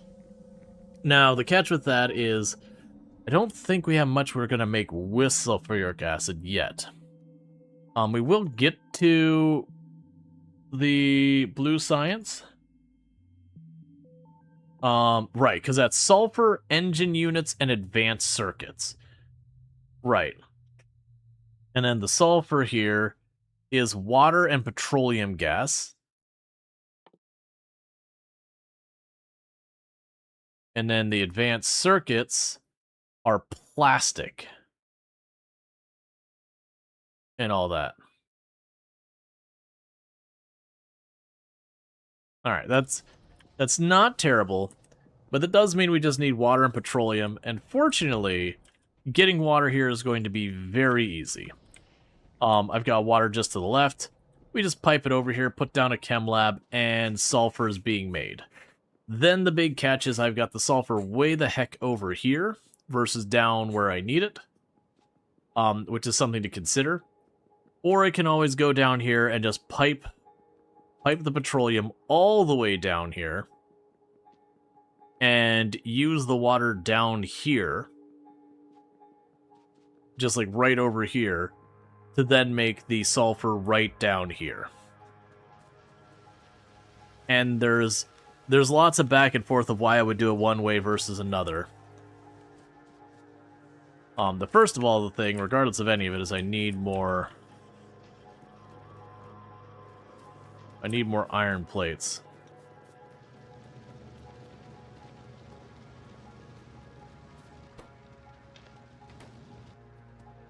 Okay. Because regardless, I'm probably going to want to dedicate an offshore pump for it. That way we're not tapping into our water supply. We're about to get sulfur production on. I'm leaning towards just piping the petroleum gas all the way down here. And then just making the sulfur down here for the blue chips. Or not blue chips, the blue science. Which what we'll probably do here, to streamline this a little bit, is I'm going to turn you...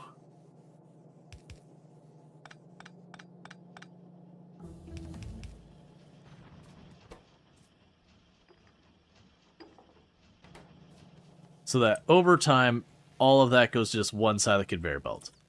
Okay, so got plastics going. Now it gets the car.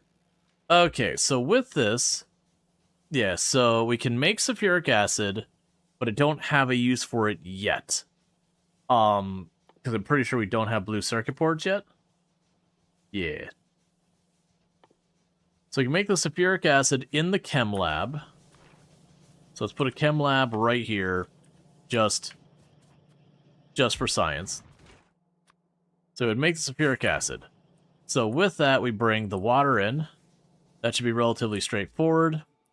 Did I already make one of these? I did. There's a way I can reconfigure you, and I do not remember what it is. I remember there's a way I can reverse those inputs. I know it's just a keyboard shortcut. Oh, no, nope, that's the copy. Flip it H. Thank you. Because it's perfectly lined up to not need me to do anything. So I put a pipe there and there, just in case I need to jut off of it.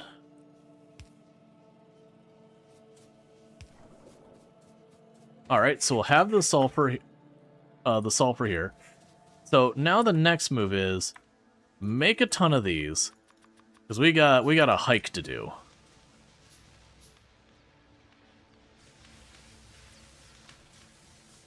Also, you need to move.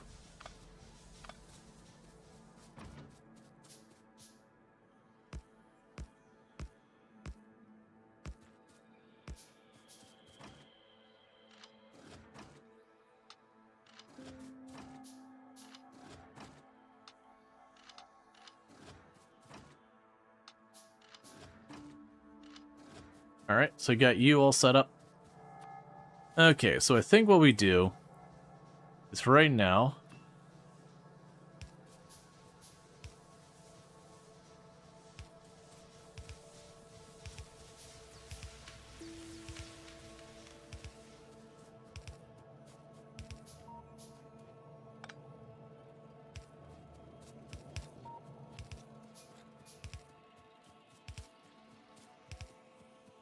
just gonna run this along the way.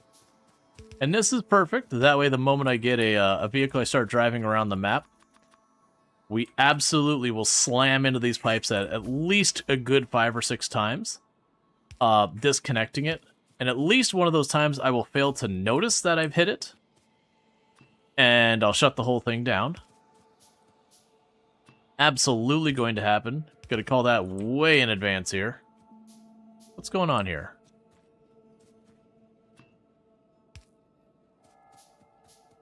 That's weird.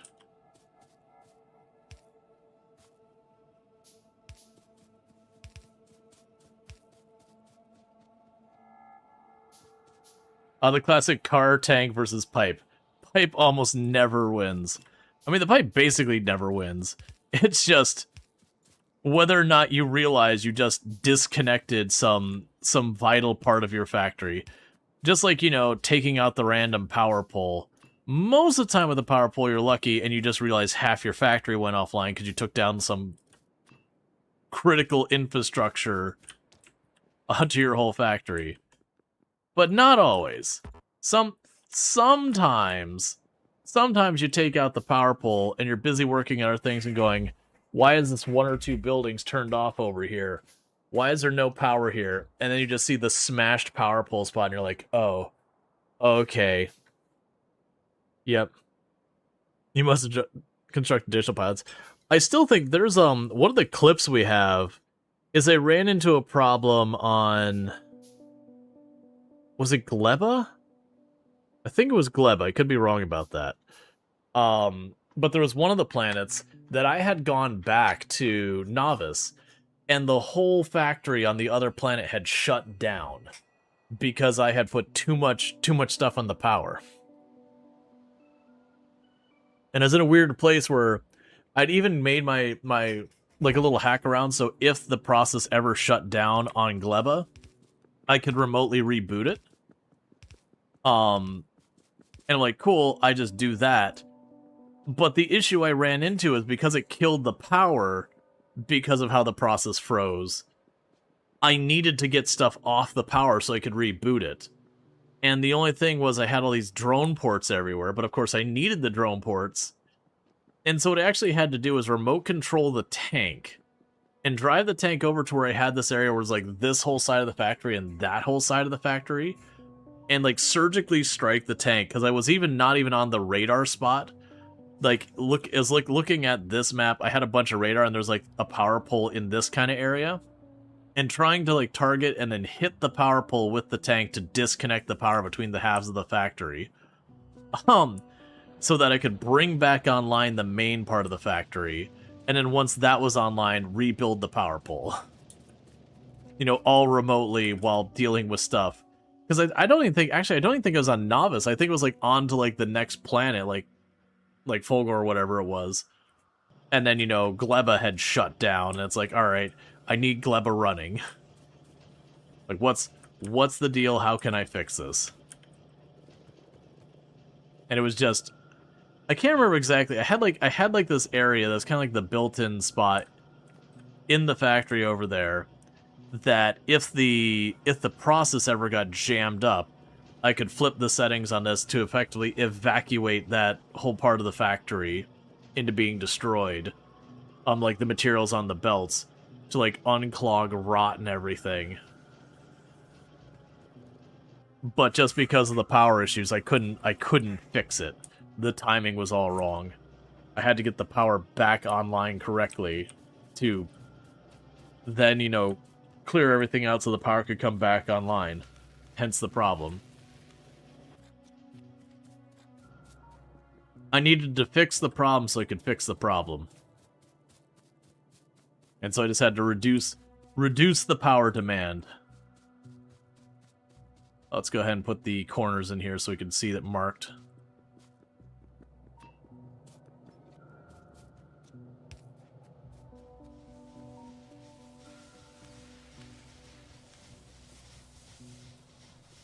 Okay.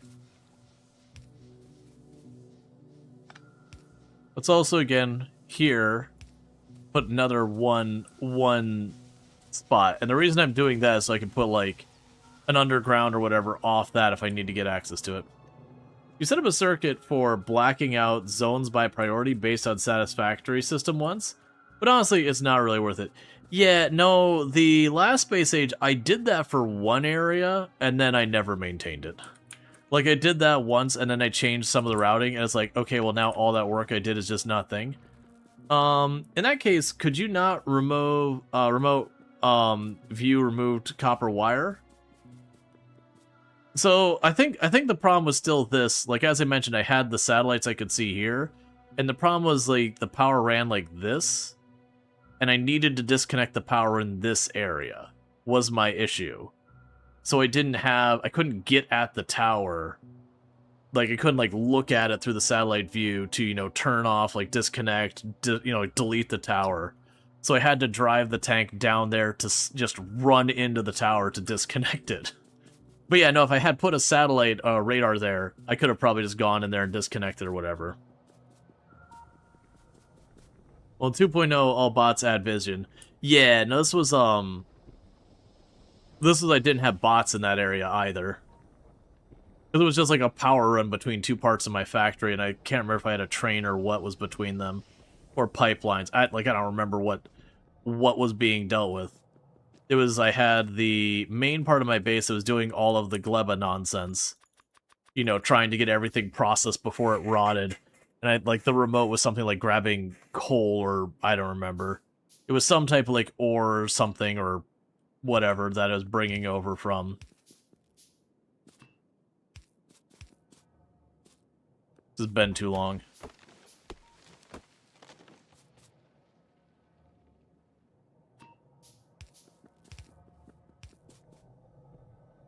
But yeah, no, it was a weird situation. Like, I had plenty of problems I fixed remotely, but that was just one of those ones where it's like, okay, you know, I've got my glorified thing where I could flip it to, like, dump all stuff out.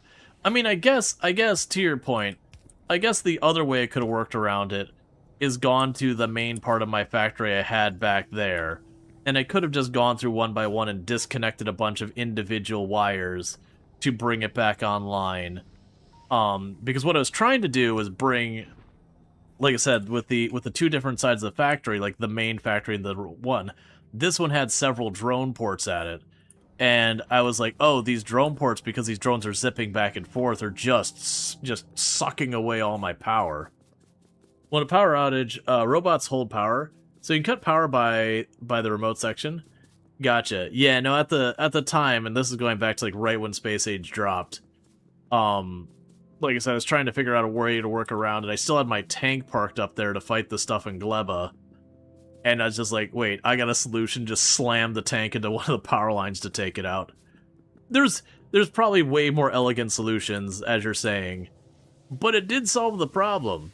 I did smash the tank into it, destroyed the one power pole, got everything back online. You know, and then on the other side, you know, got the next thing sorted. Alright, so right now we're just gonna have you dump that in there. Just use that petroleum.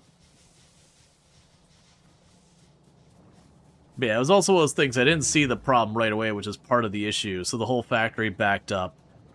And then the power gradually failed. And then when I started getting all the alerts about the power failing on our planet is when I finally noticed. This is your current problem. You're doing a lowest ore setting island run, and you made it to Vol with nothing, trying to make my first foundry landing with nothing. Oh, that sounds awful. My first planet I went to in space age was to Volcanus, and I did what I feel is like a lot of people, if you don't spoil yourself to it, I feel like it's a very common thing that happens, is that you will go and you'll go to your first planet and you won't be prepared, and so you'll manage to, like, limp across the finish line or even get there feeling pretty comfortable, but not have what you need to do the return trip, and just have your platform slowly be killed. And I ran into that where I kind of got, like, over the halfway, and it was like, oh, I need to, like, I can't quite, you know, fight my way back. So, you know, I had to, like, just slowly limp it to Volcanus, and then just dump everything from the platform because the platform was just getting killed. So I got stranded with very little, like, just what I salvaged from the platform as the only things I had to start. I'm actually really glad it went that way. I honestly really like going to the other planets with basically nothing. I think the only exception was, I believe, the cold planet kind of required you to have stuff. Like, it was, like, clearly intended for that. Alright, so we need coal and petroleum to get the plastic bars. So the coal is down there.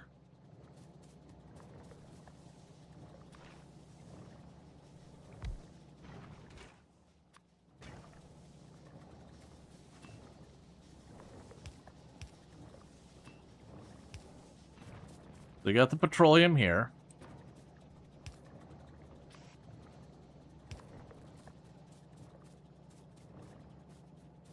Alright, so what would be my best way of getting this coal where I want it?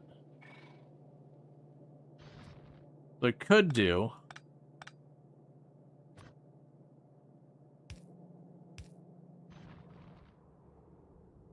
have you become an underground. Plunk the splitter there. I need to go grab more belt. Before I forget, I actually need to go down... We'll wait till things start backing up, or start not keeping up. But I am going to want to go down here for, like, the ore lines and the smelter lines and start swapping the slower belts out with the newer, faster belts, that kind of nonsense.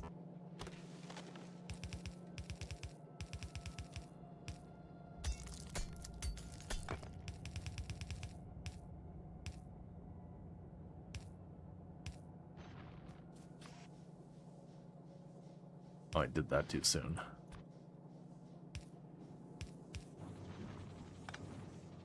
Alright, plastic is in production, same deal.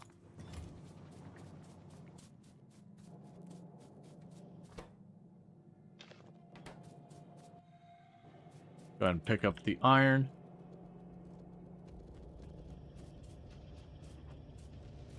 Honestly, looking pretty close to you having this sorted. Okay, so we are running into the issue now. I mean, it's not an issue. We're making enough iron that stuff's backing up. And a big part of that is a lot of this was backing up because we had so many of these things were trying to get their 200, 300 units that I was going to allow them to have. And all that. And then because the green science is now backed up here, it's just a matter of all the other sciences are just sitting here waiting because there's not a need for more of them. Okay, and we don't have the blue science yet, that's fine. So we can go up here to our research.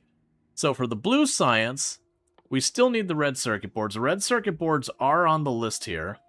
So you're 100, you're 200, you're 100, you're 75, 50. So you two, I'm gonna shift you over. The weapon shooting speed will go away. We will set this going. I'll put it before the guns.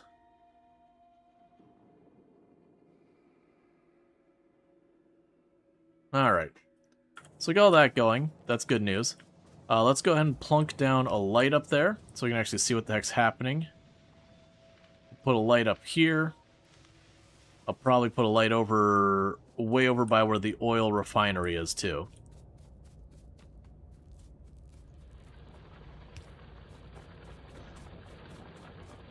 Alright. Now, by and large, what we're doing here is not anything remotely towards a speedrun thing. That is one thing I want to do at some point, is there is an achievement for effectively speedrunning the game. But it does seem like they give you a lot of flexibility, leeway, whatever you want to go. It's not like sweaty, like you need to really perform peak or anything like that. It's just, you mostly need to keep things moving in the right direction-ish. But you got a decent amount of wiggle room and all that. But at the same time, it is one of those things that, we need to deal with that. Alright, so do we have any going to any of the nests? We've got a nest down here that's a little danger close. So I think that's what we do is we run down here, we grab some bullets, and we go deal with that nest to the bottom right. I do have the grenades now, so you can grenade spam. The grenade spam is kind of the preferred way of taking care of nests until you get like rockets and nukes and stuff like that, where you can just go up and be like, this nest didn't exist. Or just artillerying them into the dirt from afar and not even have to worry about the nest.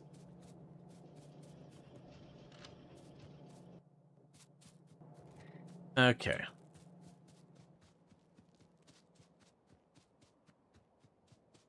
Because that always works really well of just put up a strong defense and artillery the nests into the dirt. And then just deal whatever fodder runs at you.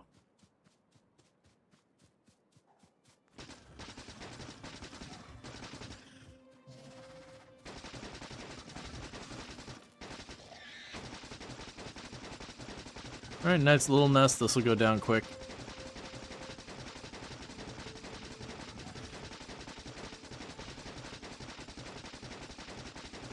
Alright.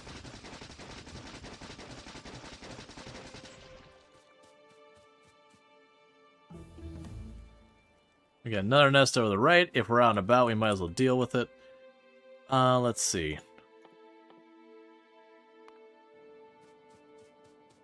Just keep queuing stuff up one after the other.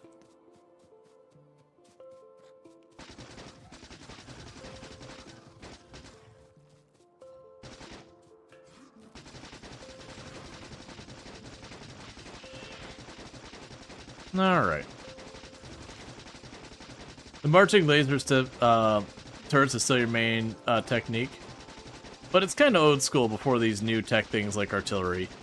Yeah, well, I mean, one of the classics is always just grab a whole bunch of the machine gun turrets and just scooch them forward.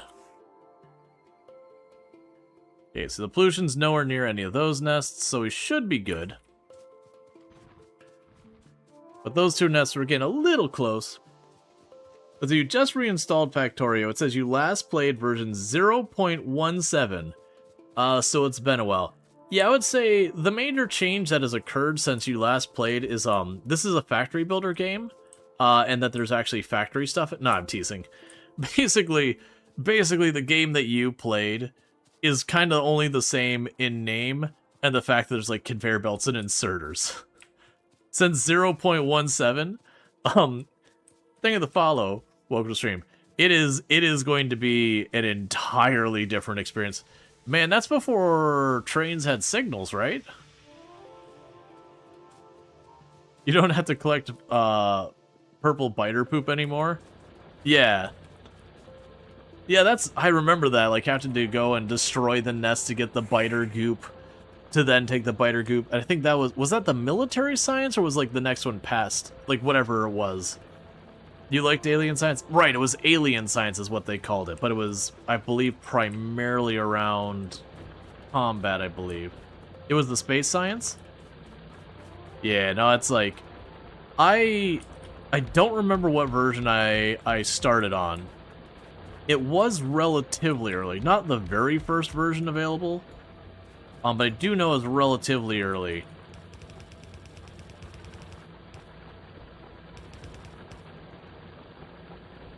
I'm not too fussed about it. This is at all efficient.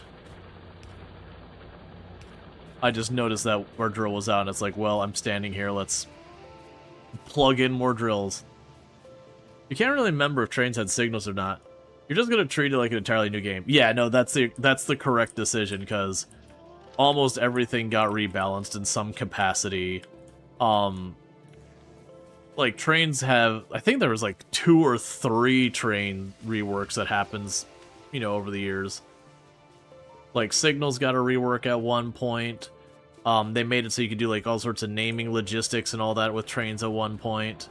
They reworked the way they did their pathfinding at one point. Because people really like trains, myself included. And yeah, there was a lot to do with the trains. Yeah, 0.17 was the end of 2019. It was the addition of the official modding system and fixing it so that biters would treadmill on belts without attacking them. Oh, gotcha. So you just put like a wall of treadmills facing out from your base, and it gets stuck. Back in your days, we didn't launch the rocket. Instead, we built gray square labeled rocket defense, to allow imaginary colony ship to land. Yeah, no, that's I wish I remembered which of the first version was I played.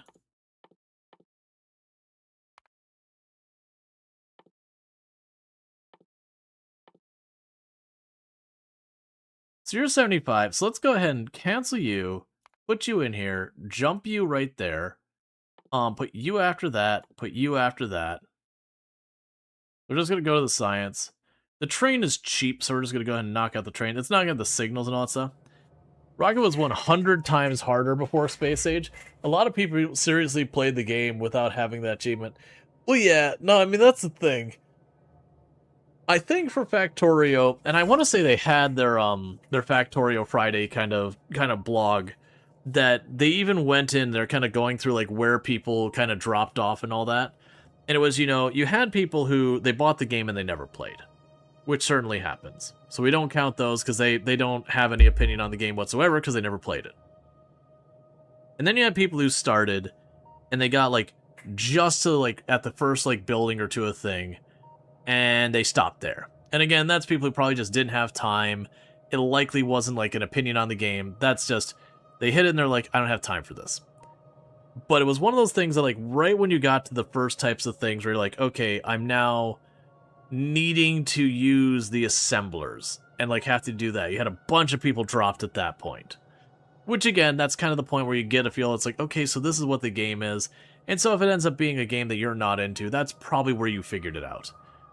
And then once you got, like, that first assembler set up, I want to say the next major drop-off that was kind of their, this was, you kind of look at your parabola, that if they get past here, they're probably going to, most likely they're going to go for the rest of the way. And it was oil. That was like the peak of the parabola, that if they got to oil and got past it, the moment they got past oil, they were good. They were good. Because oil is definitely like where you take the complexity of the game and you kind of kick it up one level. And there's way more complexity after fluids. But it was definitely that point where you had that escalation of complexity that if you got past there, like the next biggest thing was, I think, like nuclear was the next big, okay, how do I deal with this?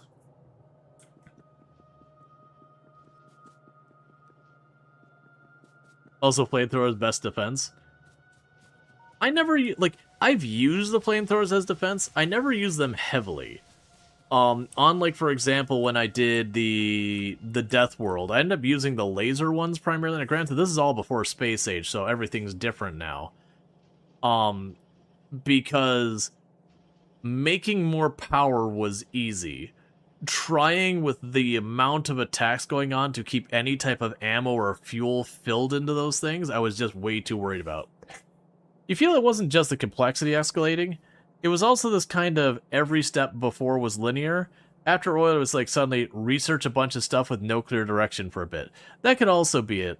But it was one of those things that, like, to the devs' credits, like, they recognize it's like this is a major point that people get snagged at. I'll say the problem with oil was you're introducing major fluid mechanics, but also cracking with the oil types. Hitting both of those at the same time hurt. Right, and it does look like they tried to simplify that a little bit. If we look over here now, I don't have the recipe that separates it out into 3 types. They've changed it so you just get petroleum at the beginning. That's it. No light oil, no heavy oil, nothing else. Just petroleum. The way it used to work, if I remember correctly, and correct me if I'm wrong, is I want to say you used to get all 3, but like the ratios kind of sucked. Like, you ended up with a lot that you really couldn't use immediately.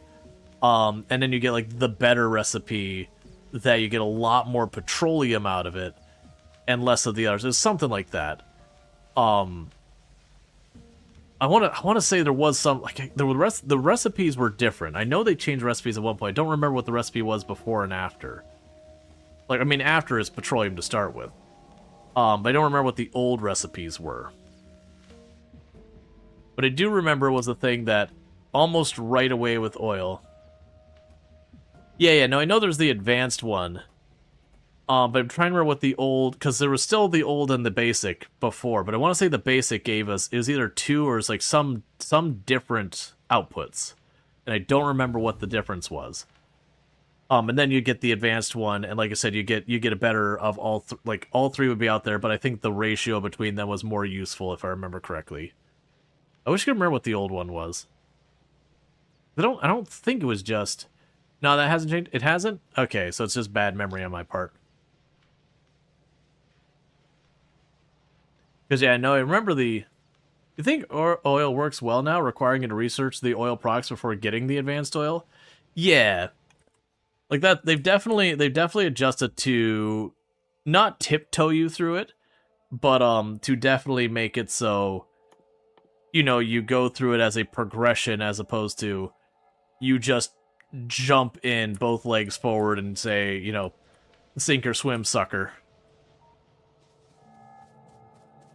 You know, very throw the bird out of the nest and say, well, you're gonna fly or gonna splat. There's not a third outcome here. Good luck. But you did build the petroleum refining, then almost immediately get advanced refining, which requires tearing down the petroleum. Too much hit at once. Yeah, no, I definitely remember that it felt like right away with oil, I was working on setting up my whole thing where it's like, okay, you know, if my heavy oil is more than my light oil, process my light oil or process my heavy oil into light oil. If my petroleum is more than my heavy oil, whatever the thing was, you know, doing the logic so you'd have those gates slamming open and closed all the time as like one got a little out of sync out of the other is just kind of thing. And so it always balance. That's actually why I made these power switches right here. That's entirely why, as it's just from that memory of doing those, it was like, okay, I need my power switches so I could set up my logic, so I could do my comparison between A and B, and then just open and close and all that stuff. You did hear that using circuits and pumps, which made it 10 times easier, though. Yeah, no, it used to be, like, you'd get your 3 different types, and you just put a chem lab between each of them, and you just have that chem lab on its, like, on that power switch. And then you just have it so, like, if you are bigger more than you then kick it on. You can circuit wire the pumps, which is easier than the power switches. Gotcha. Oh, I see what you're saying. So you move the pump to the chem lab. I actually didn't mean to make those train tracks yet, but that's fine. Right, so you're saying you would use the pump to pump the liquid to the chem lab and just turn that on and off as opposed to doing the wires, because yeah, you'd build another wire, it would connect it, suddenly your whole circuit's broken. You have to like uncircuit the building, run the wire to your switch, because your switch would be opening and closing, and meanwhile the power's just routed around it. So the power never turns off. I've run into that a lot of times. Alright, so we are working on our red circuit boards. After red circuit boards, well, we'll get the red circuit boards being made. Let's look at the red circuit boards. What do you require? Wire, green, and plastic. Okay.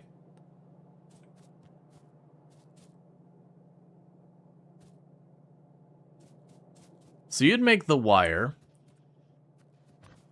Yeah, so do wire. That wire gets passed up here and over there. That'd be our circuit boards. That'd be our red circuit boards. Then go here for wire, here for circuit board. We don't have red circuit boards yet. We would go here.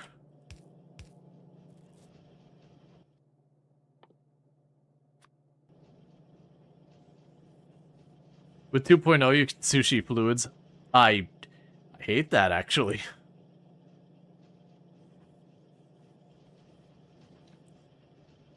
With 2.0, you can just wire them directly.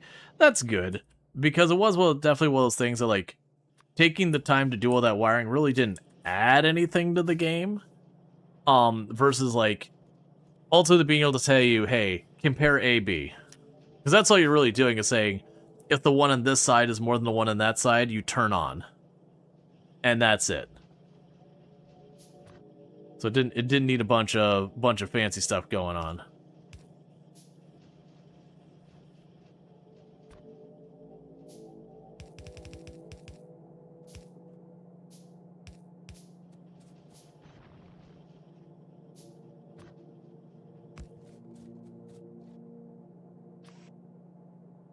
So you go here, you go there. And then you'd go here. Actually, for that matter, do it like this.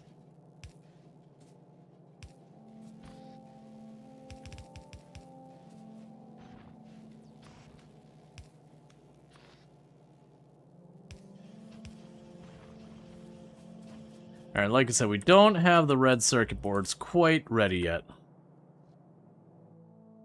We are actively researching that.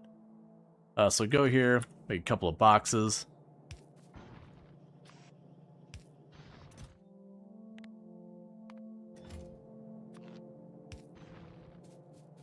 You can technically run 100% of your oil processing in using a single refinery if you want to circuit it up enough. Oh, like have it change the blueprint or something? Because the only time you really use power switches was to make sure your... Where you go? Was to make sure your coal mine had priority if the base was in a brownout.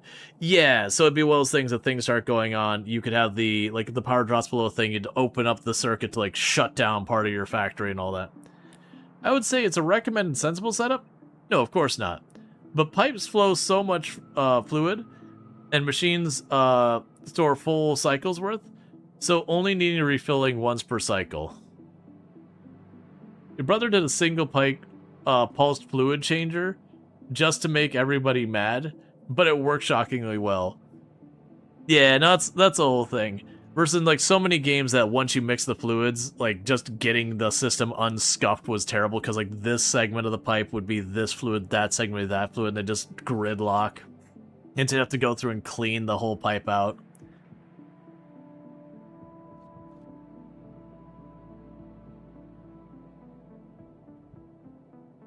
Alright. Also, something I've checked in a while. So you got 342, 349, 146, 279. Ooh, you got 1.6 million up there. Alright. 9 million, 5.7 million down there. You're starting to get a little close to pollution. Not soon enough that I feel I need to deal with it. What I'm not seeing... Yeah, so it looks like we'll have to push south for our next iron nodes. When we have to push for our second nodes, I want to have trains starting to go. Yeah, no, I noticed the green science is slowing down. And I was going, okay, what's happening here that they're so far behind? And it looks like you've got all your materials here.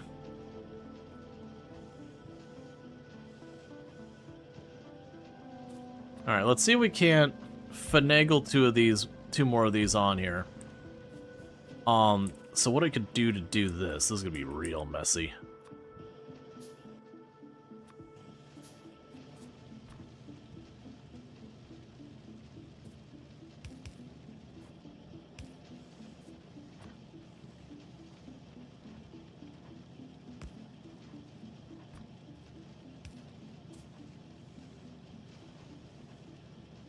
Actually, let's change this over a little bit.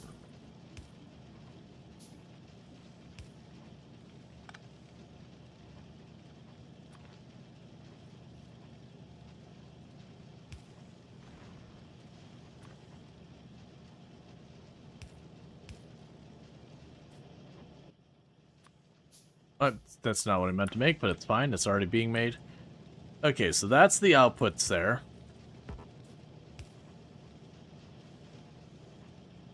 And you can grab from this end and this end easy enough.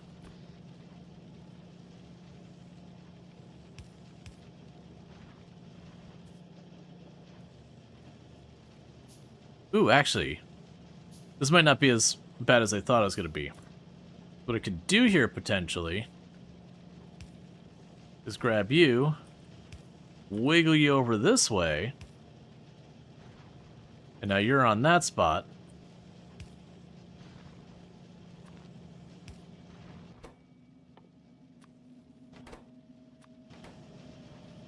Okay, that'll boost it up a little bit.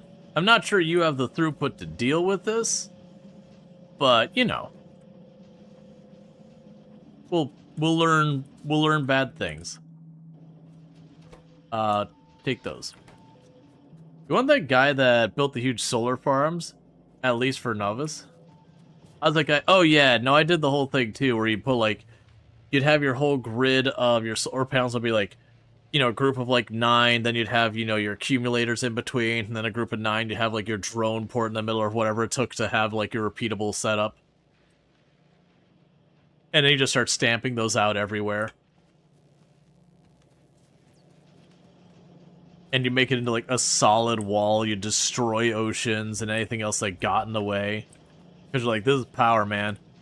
I don't want to deal with this coal everywhere or anything else I gotta ship. This is just solar. It lasts forever. It works forever. I don't have to think about it. Because originally, before I did this wiggle, my expectation is that I was going to have to do all these things where I was going to have to, like, drop this, pop it up down here. So the plan had been, you know, wiggle this up here, wiggle that down there, have it go under here and access on this side, and then this would go underground that way. So it'd be this utterly cursed zigzag. Luckily, I didn't have to do that. I mean, it's still a pretty utterly cursed zigzag, but not quite as utterly cursed. It's just mildly cursed.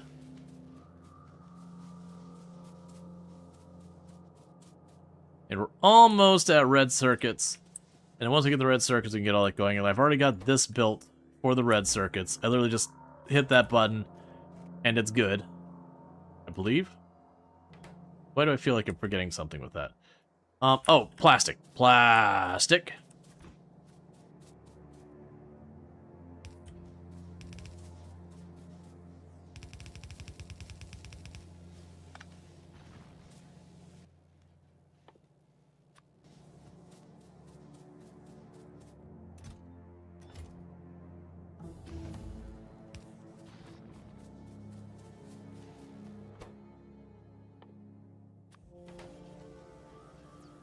Alright, and now we're getting blue science.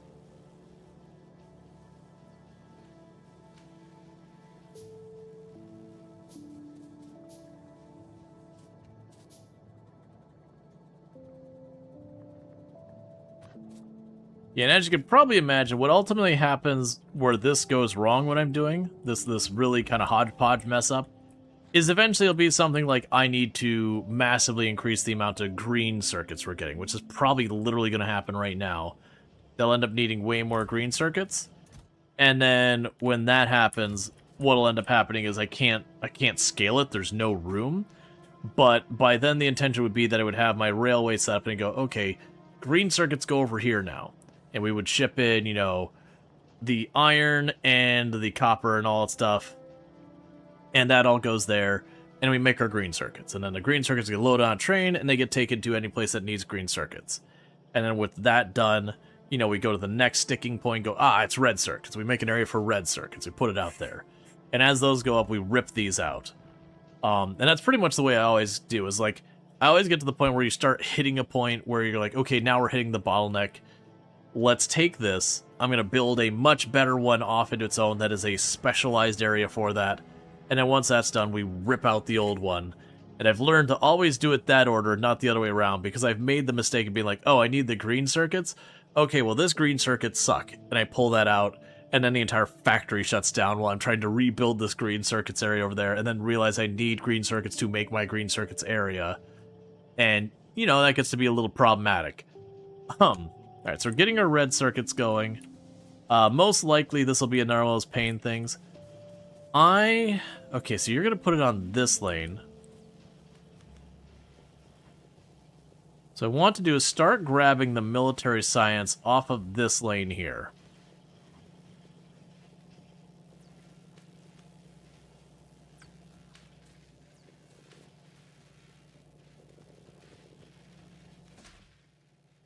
That's fine.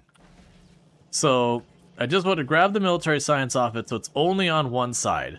That way, when we make our blue science, we can put it on the other side of the belt, and none of this has to change. And the blue science is going plenty fast. And we'll just keep upgrading that. And one of the real temptations, and like I said, I got myself in real bad trouble with this previously, was as I built out my factory, it's like, okay, it's time for my first expansion, is immediately going for the quality thing to up quality stuff. I learned not to do that. That is a mistake. It's a fun idea, but until you have the thing where you can like reprocess and all that, It just means taking everything. So you're like, I'm making green circuit boards. And now having to have layers for all the different possible outcomes. So you can kind of filter them all off of their different directions and be like, okay, here's all the reject green circuit boards that are not the ones that up to the quality we need. Okay, all those ones that didn't get high enough quality, you go back. Like, you get used for stuff we don't care about quality on. You know, you get put in splitters and all this kind of garbage. Alright, so we got the blue science. So blue science, we need the sulfur, the red circuit boards, and the engine. We got the sulfur, we got the red circuit boards, and then the engines are here, there. Here's all the epic quality rejects, complete trash because they're not legendary. Yes, correct. We're on the same page. I'm glad we have this understanding.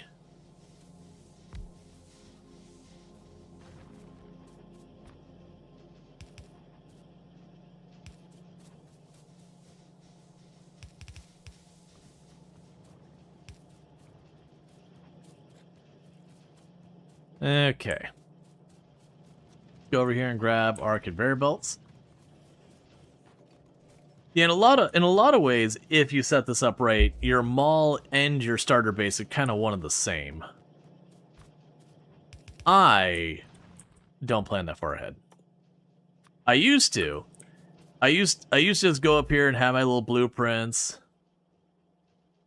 Oh hey. That wasn't our end game one, was it? The Epoch? Yeah, that's definitely not our end game one. It didn't have all the complicated setups we had. Because we had to have like the things to smash the long range. I think that was just our one strictly for going back and forth between the basic planets. I want to delete that. Goodbye. So I want to force myself to make sure I design it again. Okay, I figured I could go across there. Alright, so that'd be the red circuit board, so let's get you set to blue science. It might have been the Aquila hauler. Maybe. It was either the first one, that like, not the first iteration, but the ship we did make for going to our inner system ones. So we need the sulfur. The sulfur's right here. And then we need the motors, and the motors are right there.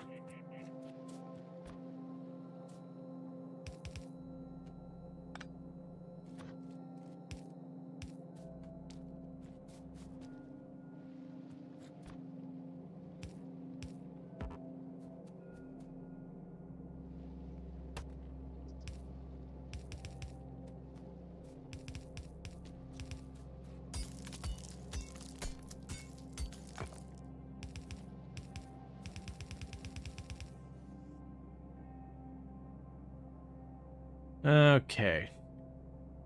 So what I could do...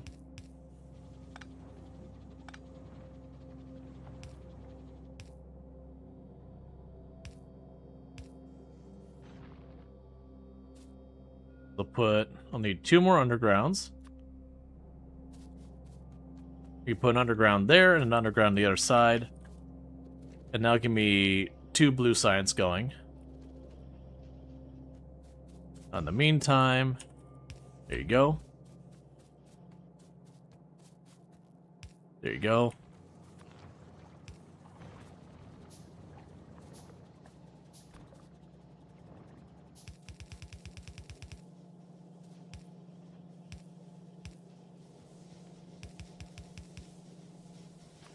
And then you can go here and here.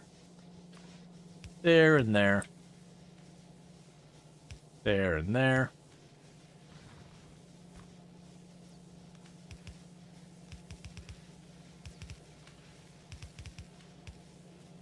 Now hook you all up.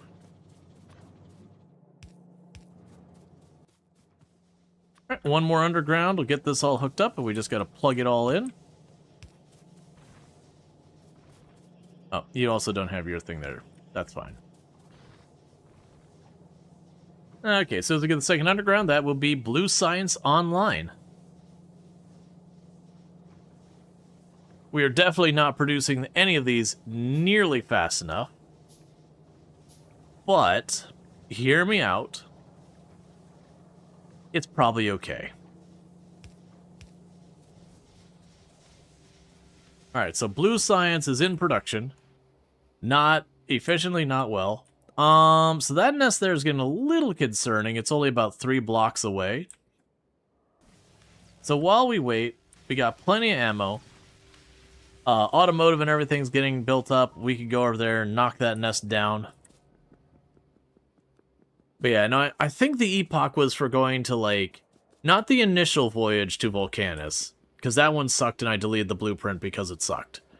But I think it was, like, after that when I went to send the rescue ship after we, like, stabilized Volcanus and we could do everything. I believe it was the ship that we just had going back and forth the whole time, just hauling the materials between those. And it may have done Aquilo as well. To be clear, it may have also done Aquilo, because I'm pretty sure I basically took the same design and I just stamped out that ship for all of the No, actually, I think for Aquilo I had to up the ship because I had to deal with some like really big asteroids, or like a particularly tough to break asteroid that I need like specific guns in addition to like break the hardened asteroids or whatever they were.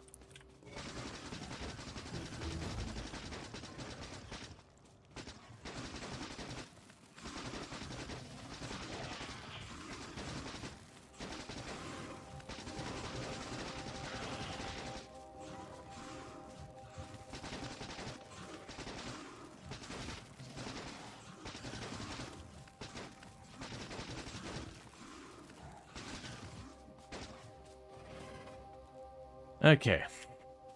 Just need a second. Alright.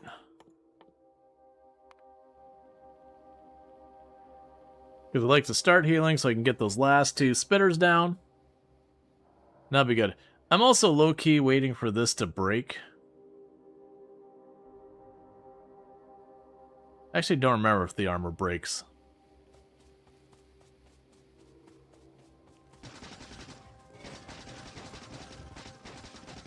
It doesn't break?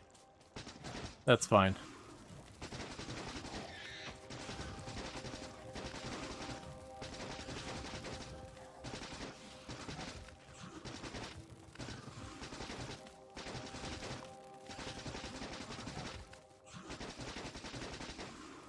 I had problems getting it to target the spitter back there. There's too much other junk in the way. There we go. Now all you gotta do is not walk in the spit, and we're good.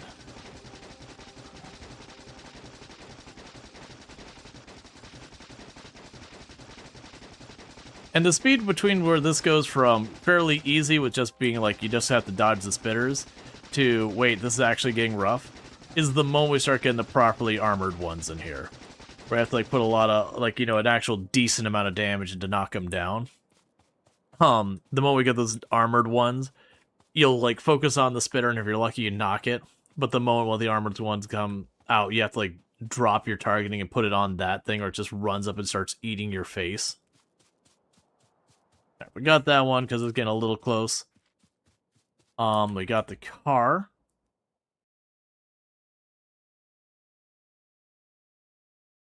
I keep having that one and being like, oh, let's delay that for other things. But it's those things that it's kind of important to make sure you don't sleep on the military tech, because you will eventually just. What is? Oh, it's telling me that's going up. The little purple arrow there is something I haven't noticed before. I think it's telling me that it's increasing right now. And that's basically full. It was always weird to me how killing base is one of the biggest evolutionary triggers. Yeah.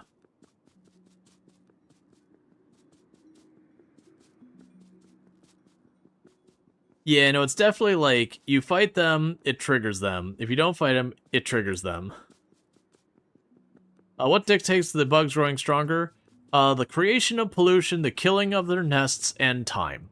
So you can't fully prevent evolution ever, because you're always going to be making at least some pollution. And then also on top of that, you know, there's nothing you can do about time. Time's going to happen. But knocking down those nests is helping them evolve. but at the same time, if I don't knock down those nests, I end up putting more resources into fighting them, you know, bullet production and all that. That can also lead to more pollution, which can also lead to the whole thing.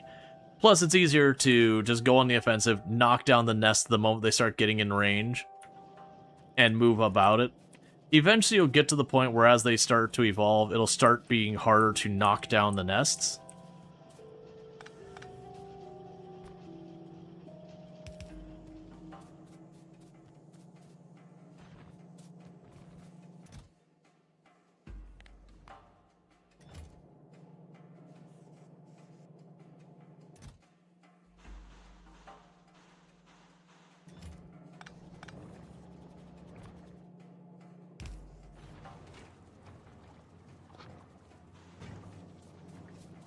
Alright.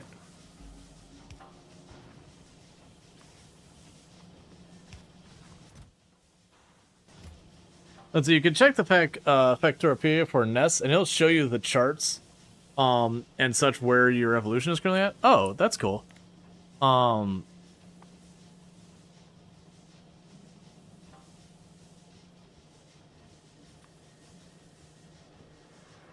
Let's see, enemy spawn probability. So let's see, contribution to nearby attacks with the current evolution factor, 0.17. 100% small biter consumes 4 pollution. Gotcha. So we're at 0.17. Yeah, and so it's saying is we're here, and then when we hit 0.2, we'll gradually have small biters ramp down until they eventually just literally stop spawning, and meanwhile medium biters will start popping up. The medium biters will only ever get up to about 82%, at which point then we'll start having the big biters start showing up. And that'll ramp down. It'll never quite go away. It'll drop down to about 15%. And then it's around 0.9 that the big biters get up to about 75%, and they start to drop off, which leaves behemoth biters as the only ones left. And the difference is about a factor of 3 on their toughness and everything.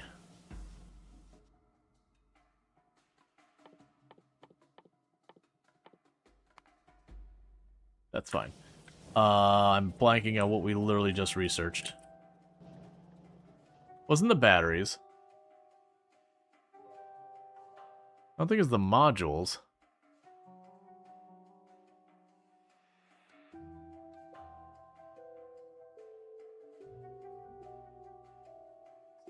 I know somewhere I could go in and check recent things I researched. But for the life of me, do not remember what we just researched. It wasn't the bullets, because we're doing that now. It wasn't the explosives, we did that already. Was it the trains? I think it was the train stuff. Actually, we can check it this way. Okay, so what's new? Explosives. Right, and the explosives don't do anything by themselves really right now. I could throw them, I believe? Or no. No, you can't. You have to do other things with them. But they are a prereq for doing stuff like being able to destroy cliffs and all that. I'll click it.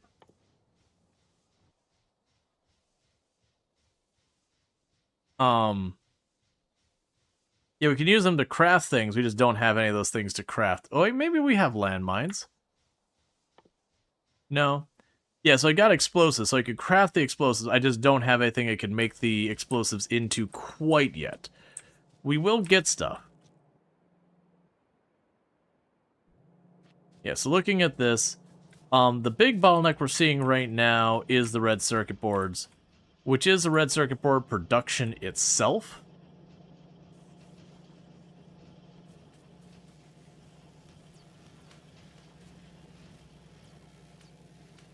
Which you could probably improve here.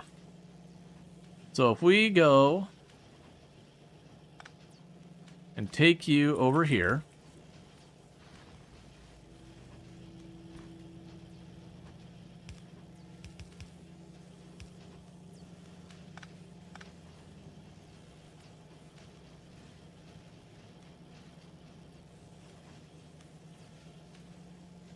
That's fine. Go. We can do it like that. So it's now passing the circuit boards through that way. So pull that up.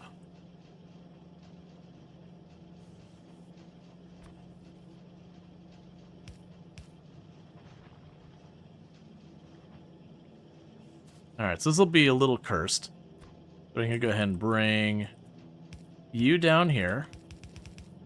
Over here. And back up. Put you there.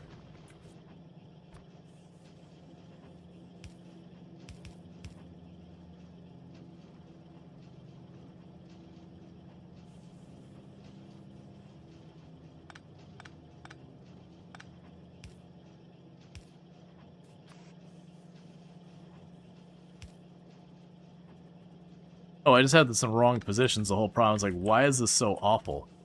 Right. So you put you there. Do this. Red circuit board. And grab you. Make it an underground to go across to grab it from here.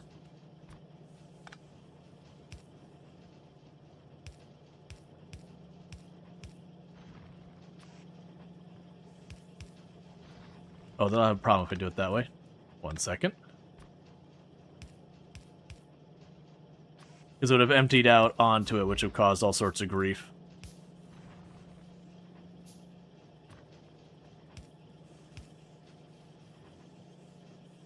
Okay. And that gives me another thing making red circuit boards, which is going to completely overwhelm probably our wire production. So let's go ahead and up our wire production.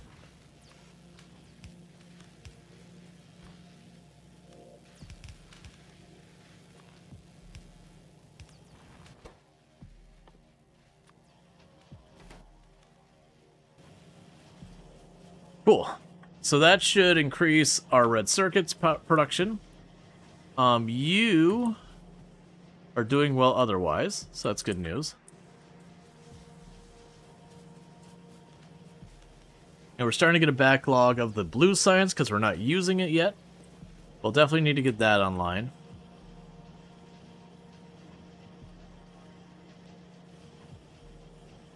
Just the speed it's grabbing that wire. Alright, that'll be good. So, we do have coming up the modules. When we look at the modules, we can go down here and just grab any of them. We look at that, that's plastic. Oh, so it's green and red circuit boards. Right, and that's when we start really grabbing the circuit boards very heavily that we have to turn around and either get, like, you know, whatever modules we're going to use. And there's, usually it's, like, what's actually the best can vary wildly. Those are moving slow. No, that's fine. Okay, I mean, I guess you're fine. It looked like that was moving slow from what I saw, and I was like, oh, okay. You know, I guess power is struggling, but it's not. We're barely running at the production. Okay, so you need more circuit boards.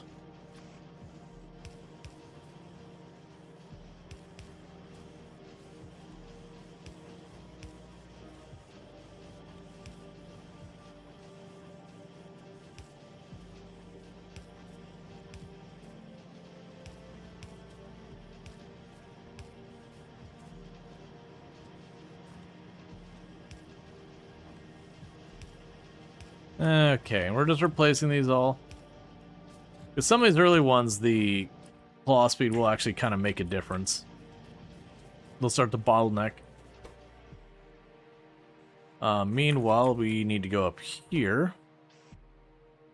You can have those, I don't have to think about it. So that should speed it up where we can hopefully keep all those running. And that'll help with our green science. But yeah, needless to say, we're going to be getting to the point of needing to get ourselves a dedicated science location. So I think part of that's going to be getting our railways starting to set up. Now for that, the railway itself, so that's iron rod, steel, and stone. So stone I've got over here. I've got iron here, and then steel's over there. Now, that does seem like the easiest thing would be getting the... Just getting the stone over here. Because, yeah, this is the iron right there. I could literally chuck it in this area. Because we'll definitely need a lot of railway track before we're done. I also vaguely remember somewhere around here I already had... yeah, there's the steel rods. We're not getting to those. Okay. So I think what happens here is you go right there. I get a bunch of the iron plates. That is not what I meant to make. It is what I made. And you work here on bringing those both up to here.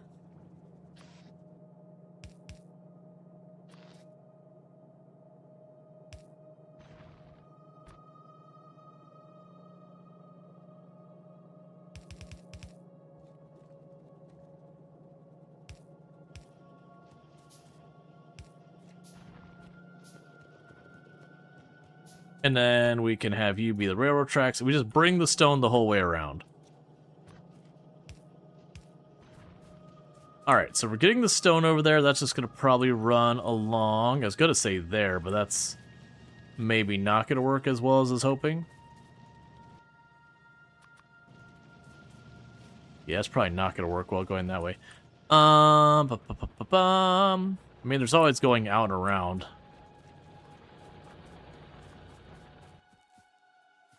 So you need more iron plate. That's easy.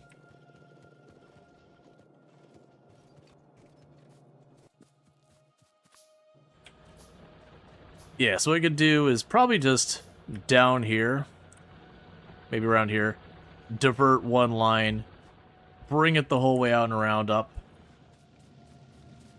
And that should work for our purposes.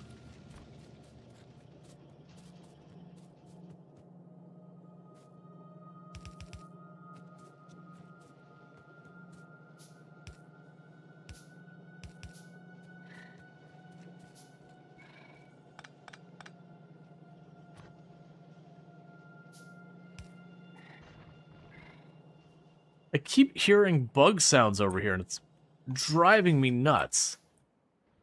Because I don't see the bugs.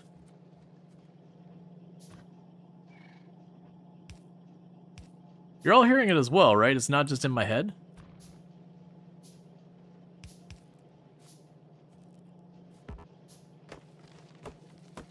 I mean, not hearing it now.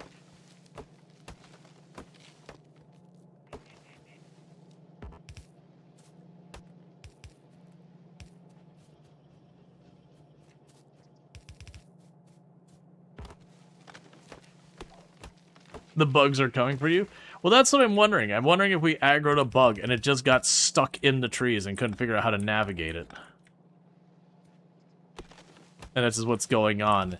Is there's just the one bug in the trees who's just stuck in there, cannot get through the density of the trees.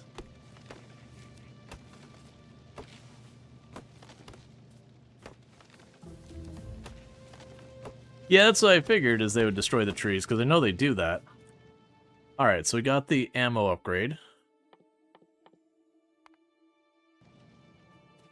can see it on the map? Right.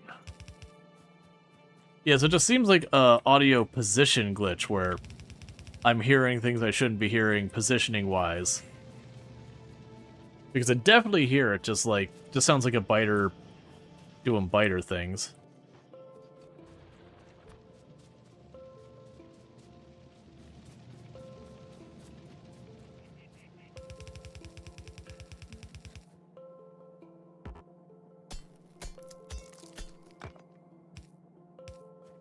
Probably just a wildlife type sound? Maybe.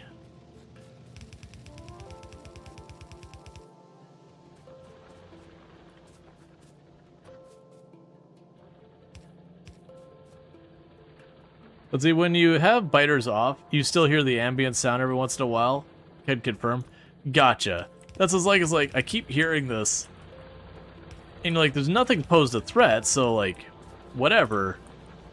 But also, you know, it's weird.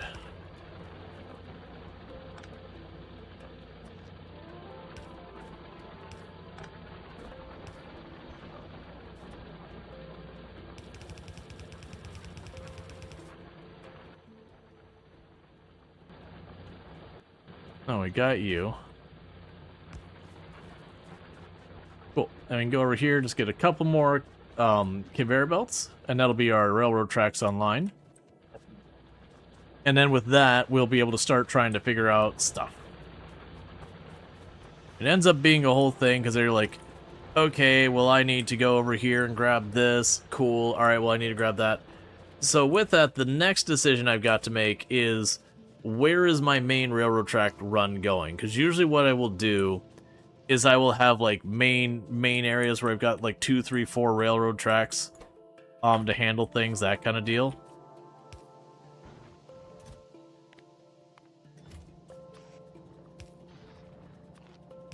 But I'll usually have like a main run north-south, main run east-west, and eventually end up having like alternate routes to loop around and yada yada as it all grows.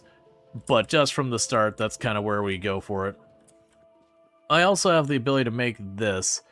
So, to make the reinforced concrete, requires all that. To make concrete, it's iron ore, stone, and water. Then to reinforce it, we have to add more water, iron, and steel.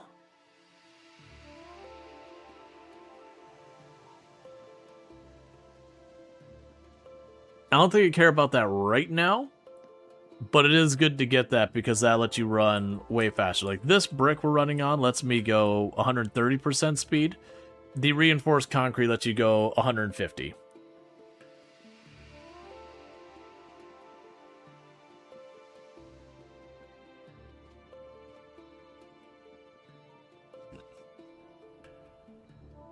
So far that's all doing fine. Eventually that'll start toning down and whatnot. We've got the batteries being researched to unlock the accumulators and then lasers. And the lasers give us the laser turrets and yada yada. We got modules coming and all that. So the next big things would be getting the low density structure. Right, and once we start getting the low density structure and all that, that's kind of the beginning of starting to move in the direction of rocketry. Like, we wouldn't have rocketry very soon. Yeah, so it'd be rocketry. So the prereqs for rocketry is the advanced oil, lubricant, motors. So basically drones. Rocket fuel, which once you have the advancing, you've got a little prereqs for rocket fuel. And then the advanced smelters and low density stuff. So honestly, we're not that far from rocketry as far as that goes. I got 1, 2, 3, 4, 5, 6, 7, 8, 9 research, of which 3 I can already do. And then we get the space platform. So want to get all that going, so that shouldn't be too bad. Which we're just going through the line of research, because a lot of times I'll end up rushing a lot of the science stuff and all that, and just neglecting the combat stuff. And, you know, ending up a little bit behind the biters, and then the fight with the biters ends up escalating dramatically. It's honestly been surprising we haven't had any real rough interactions with the biters. They've been kind of chill, mostly because I'm knocking them back. This is looking very encouraging over here. If this goes into a dead end here, that'd be really good. That gives me a choke point up there. We got a little bit of a choke point here between that spot and the mountain range there. This is all wide open. Yeah, there's a bunch of gaps here and there, but this is not really a defensible position. I do think once we start getting low on our iron ore, we got these 2 spots down here. We just go for that 9 million. That I want on the trains. I don't want to walk it. That we want to have a train stop. I think for the beginning for our train, I was like tempted to just like run it right along here. I don't think I put enough space on that. Check the cliffs of the defensive lines. There are, but there's a lot of gaps, is kind of my concern. So like, I could wall it off, but there's tons of gaps that they could hit us at. So like a good gap here for like a fight. But yeah, there's like a gap there, there's a gap there, there's a gaps here. This spot's wide open. There's gaps here. That spot wide open. So I don't really see... Like, don't get me wrong, it's better than nothing. I don't really see any, like, super good defensive positions. But that's fine. We'll probably do the same thing we always do. When we reach the point where we're starting to push out that far, we're going to start having kind of like the sentry gun line.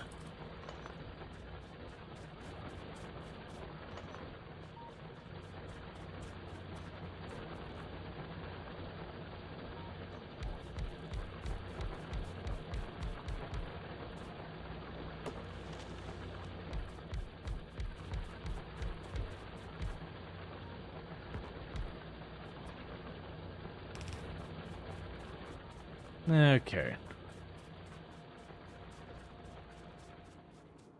But yeah, you start like getting that sentry gun line, and you just kind of move it forward as you need to like expand your territory and all that. So that way, wherever the biters go to attack, you can kind of hold up. So what is your hold up? What are you short on? Gears? I think it's another of those cases where I just need to go like this.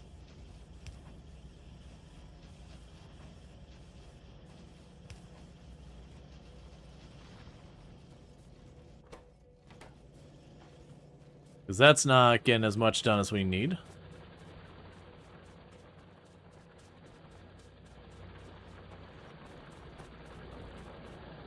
Alright.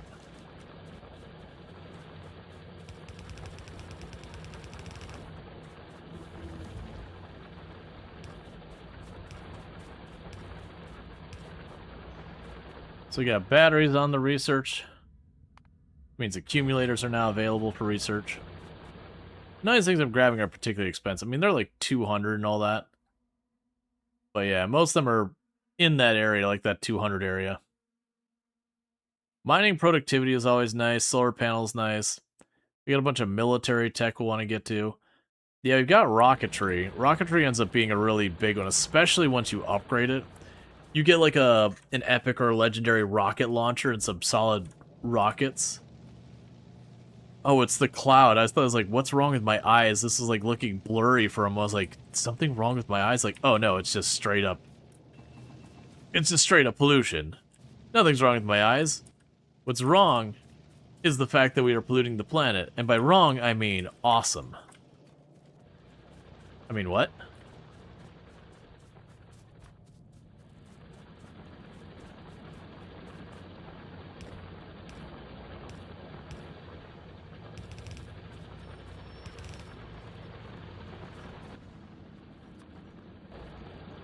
Okay, we don't need to do anything fancy with this. I'm just literally going to drop a splitter there, not balance all that. Yeah, well no, we're terraforming.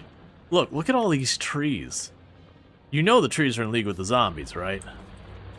We're just making this a safer place for humanity. 1, metric ton of CO2 released into the atmosphere at a time.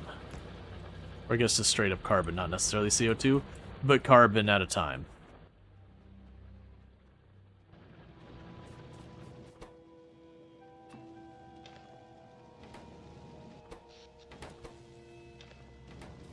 Okay. Just emptying some inventory, we've got all that. I'll probably want to go in here and eventually burn the wood. I remember doing that plenty in the past, that I would have somewhere like up here, I'd just have a box full of wood, and it would just kind of bleed the wood onto the conveyor belt where the coal goes for like the power feeding. So even though it's incredibly inefficient, it would just burn super fast. That's fine. Oh, you know what? You're not going to work very well like that, are you? Alright.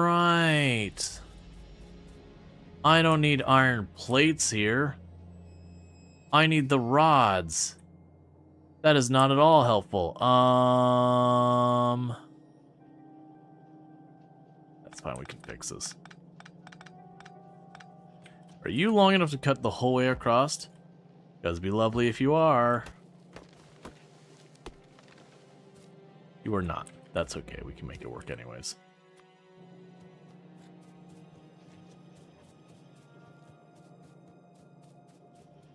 And go grab better conveyor belts over here.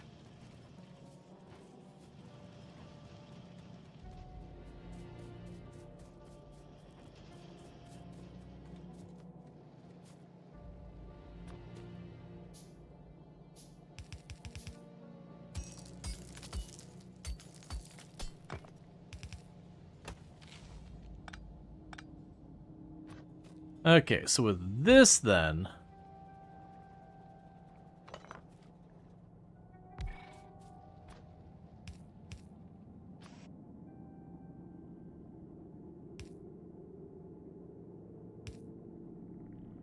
what's going to be my best way of doing this? That's fine. I can make this work. So what we'll do is I'll put you here.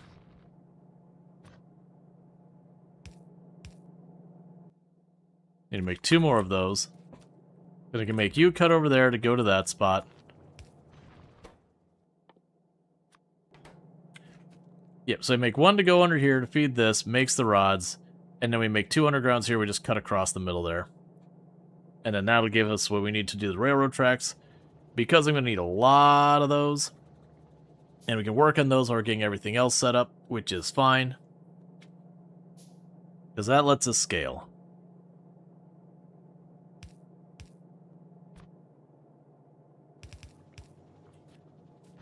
And that lets us get out of our starter base.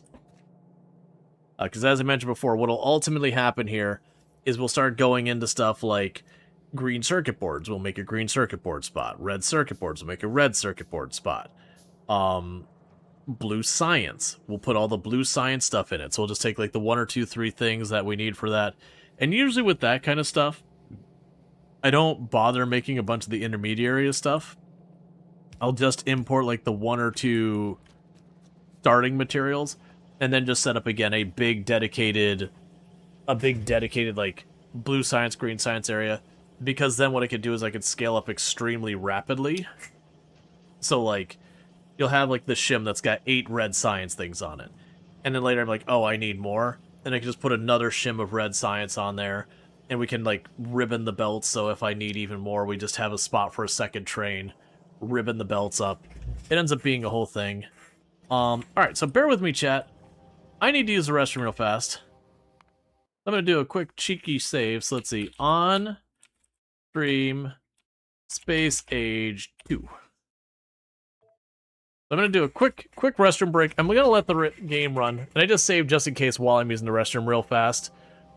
If we hear the biters start trashing everything, then that becomes a reload. So with all that said, I'll be back in just a minute. Thank you again so much for tuning in. I'll be back here in just a minute.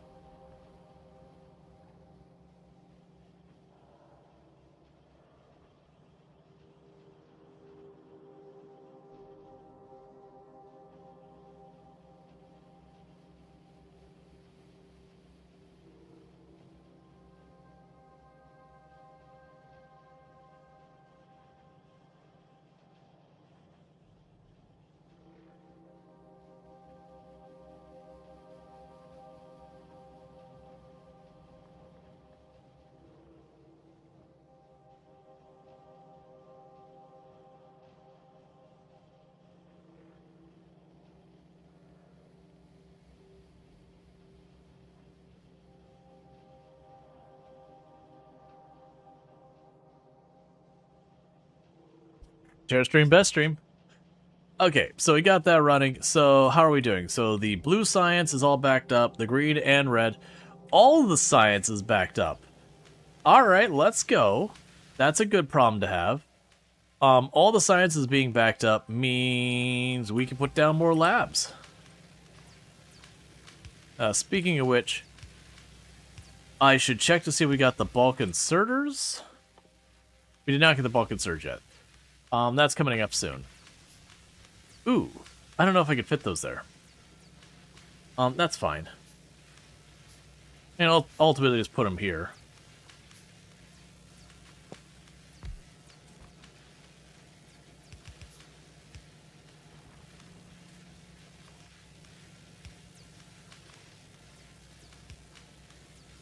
Okay. Because anytime those aren't all being used, like where we have a backup on the science, it means more.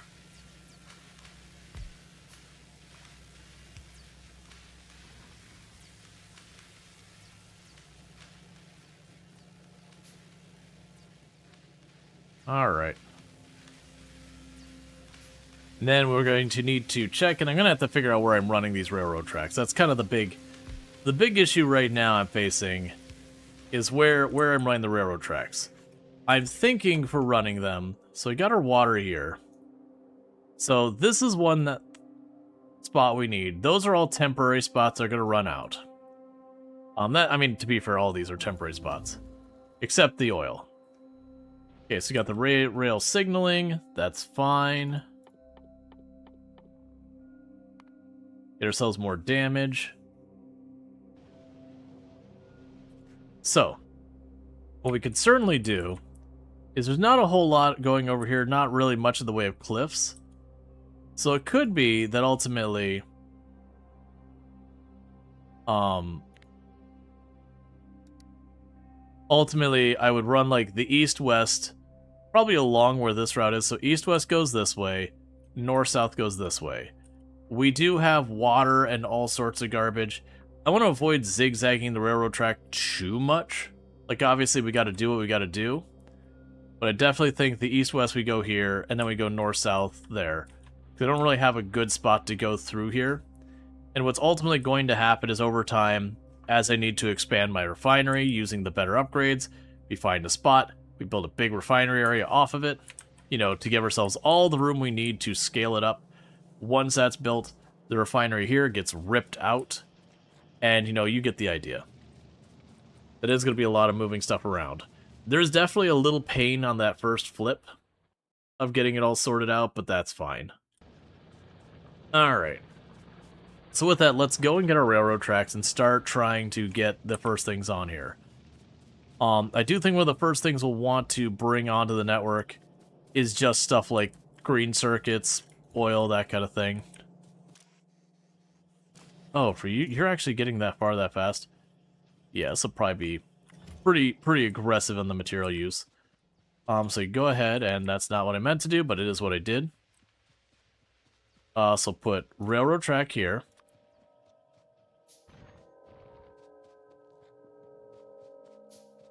I'll make each of the other things for the railroads. So it's a train stop. Signal 1.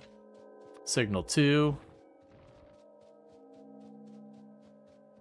Don't worry about the actual train part yet. Yeah, because this, we've got the pipe here. That's fine. Yeah, so you can go along the top here, I think would be good.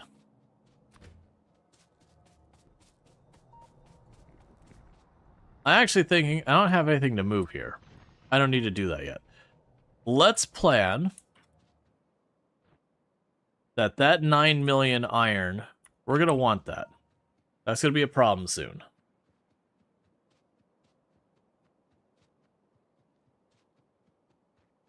So let's cover our current iron area with as many drills as we could possibly think of ourselves needing.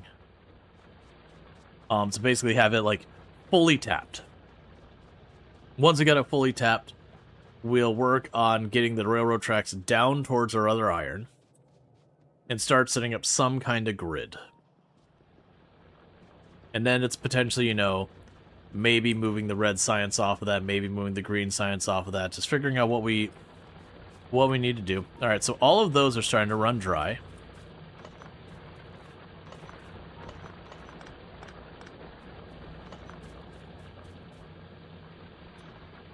mentioned it a couple of times. Not really worried about this working on any level of efficiency. If it's getting it out of here, that is good enough for me.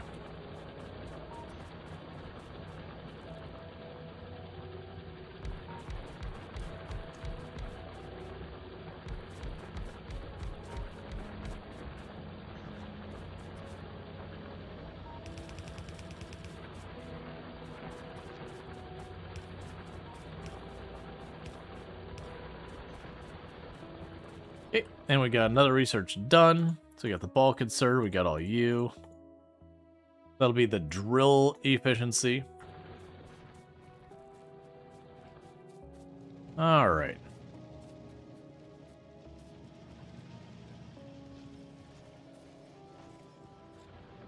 But yeah, because as we move the stuff out of our little starting base here, it'll also open up for the things we do want to keep here, like our upgrading conveyor belts, that I could just keep the conveyor belts there, use all the extra room so we can, you know, make them into blue and green conveyor belts as those become available. Start getting our splitters actually set up so I'm not pocket crafting them. Okay, so this is fully tapped. Alright. So if I want to go for this iron node down here, like I said, I probably want to go along this right side. I figure go around the right side at least far enough that we can get around that water. It's not that we can't shimmy it around. It's just the moment we start shimmying it, everything can get out of whack. But we will have to do that because of terrain. Alright, so let's go down over here to where we've got you set up. So good news is that's not really that far away. And I don't have the better... Yeah, I don't have the better, Okay, so you require that. I'll say I don't have the better refineries yet, the electric ones. Because once we get that, then that'll be another thing that I want to... Like, that'll be the point that we probably move our refining area into a larger dedicated space. How am I doing in ammo? I'm doing pretty good. Can we knock this nest down that's nearby before it's a problem? Decent number of spitters in this one.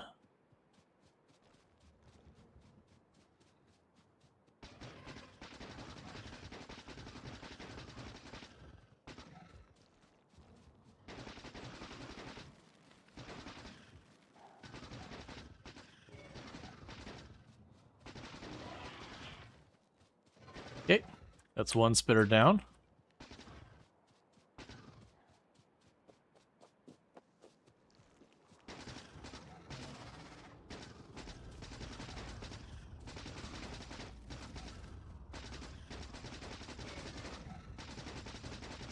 Okay. Just gonna knock out this nest real fast, because it's pretty close to where we're going to want to do our next iron mine. And it is worth being aggressive on being like, okay, you know, yeah, my iron's not low, but I am starting to see where it's going to start running low. It is a good time to do that then, because if you wait until you're actually low, you can start running into problems where you need, like, ammo to fight the bugs, but your iron's out, so ammo's being kind of a problem, and your production starts going offline because, you know, your iron didn't run out all at once, but the rate you're pulling it out of the mine is less as you have less coverage with your drills and all that.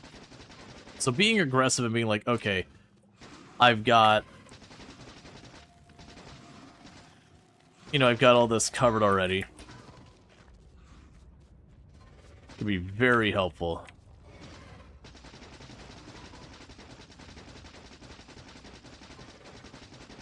Alright, so we got 3 left.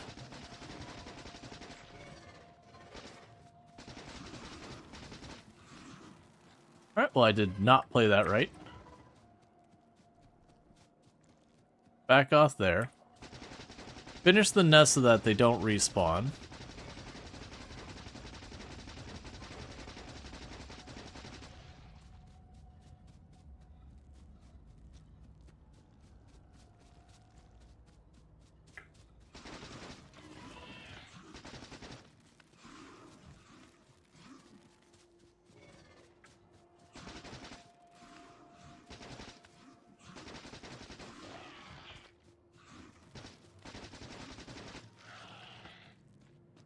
Okay, nest destroyed. Yeah, we see another one over there. I think we're good on that one. Yeah, it should give us plenty of room to work around this iron. We got the modular stuff unlocked. So we have the efficiency module. It has the benefit of it makes things cost less, which is just broadly just kind of good. You got the production, which is always one of my favorites, because the production module means you just occasionally get extra stuff. So it's ever so slightly slower, but you get a little bit extra. Then you got the speed module, which just goes faster, but it does reduce quality. And I've always found the production module is the one I like the most. There's definitely cases you should have one over the other. Oh, should I make bad choices? Let's make bad choices. I like bad choices.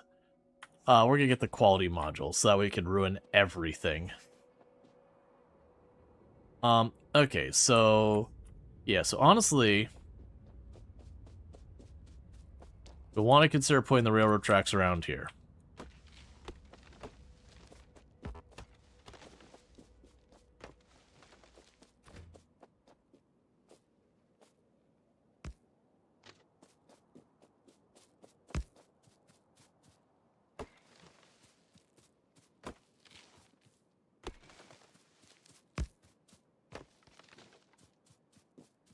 Okay.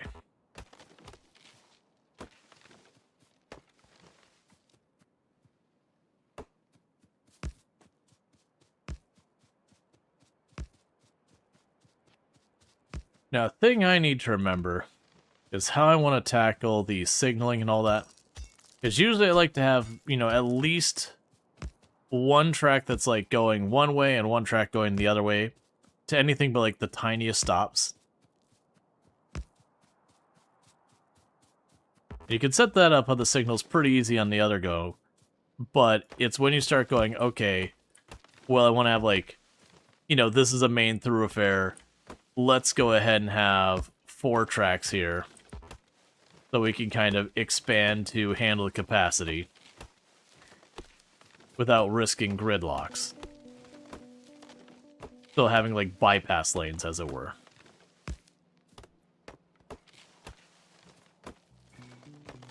Let me guess, I'm slightly off. I'm going to hit the water.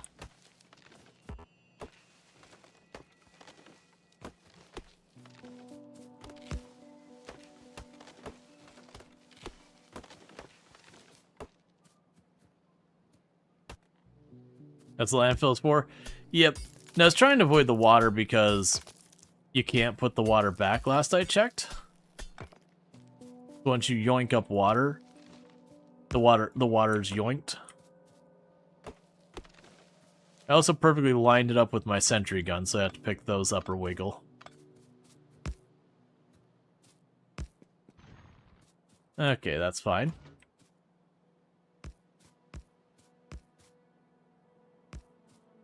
You can remove it in 2.0? Yeah, no, I know you can remove it from where you did landfill previously, but I'm thinking more like, if I needed water in this area and I filled this lake in, and I built on top of it, I can't make a lake over there. Like, I can return the lake, I can bring it back, but, you know, I can't make water where there never was water.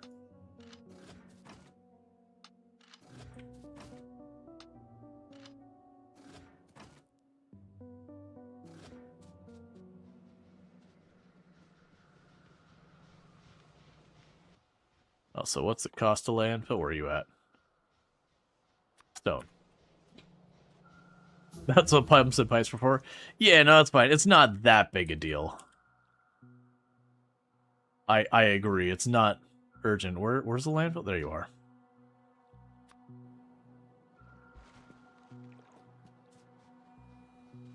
Okay. I also put that there, and I know I'm going to immediately need to put another lane there. It's fine. So I'll need to go and grab a bunch of things.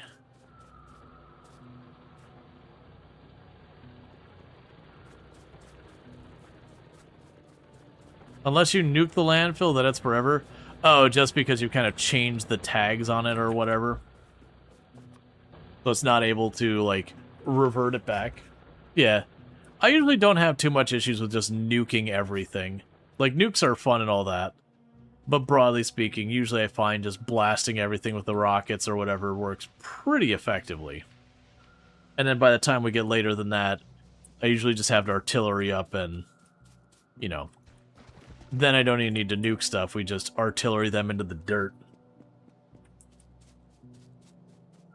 Alright, so we're definitely going to need to make landfill. Let's go down here to where I've got some of the stone coming in and set up a place to produce landfill.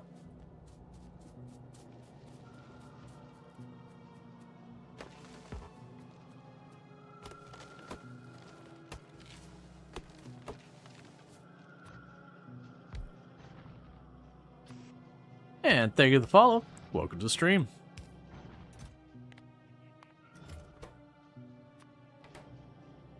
And we can go down here, and there's your power there. You start making landfill. We can start dropping materials off in some of these places. Here's your iron. Let's go ahead and...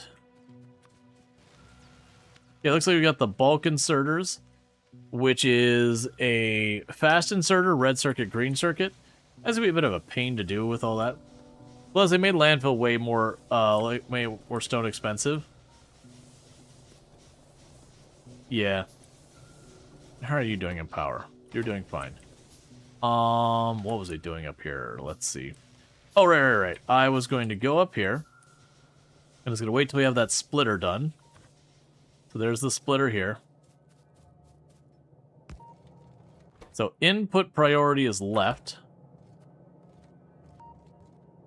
I'm going to put one spot here. I'm going to put a box here. Put you there. Put you here.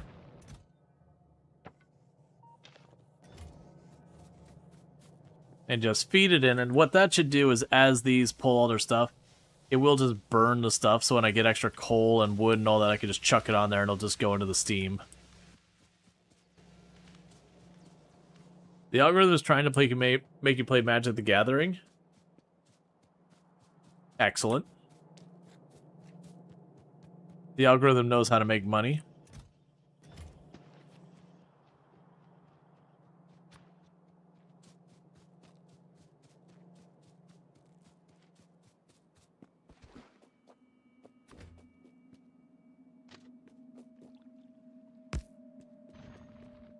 Alright, so we've got that track. And like I said, I want to have 2 tracks. That way you have like a southbound and a northbound track. It just makes it so trains can do a lot more. I'm not in any urgency to get the iron hooked up. We are slowly depleting this one, but half those drills aren't currently running. It's not really that big of an issue.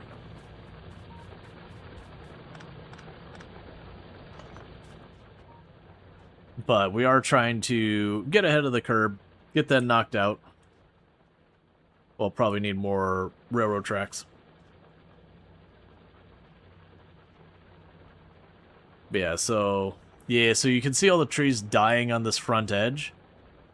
This will gradually make this area sicker and more awful. The water will start going from blue to green and all that as we just get the pollution to be worse and worse in the area. As was intended. Those are all full, even...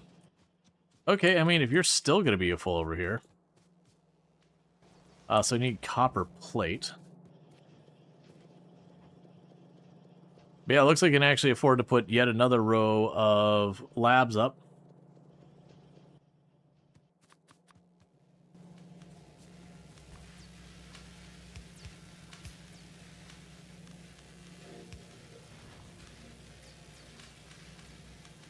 And then after that, like, room will start getting a little rough.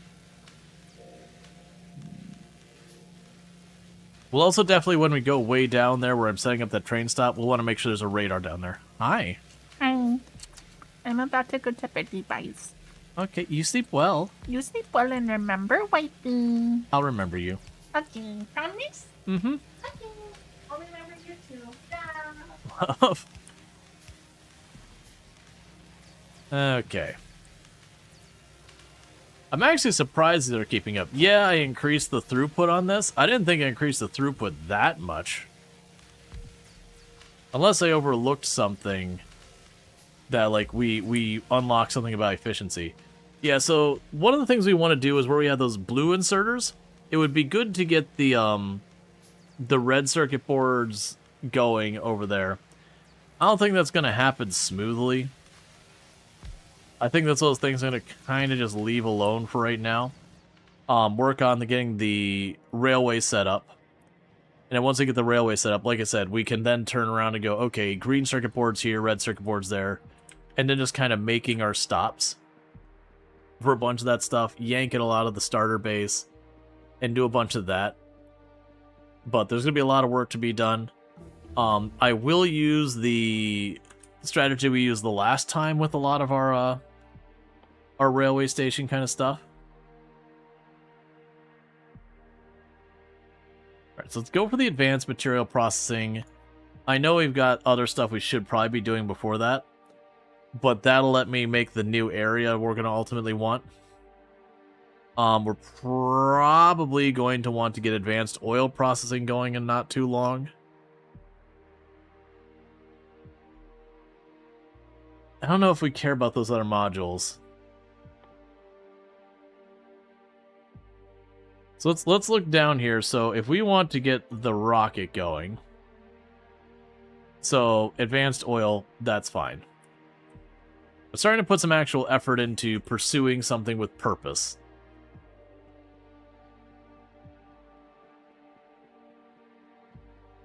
Because we are just unlocking the tech kind of in order, which is fine. But it's not getting a lot done. You don't need to do too much fancy here.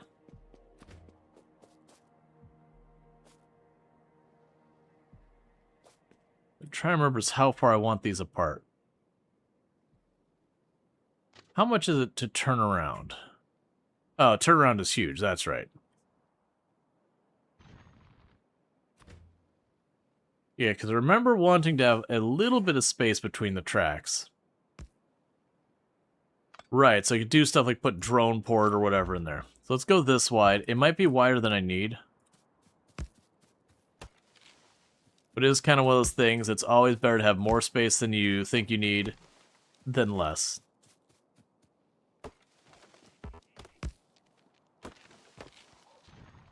Four tiles for a drone port. 1, 2, 3, 4.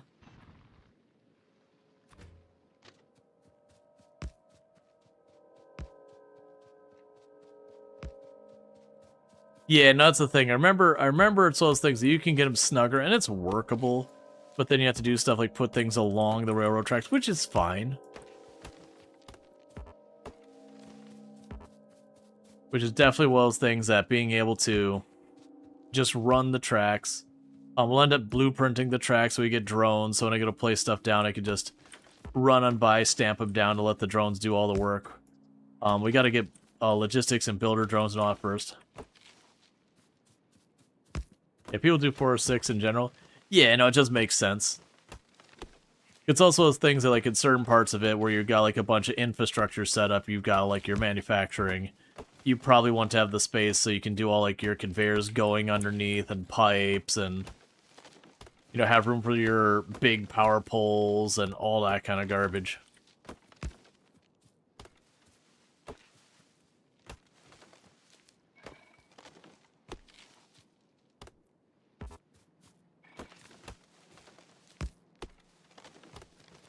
All right.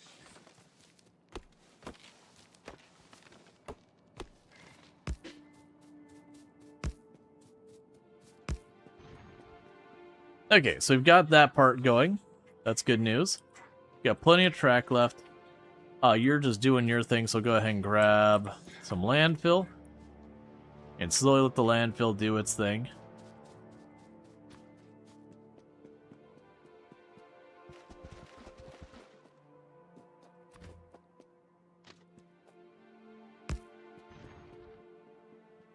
But the plan right now is get this all hooked up for the drills. Probably somewhere over here on the right, I'll make like my proper refinery area once we unlock the advanced materials processing. I'll probably put somewhere over there. We'll get a really big refinery set up for the iron. You know, start getting it to where we can have the railway bring that in. So that way I can bring the ore directly from the mining area to there to process large volumes of plates. We'll probably want to repeat that with the copper. We'll kind of do it as needed stuff. Like once I need some to scale.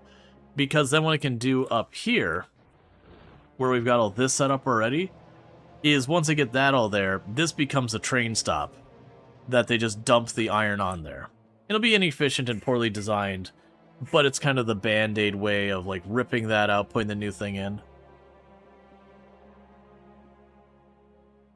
Now with this,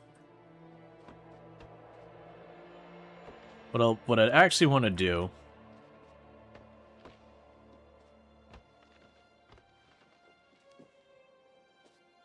is we'll have the railroad tracks just go by for right now. Doesn't matter where they go really from here. Looks like they're going to run into a dead end there because of the cliffs. I won't be able to remove the cliffs for a while, but that's okay.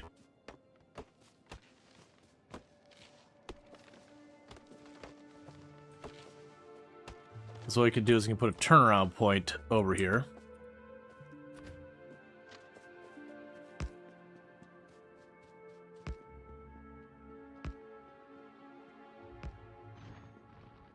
Yep, so for right now we won't worry about taking that farther.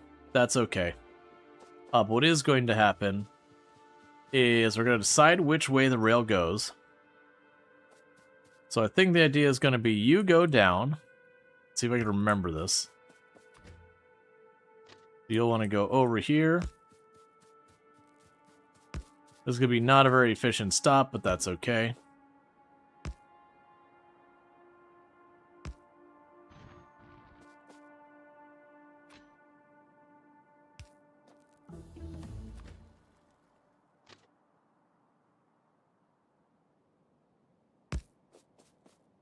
One too far.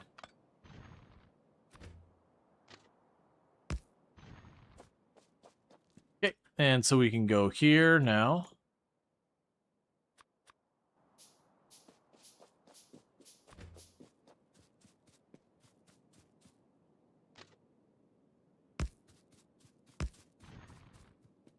Alright, so what happens here is I believe I put this signal... Yes, I put that signal there. Just like a bypass. You've got the light that tells you to not go out here until it's done.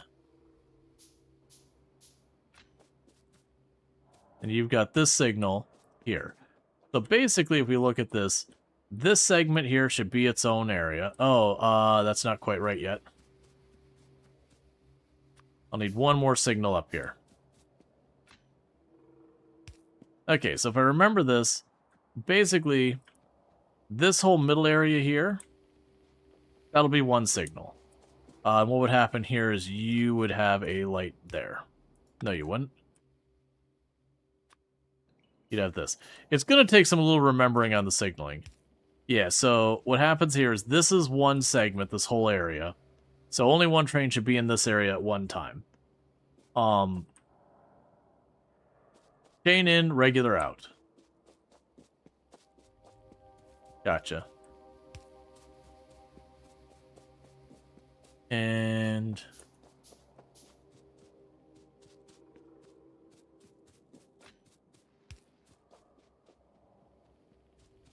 I vaguely remember wanting to put those there.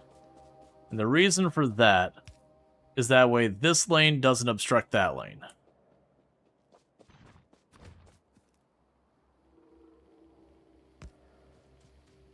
And then we have a railway station here.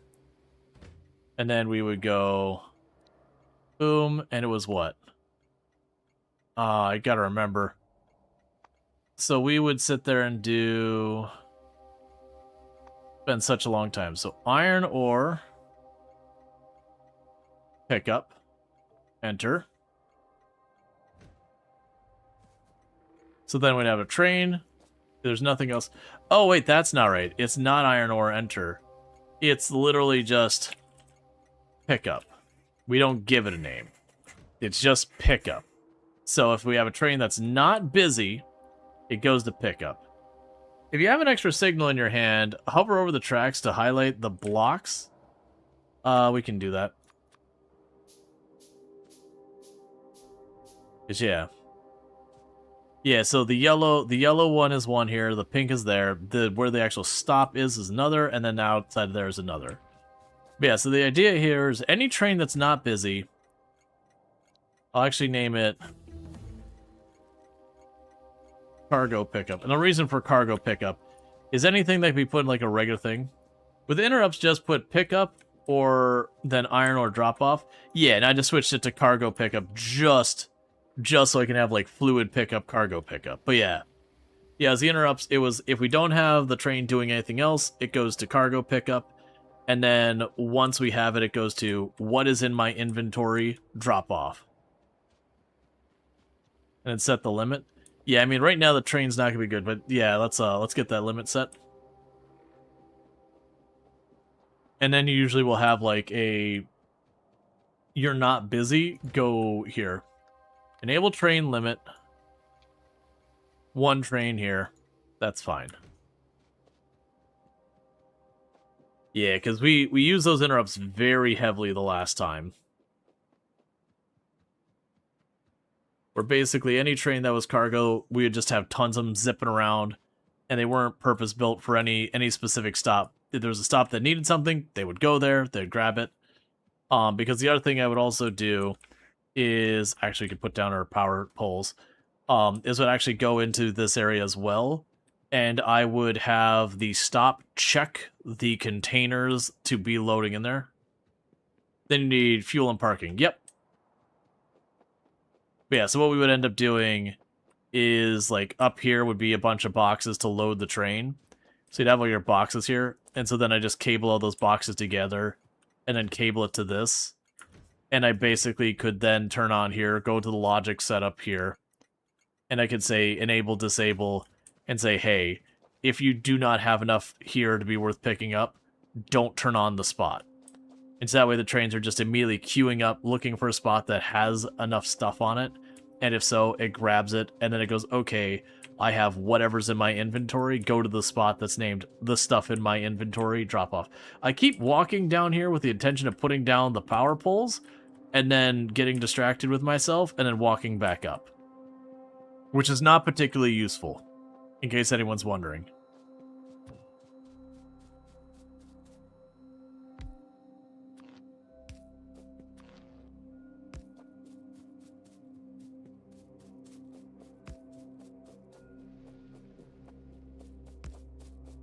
Okay.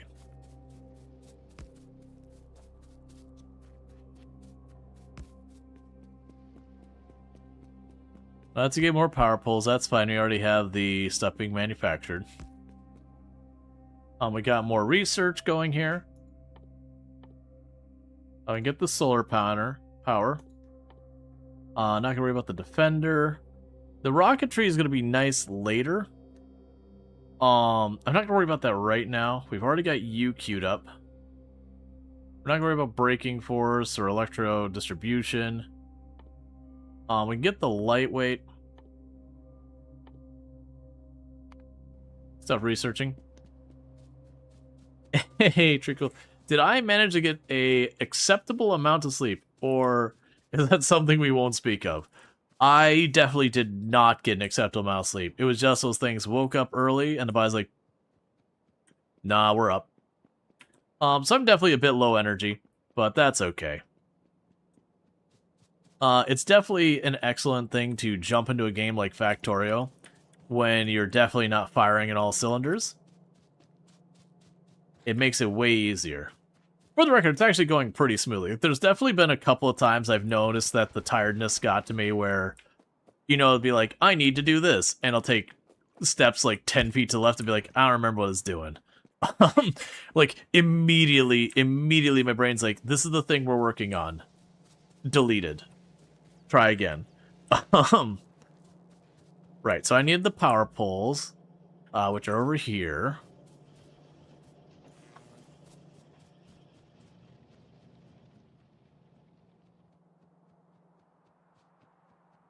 You did enjoy a few rounds of Arc Raiders you did yesterday with Sim and Drongo? Yeah, no, it was fun.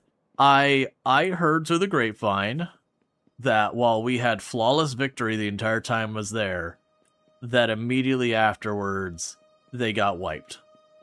And I'm not saying that I was carrying as the new player, but you know, there are observations. I obviously don't believe I was actually carrying, for the record. All I know is of the rounds I've played, I've only been unable to extract twice. Yes, they're good luck charm. I wasn't carrying them as the good luck charm. But thus far, I've only failed to extract twice, and I've got something like 13, 14 rounds now.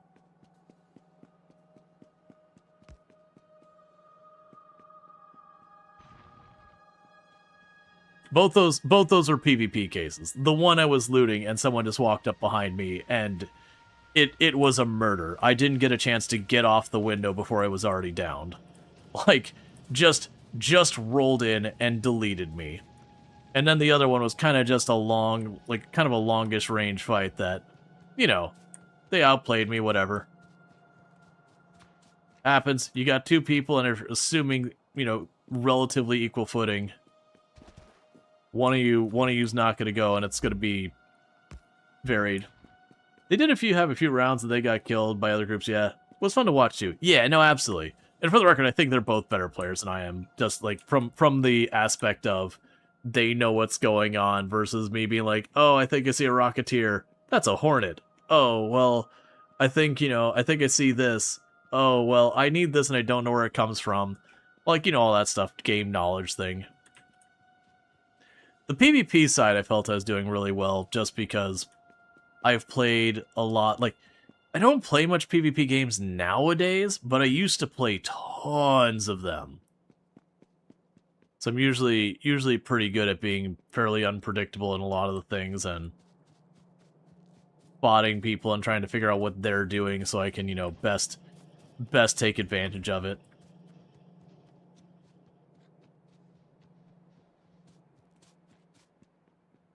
Did like lots of Heroes of New Earth back in the day. Lots of, you know, PvP and Ultima Online and EVE Online, which is a very different animal. Escape from Tarkov I played a pretty good amount of till the cheating got real bad. Actually, I mean, to be fair, Escape from Tarkov is more I burned out on doing the same quests every reset. It was PUBG that the cheating was the thing that kind of drove me out of there. Where you'd boot into a lobby, everything seemed fine, maybe 5 minutes would so go by, and then you'd look in the top left, you'd see such and such headshot, such and such headshot, such and such, and you just see that like continuing to go down the whole screen and see this one person in the distance zip across faster than a car, and you're like, okay. This isn't, that was suspicious that person got the headshot, we were pretty close and it got the surprise on him, that's a little sus. It's like, okay, this is flagrant over the top that this one person has cleared over half the lobby exclusively headshots. I'm pretty confident that there's some shenanigans afoot. But it got to the point that like at its worst with PUBG, it was kind of like you would say play 4 rounds for the night. And you get one round that didn't have someone like very overtly cheating, you know, the person god moding where people are just opening up on them and they're just headshotting people one by one, or speed hackers where again they're running faster than cars and all that. It got real bad for a while there. And I was like, you know what? I'm just not having fun. I'm just gonna do something else. Heroes of New Earth, I played lots of Heroes of New Earth for a while. That's a very Dota-esque game. Okay, so we got all that set up. Reminding productivity is researching. We're starting to get the low-density stuff. That's going to be another one towards the rocketry. We'll need the lubricant.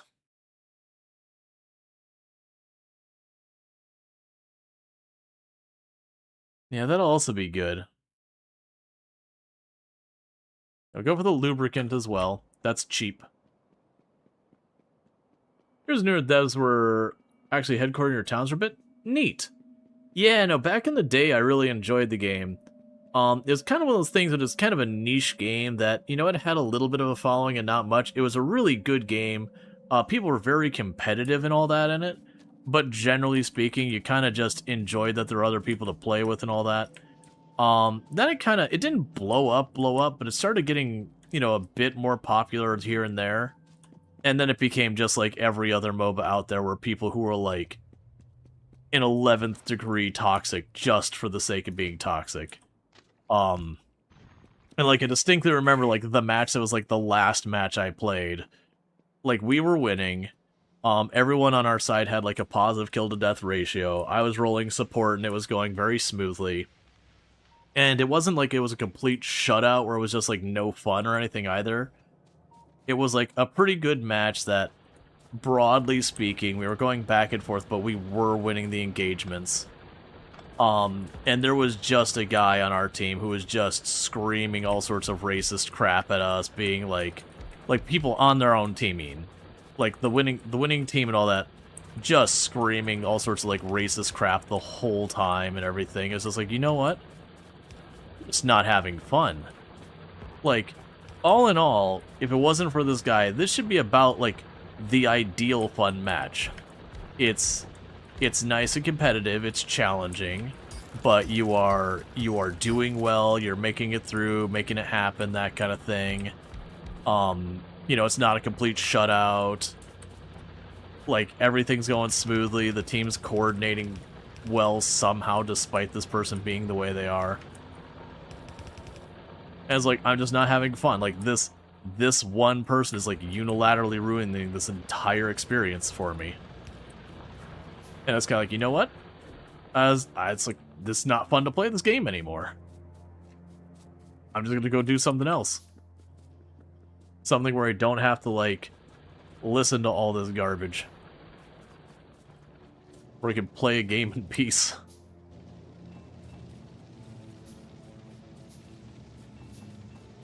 The reasons why when it comes up, I'm like, moderation is a feature. And it's an important one. I don't know if they ever got better about that. Because, like, at the time, they really weren't doing much one way or the other about moderation. You were just expected to mute people yourself, and it's like, okay, but that still ruins the game, because now no one's coordinating, you lose. Because no one's coordinating, because everyone's muting each other. Hear me out, a better solution? When people go on racist tirades, they stop being able to play your game anymore.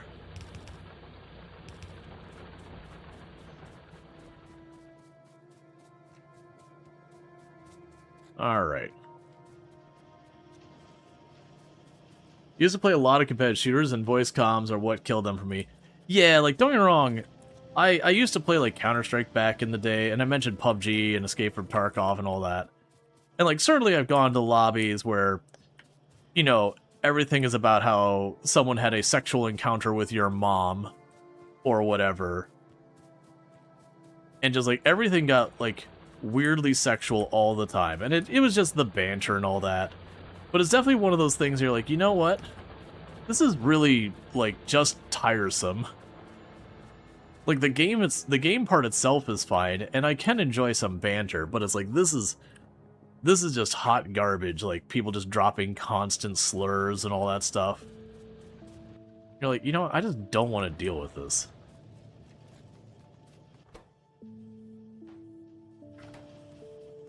Like, people being like, get wrecked and all that, it's like, alright. You know, call me a noob, get wrecked, I can get behind that. I can get behind some banter. Like, when it's stuff, they'd be like, come on, man. You can just suck the fun out of it.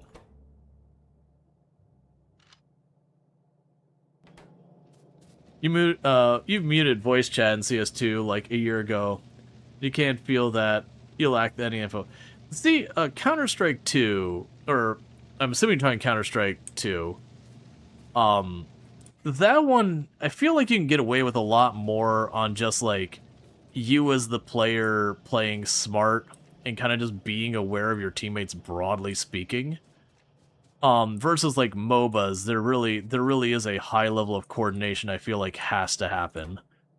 Like, you have to communicate, hey, I'm gonna be in, like, let's initiate on this one, or hey, like, I'm backing out, like, I got too much money to take the loss. Let me shop real quick, drop this 3,000 real quick to get that item I need.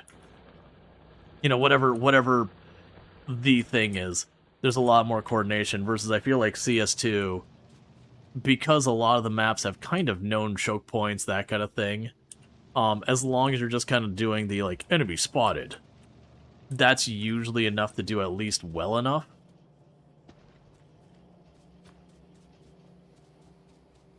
And you genuinely can carry by just outplaying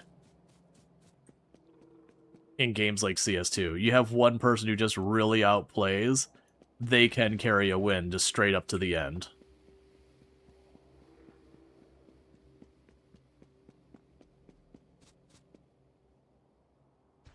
Versus, broadly speaking, in like your MOBAs and all that, you know, the moment your abilities go on cooldown and the enemy team's still running around, you're just like, well,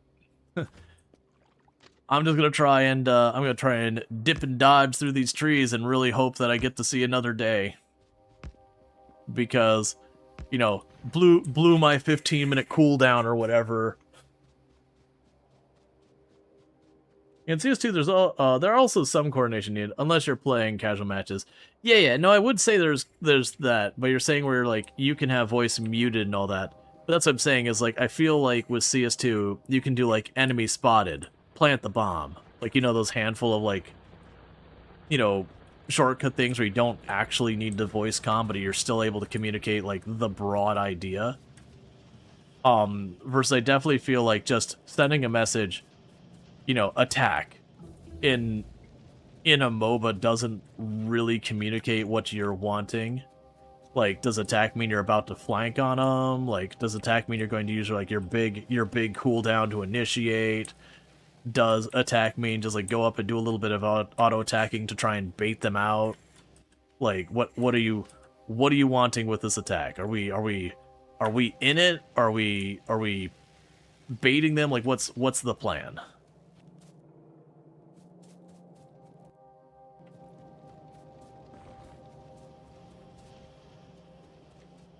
Because like how you approach the fight is going to be very different if you're planning to like fully commit to the fight, you know, and just blow everything you got to try and score some kills to get you a stronger lead on the other team. Attack means a little dance. I mean, depending on your character, some characters' special moves are a little dance. That's fine. Because I used to play a lot of CS2 back in the day with my with a bunch of my buddies I went to high school with and all that.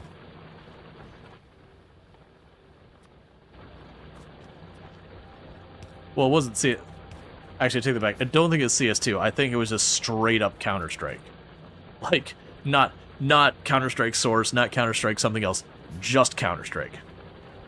It's become more time limited in CS2. Like, you can throw a grenade in a pixel in order to capture a spot. It requires some communication. But yeah, no, I'm not trying to like poo-poo on all that. You're just talking about that without voice comms you're able to make it work. And I think my comment is more the like how specific you have to get is different between the games. That you do need to communicate a little bit more about like in the moment specifically what's happening, more than you can get away with via text or whatever. Because especially since like you look at how they like rate MOBA players, and it's like actions per second or action per minute or whatever, and all that silly nonsense. Like it's just the pacing on it. Versus I'd argue there's definitely more tactics in regards to like positioning. Well, I mean, I wouldn't say that's necessarily true with CSGO or CS2 or whatever. But like there are tactics, there is coordination and all that. But it's a little bit easier to be intuitive about what someone's doing because like your objective is to like plant the bomb. and you're going to have bomb site A, B, maybe C, depending on the map. And you might not be able to coordinate like how many people are going here and there without fully typing it out. But broadly speaking, the idea we're going A, and all that can be commute thing. Now it's become more about the timing, and timing is everything. Yeah, so it's you already kind of know it's like, okay, we're going for a cool hold, attack, like that kind of thing.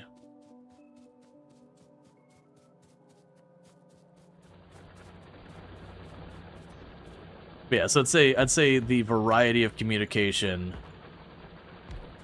is a bit narrower, making it more amenable to not having voice chat, but still is important, if that makes sense.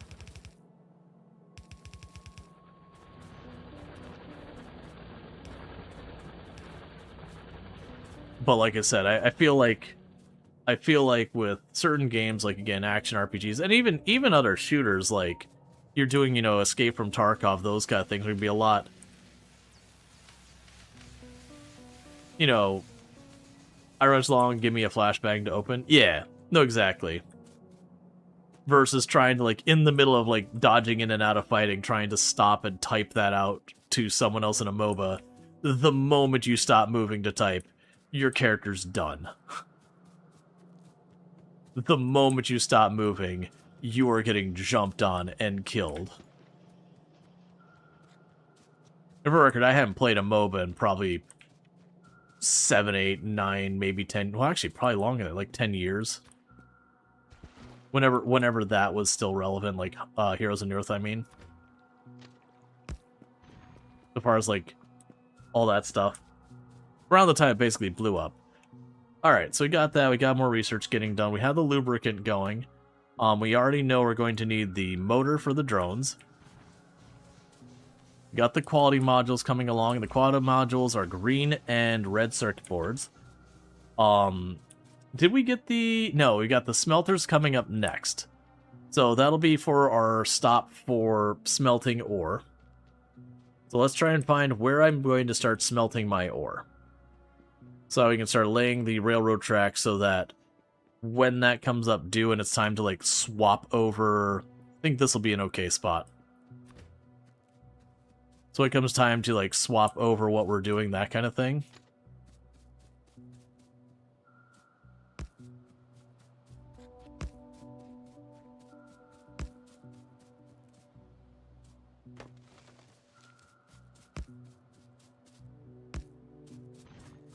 Okay, so I've got that way there.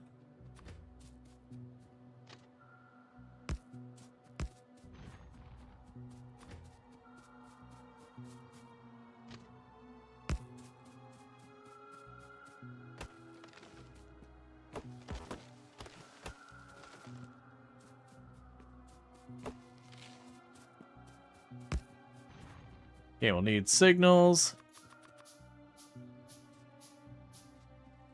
And I'll need a train stop.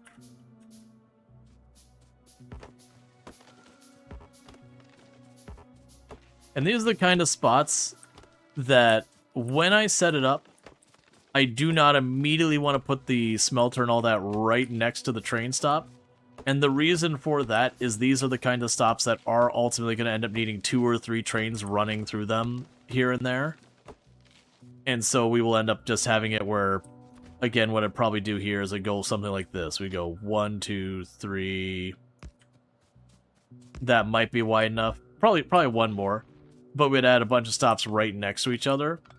So that way, for that resource, we could, have 2, 3, 4, however many trains I need. We could expand it. In worst case, you just start knocking off smelters and putting them on the other side. Alright, so with that, chain signals in. Regular signals out. Chain signal divide here. And there.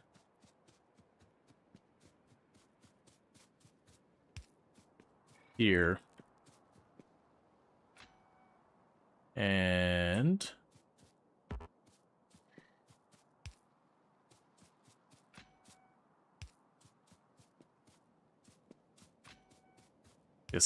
Some of this I'm sure I'm going to have wrong and need to adjust. Yeah, what do you like about casual games? You can join and leave at any time, no rank. Oh yeah, no, absolutely. Like I did really well when I was doing ranked stuff when I used to play like Heroes of New Earth and all that. But it's definitely one of those things that low-key I actually really enjoyed the not ranked stuff a lot more because people would get so sweaty and so angry about everything and whatever. So if you had if you had a round that maybe didn't go as smoothly, you didn't have someone just cussing you out the whole time because you hurt their MMR or whatever garbage, you're like, dude, I don't care. It doesn't matter. There's no cash prize here. You're not getting anything really special from it. It doesn't mean anything.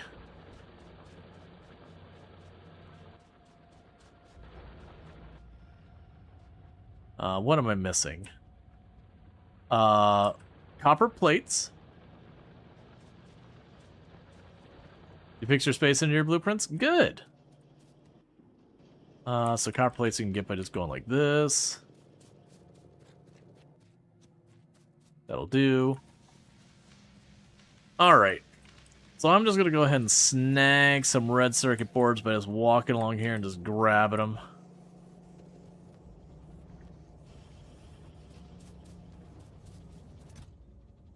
Grab a stack of plastic. Now, one of the big catches is you can't just, at least not from my memory, I can't just set up a blueprint to be like, hey, grab whatever. If it's quality, great. If it's not quality, that's fine too. I think you actually have to go in and be like, hey, you're going to accept the green quality ones. And then I got to make sure to divert those.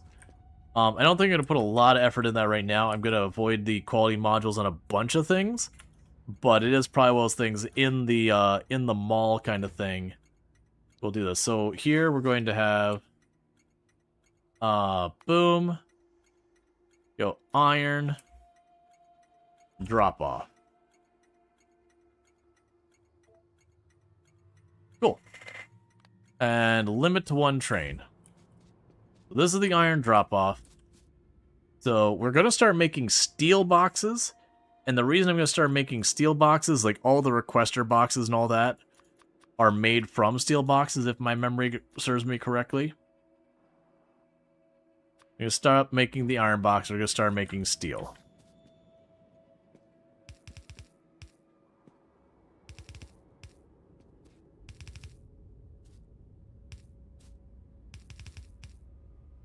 And I also forgot I do need at least 2 stops because we got an input and output. So that's 4. Make it 1 more. Never bad to have just a little extra space, just in case.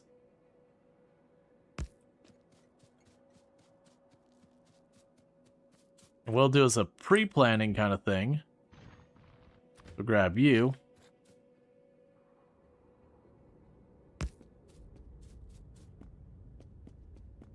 One too far. And right now, this won't have a stop at. This will just be like a bypass lane.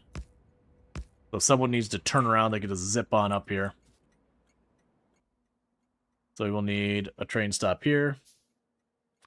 Get a couple more signals.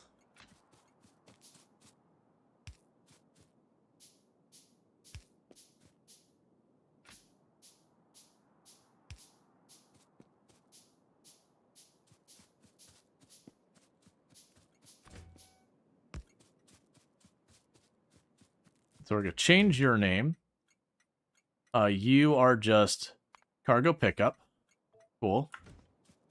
And change your name. And you are ore drop off.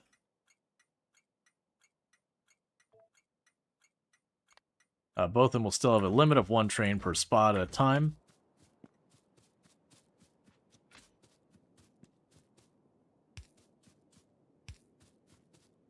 We segment each of the stops so 1 train can sit there.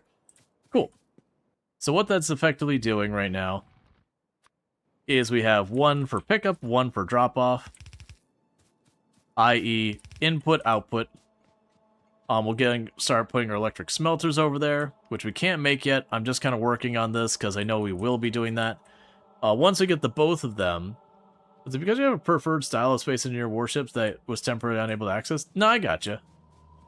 You don't have the clue why it borked. Yeah, no, I know you like doing your modding and getting all that stuff all set up and whatnot.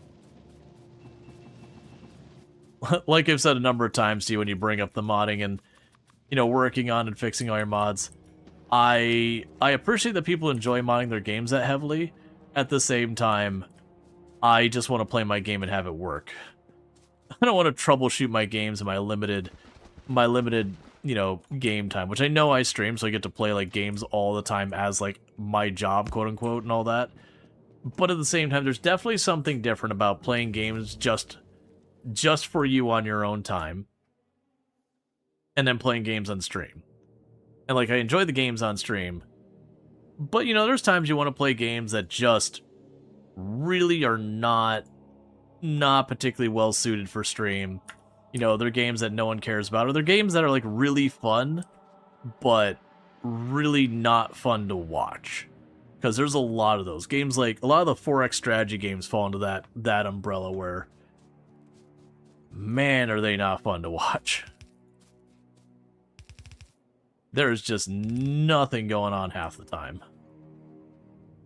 Like, I mean, there is, but you're kind of going through your turns, watching your strategy unfold, that kind of thing. But from the viewer perspective, it's like, I see a lot of data. What is it doing, though? It's a lot of data.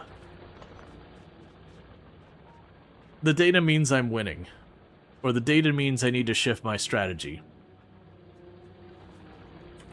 But, like, you know, you get your strategy in place and you're kind of making sure everything goes and adjusting and tweaking. Some of it's just like, okay, let me move my units over here to kind of block this system so they don't try and pressure me on that other spot. Why can't I make the box? I just didn't queue them up. That's fine. So we're going to need a bunch of you. A bunch of you. So once this one's done, we'll be able to start getting our bigger smelter set up over here. I shouldn't say our bigger. Our better smelter set up over here for the iron. And the reason I have these types of intersections is it basically means any train leaving can go up or down as needed. Right now it's going to be strictly down for there and up for here. But we are going to need to get more stuff brought on. That'll be the whole thing. Okay, so then you should be the outbound lane. Cargo pickup.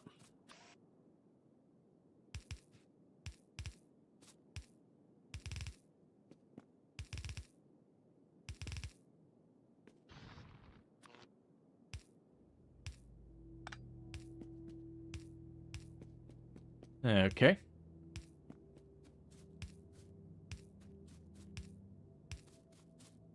So those all put the items on the train. And you take them off the train.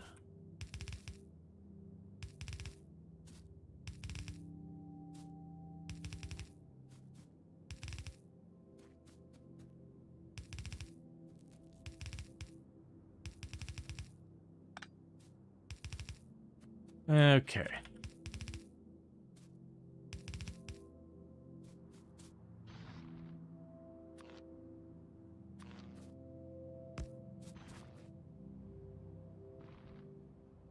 Oh, right. I never finished hooking up the power poles.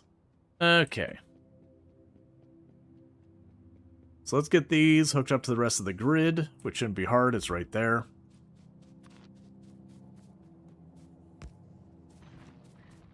Alright, so we got that all set up. What are we short on?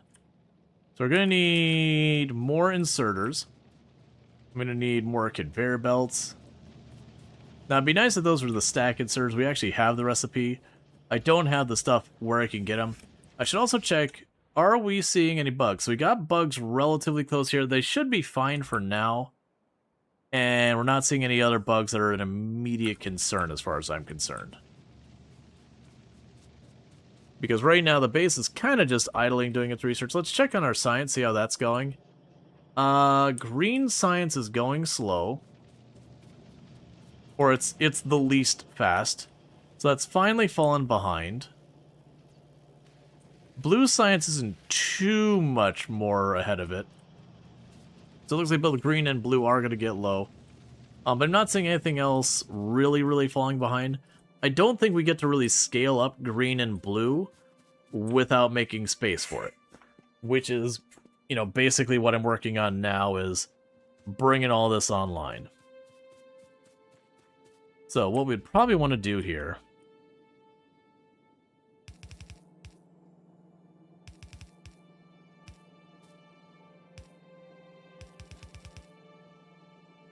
Could have a splitter there. I didn't really space this. How much Factorio played in the past? Ridiculous. Does the Opera ad count for Linux users too? You should give it a try. I would imagine it does. I don't know Opera's support for Linux one way or the other. And I do apologize if I haven't seen that for a long time. My apologies. Like, we're very active over on the Twitch side, but it's kind of easy to miss things on the YouTube side because it can be very quiet there for a long time. The YouTube kind of live streaming experience is pretty okay. Not great, just kind of okay. The stuff does unfortunately get overlooked, and I apologize for that. Usually try and stay on it. Today I'm pretty tired, which is not helping the cause at all. So if I move you on the inside, that'll give me more room to work.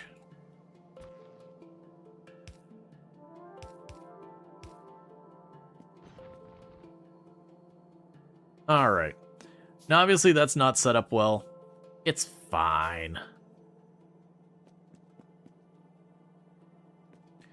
So what I could do here is, if I can remember how to do this, make copper wire, make green wire, make red wire.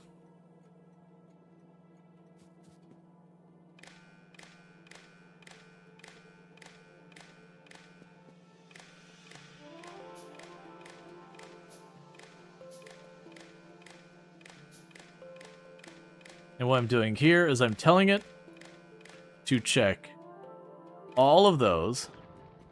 So if we look here, we got a signal. We see enable, disable. If iron plates, and if it's less than, oh, what would it be? I don't know what's an appropriate amount. Let's say 10,000. So it's less than 10,000, greater than 10,000. Yeah, so because it has no iron plates in here, turn the stop off. There's just nothing here to pick up. What we'll do is we'll figure out how much that thing can carry and go from there. This is not going to work great here. I needed to make this one more space in size. This will be kind of our hacky, it's okay, just make it work kind of situation. But definitely not the right way of doing it. Not unless I could do something like this. No, it's slightly too short. If I could make it just a little bit longer, that would have worked.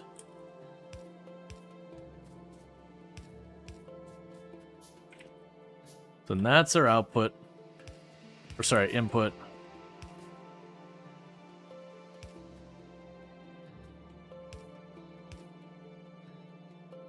And then this, we would go here. Splitter there. We have a splitter here that would go like this and this.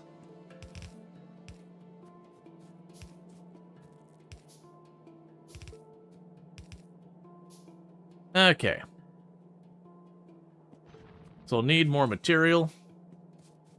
And we're getting pretty close to getting our advanced materials processing, which is our big smelters, the electric ones going. And that's kind of what we're aiming for, is getting the electric smelters online. Once I get that online, we'll be in pretty good shape. The things we're going to be missing is I am not going to have a place to refuel our vehicles yet, or for them to park. Since it is only one stop, I could just change the logic to, you know, go to pickup, wait till full, go to drop off, wait till empty, go to pickup, wait till full, go to drop off. And one of the beauties of how we're going to set this up is we're going to have all the trains that are cargo style have the same instructions. And it's once we get that third stop that needs cargo involved, that's when things will start to shine, where I'm going to have a parking spot for them all. And all it'll be is, like, parking will be just a handful of spots, all named parking. We'll have a couple of spots called fuel, and then the fuel will just have coal or wood or whatever. Whatever's convenient. I'm thinking to put, like, the parking and the fuel both mutually up here is what I'm currently envisioning, is just going over here, having a spot over there that we can set up a grid and all that with a bunch of spots. And that'll be good. And then, as I mentioned a couple of times, it's going to be a thing that will just get this added. And one of the reasons I'm putting all this, because even though, like, you're noticing we're not making a huge amount of progress in getting more different materials made right now, I still see it as worth doing. And a big reason kind of why I see that is just with what we're working on in the moment, is the fact that once I've got this set up for the logistics, anytime I need something new, I just slap out another spot someplace else, get it all hooked up, and it just works. I've been using that train system since I saw it in your last playthrough. You can't imagine doing trains any other way now. It's so great. Yeah, I mean, the way you'd do it before is you'd have, like, iron pickup, iron drop-off, and you just turn on and off the stops as you get there. And it works decent when you do it that way. Not great. There's a lot of things that can go wrong when you do it where it's just, you've got, you know, name, pickup, drop-off kind of thing. Because I used to do kind of the same idea, just not with the way we were doing it the last time. I had a different way of doing it. I don't remember the specifics on it, but it was like the pickup, drop-off kind of thing. And as a matter of enabling... Oh, no, it was, right, I'd have iron drop-off, iron pickup, like the names and all that. And it wouldn't be, like, the general purpose vehicles.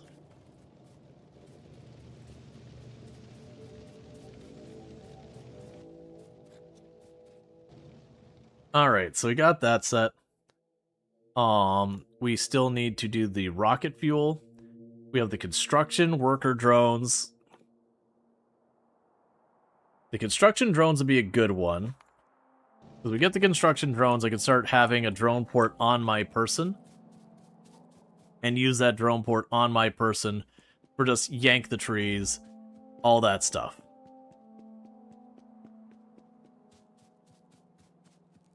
But yeah, so like this one is a little front heavy in its setup, but once you get it set up, it is just immensely powerful.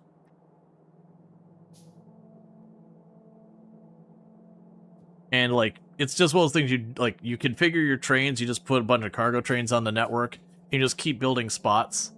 And you don't have to go through each spot and be like, all right, how many trains do I need here, or anything like that. No, you just got trains on your network. They will go where they're needed. And all you do is observe, hey, things aren't getting done. All right, let's put some more trains on our network. And the only consideration you have is it a cargo train or is it a fluid train? And then sometimes people keep a train for themselves that is like their transportation train. Okay, so we can start here. 1, 2, 3, 4, 5, 6, 7, 8, 9, 10, 11, 12. And my immediate temptation is to put the improve, like, the quality module thing on here, and then just have a separate box for all the qualityed up stuff. So all the normal quality gets fed into the system, but anything that goes up to the next quality gets set aside. And that, you know, I will manually use it for, like, then trying to make gears to up quality. I should not do that, though. Because 100%, that is going to become a bottleneck of my human effort that I'm going to accidentally fall behind on, and it's going to lock up the whole thing and be a problem.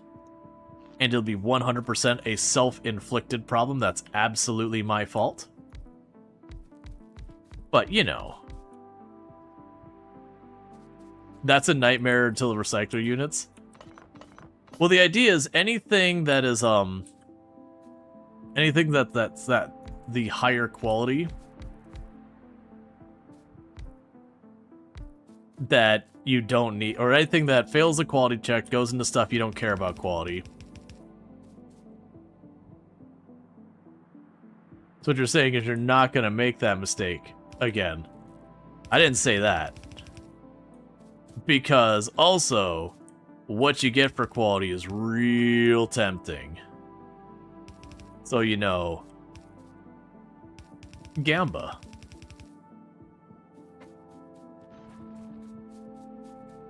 Sometimes Gamba is just what is required in life. It's right there. All I have to do is click the button and it happens.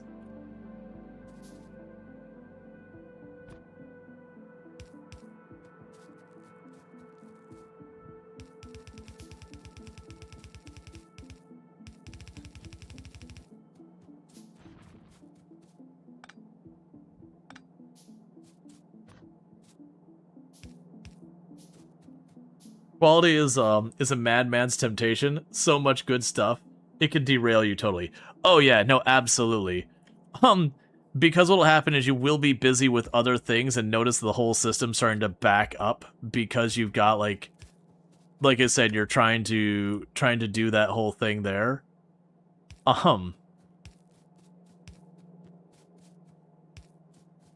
And so ultimately what you do is you end up tossing more and more chests everywhere, just trying desperately to keep the whole thing online. I need to do this in a different order, and I know it. Alright. Pick this up, let's be smart. It's like, it works great until the moment you stop and you're like, okay, but right now I don't want to be dealing with this. Like, right now I got other things that need to be sorted. And meanwhile, you're just watching what's effectively just a dump chest for anything that gets to be higher quality. Just start backing up.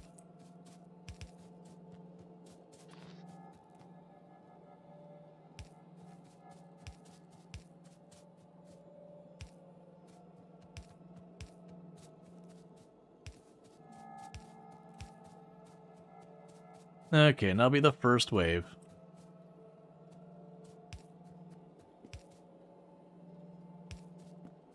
Cool. So with that, all that's wired up and ready to rock and roll. But the legendary refinery. Well, at least at the beginning, you can't actually get legendaries. It's like the early quality things can only get up to like uncommon, I think maybe rare. But then you go up like later on you get to like epic and legendary and all that. You have to unlock stuff to get access to that. Alright, so we've got that train stop sorted out. You can get rare. Yeah, I thought it was somewhere around there as the cutoff. Alright, let's go back up here and grab more steel and more inserters. Epic and legendary other planets. Yeah. Well, that's the kind of the thing, is it's like, do you start fussing with it? Because there's definitely stuff that is worth fussing with the quality. The way I did it last time, once we started getting the quality going, is I kind of had like my little play area over there to start qualitying up stuff. The entire rest of the factory left it alone, but it was just an area that is just processing things over and over to try and, sneak this out. Yeah, so we're starting to slowly lose the ore here. Yeah, I've already spent about 50,000 since we started this project. Rare buildings can be very good. Oh, all the rare and epic stuff can be amazing. There's definitely stuff in there that you get it where it's rare. It's like, what does this mean? Okay, it's just a tiny % better. So who really cares? But then there's just, for all that kind of stuff, there's stuff that is just hands down in its own league better. Oh, I need probably conveyor belts and the other stuff here. Let's check on the biter situation. No new nests that we're seeing. Let's also go over here where I've got this and make sure we have a radar. Yeah, let me grab a stack of radars. Let's make sure I have a radar over there by that one. So let's grab a couple things. Let's grab a stack. Alright, actually I have some of the guns. Grab a stack of ammo. There's my radars over here. Grab our radars. I already know I'm going to be using a lot of drills. So let's get those going. That's going to make the whole system choke because I just yanked about 1,000 iron worth of stuff out of it.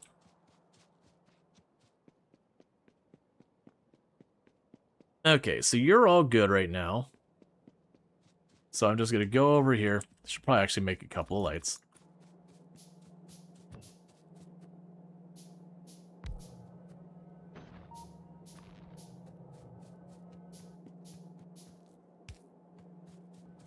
There's a light for the train stop. And a light for the smelters.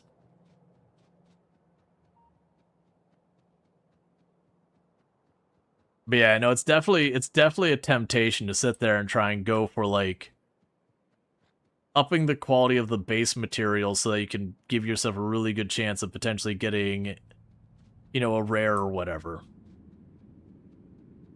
That's generally the way I found to approach it, is just start at the base material, upgrade those, because I wanted to say if you get like something and you build it entirely out of rare materials, you guarantee yourself at least a rare result.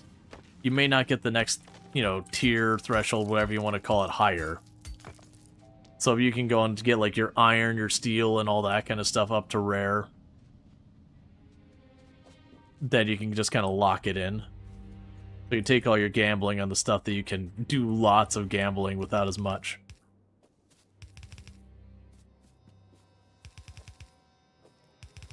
And thank you for the follow. Welcome to the stream. Okay, so this is a pickup location, so we just want to go ahead and load you up.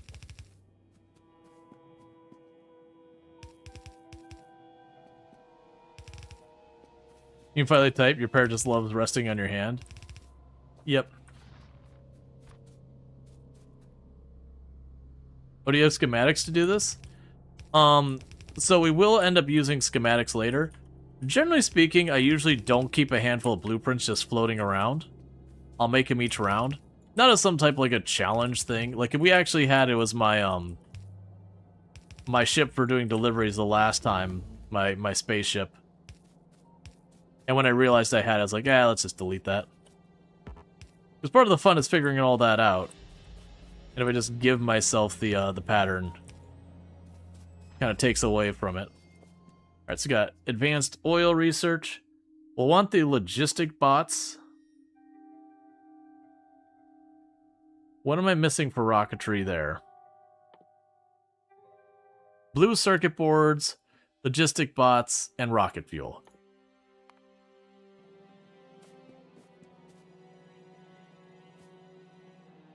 Okay, so I'll need to go over there and deal with that.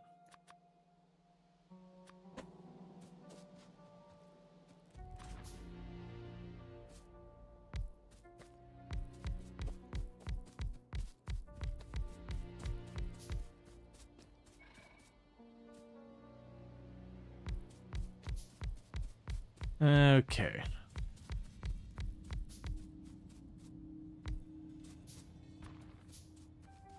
We'll start with this, and obviously we can expand this a lot.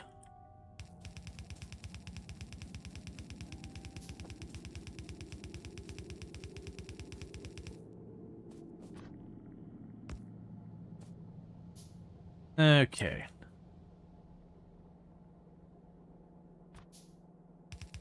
So I'll go down to you.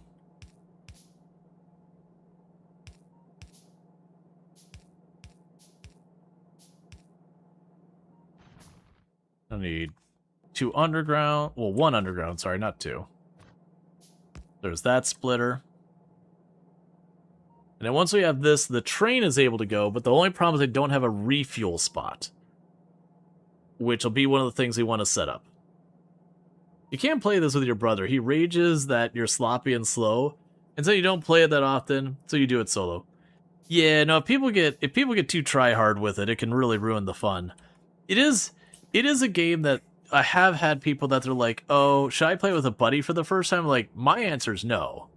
For the first time, I honestly recommend you play it on your own and go through, kind of figure stuff out. Now, it's absolutely fine and whatever to play with friends, and certainly, but at least until you kind of learn some of the game, it's usually way more fun to do it solo, because I feel like if you do play with others and they start working on some stuff, you'll kind of miss how it works.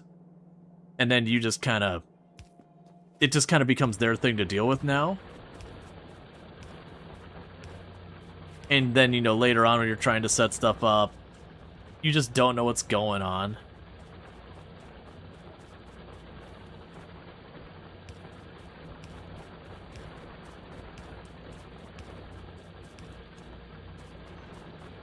Alright, so we got the ore going into all the boxes. Now this is definitely not set up well. It's going to fill up these boxes here in the end first. Oh, that's just the nature of the beast. Are you planning on upgrading to Blue Belt here? Oh yeah, we'll upgrade these all eventually. Right now we're dealing with what we got, so that'll be a whole thing. And just like before...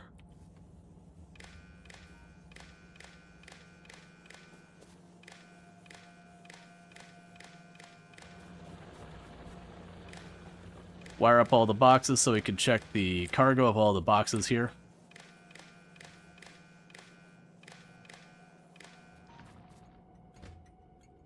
Enable, disable if it is over. Okay. We'll set it to 10,000 because I don't know what I actually need. But what we'll do is we'll set it pretty close to a full cargo. But yeah, so we've got both stops are now functional. All we need to do is get a train that has 2 cargo on it, 2 cargo trailers on it, and then on top of that, I will need to, on top of having the train with the 2 cargo spots on it, we are going to need a place for it to refuel. Now, if we're lucky, I'll already have what I need up here that I could just kind of put the area, make the railway go to the left, and then have it like turn down and go to the fuel depot or whatever. Now, it could be that we don't differentiate between the fuel depot, like the parking and the fuel. They could serve the same purpose. Like any parking spot could just be the fuel depot within itself. That's probably not great for a long-term decision, because then if I don't need fuel, you don't want them coming all the way back to where you've got fuel conveniently located. Instead, you'd probably want them to just park someplace nearby wherever they are if some place is available.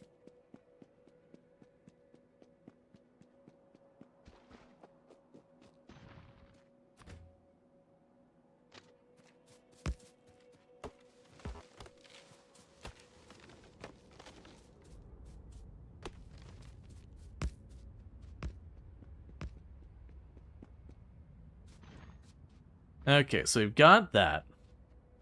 So like I said before, is I think we'll put the parking over here. So if we look at the map here, my plan is eventually probably have a spot over here-ish for the oil. But that would make this area probably a good place to just kind of shove some parking or whatever. And I genuinely don't remember which way I've got the conveyors going on. So we have the rocket fuel.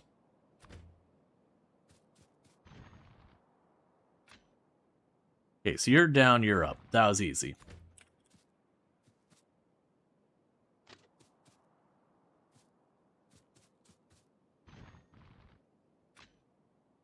Okay, so you're down, you're up. You're slowly converting most of your recent save Factorio to a bot factory, where everything is made with bots. It's a very interesting task. Yeah, no, I can see that. Yeah, so honestly, the refuel here can be pretty easy to get to. So, let's go ahead and we'll put the railroad track off here. This is a place we will likely have a lot of trains end up buffering. Because for right now... thank you for the follow. Welcome to stream. Oh, I should not do it this way. It's fine.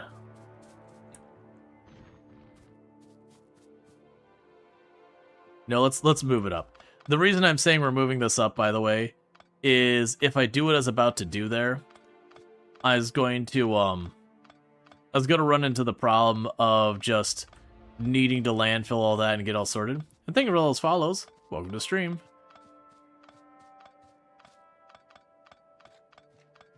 Yeah, so instead we'll start on the bottom part of it. Because then the idea is to be able to have it where trains going either way can pull in here. they'll be able to get at that. We'll have the far left lane, or whatever you want to call it. For right now, that'll be the fueling lane. And then the other one will be, like, just parking.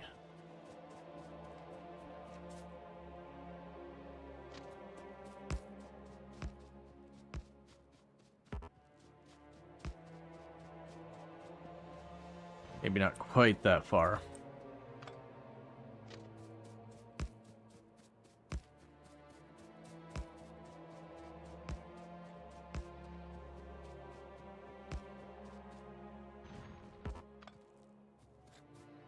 Okay.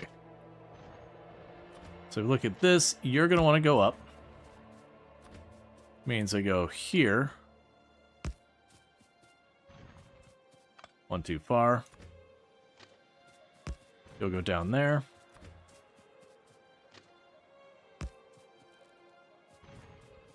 Also one too far.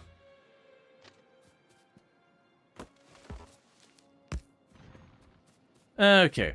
What's your opinion investing in solar accumulators versus going full nuclear steam engines? The solar accumulators, they do really well if you're willing to put in the space. Like, it's a completely reasonable thing to do. It's just very, very space hungry. I tend to, in a lot of my runs, use, not exclusively the solar or anything like that, but I do tend to use a lot of them.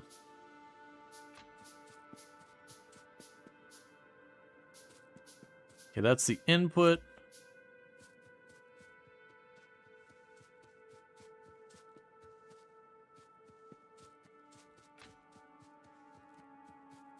I can split that up. There you go. There you go. Split that off. Put you right over here.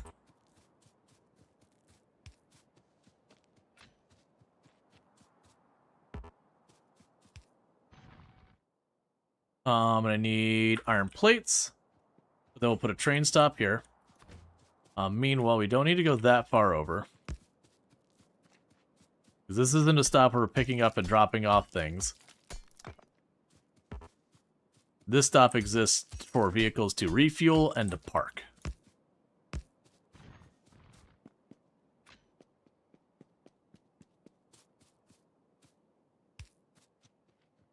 Okay, so let's get down here. I need just iron plates. The rest is fine, and we can go over here. Got you in there.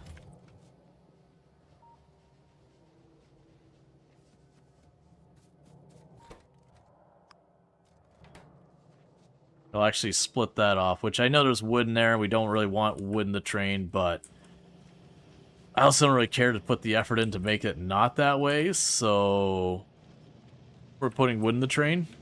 If it happens, it happens.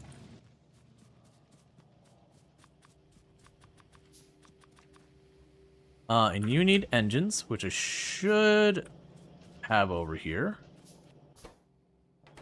But I do not. You're low on plates.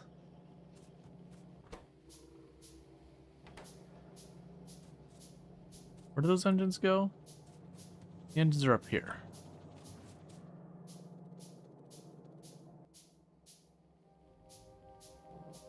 Okay, so train. 2 spots in the back. How goes the power grid? We haven't checked in you in a while. You're right at the edge there. We're definitely going to need to expand that power grid. But that'll be 5 minutes from now, me. Let's see, it does not really... It's not really possible to do since you can't start with tech. I mean, you can definitely cover over time. Thinking about doing powder solar channel with only solar power. Yeah, no, you definitely have, like, that's definitely one of those things you'd have to give yourself some, like, either you'd have to give yourself, you couldn't even give yourself power at the beginning unless you required the run to start you with only, like, 2 or 3 solar power and just work with it. Because that's just what you have early game. Alright. Refuel. Parking. Enable limit 1. Enable limit 1.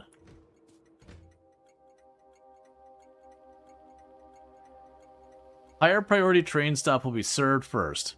That's fine. Okay, so with this, we put our train down.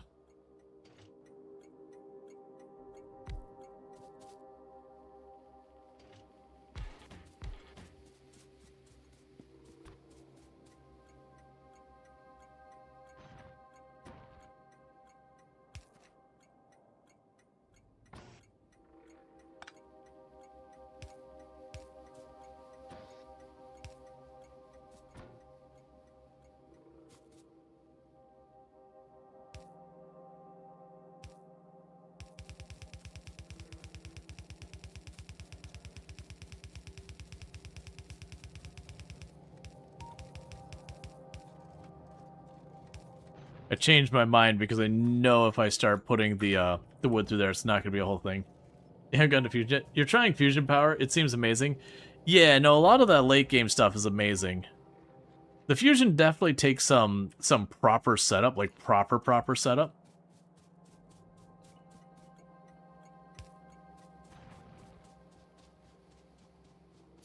But there's that whole thing there. Okay. We've almost got the beginning of our train network set up.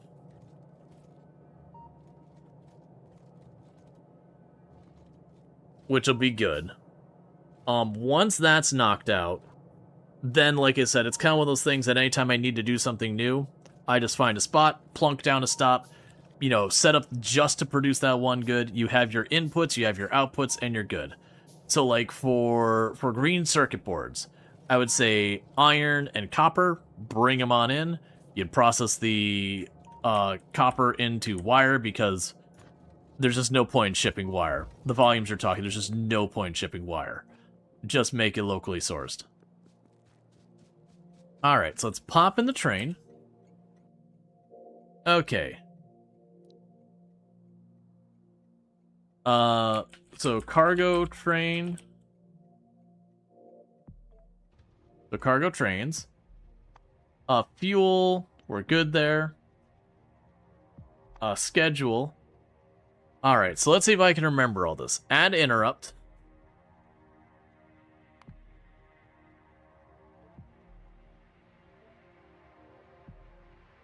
Thought there was something else I had to put in here. Oh man, it's been so long. I thought there was like an add interrupt for fuel. Oh, you can't see what you're doing? Ah, here, let me move it. Bump. And over here. And actually, today is the last day. Actually, technically it's over. Because we're past midnight. So that can just go away. The name is just a name. Yeah. No, I was trying to remember here is add... Oh, right. This is the name of it. Refuel. Right. We name it... Allow interrupting other interrupts. We don't want to do that right now. Add interrupt condition.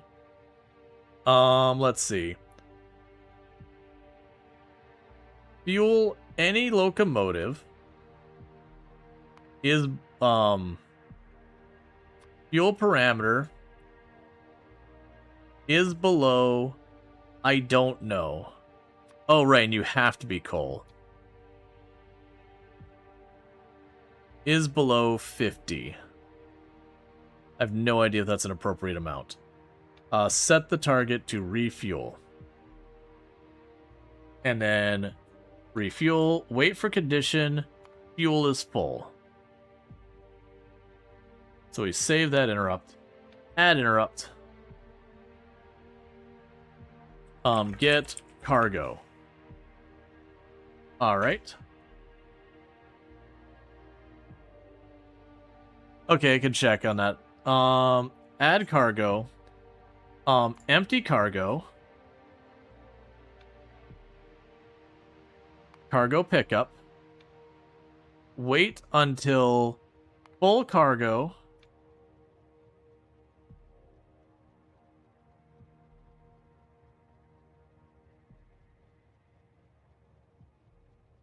Yeah, well that's I have to put it in as coal or change it to another one. For right now, the inactivity of 20 seconds, 30 seconds. Either we have a full cargo, or there's just nothing happens. Okay. Add interrupt. And it'll go here. Drop off. Cargo. Add interrupt.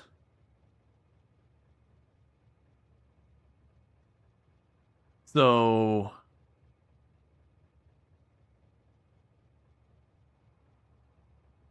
has cargo. We'll start with this. So full cargo, get rid of the has cargo. So full cargo, or has cargo, and the has cargo, and where's inactive?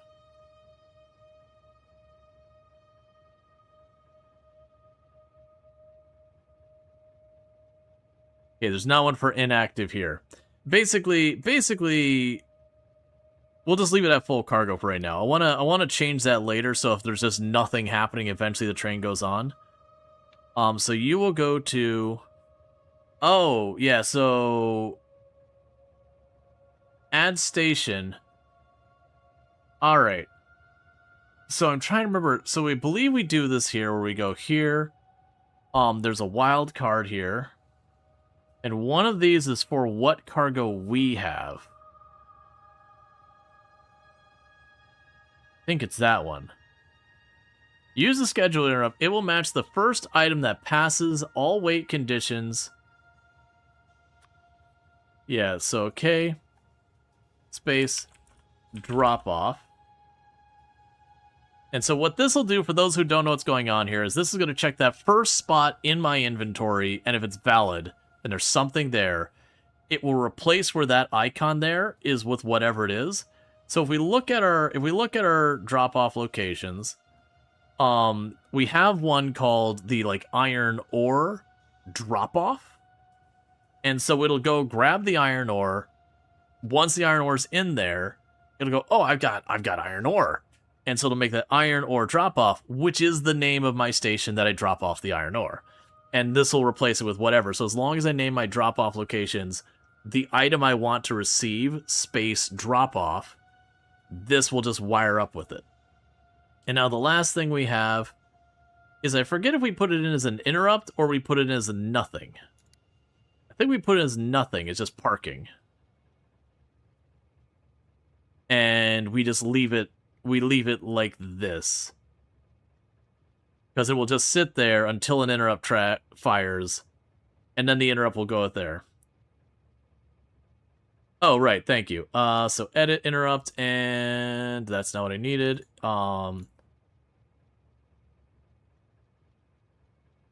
So drop off cargo. So that's the condition. Oh, add condition, there we go. Empty cargo. Save interrupt. You do laugh how Factorio's 2.2 gigabytes, add space age at 6.5 gigs. Well, yeah, every planet has its entirely own set of assets, and all those graphics are what's going to make your file size the biggest. All right, so I think this is correct. So to walk through what we've done here is we've taken our train and we've said if nothing else is going on, you go to parking.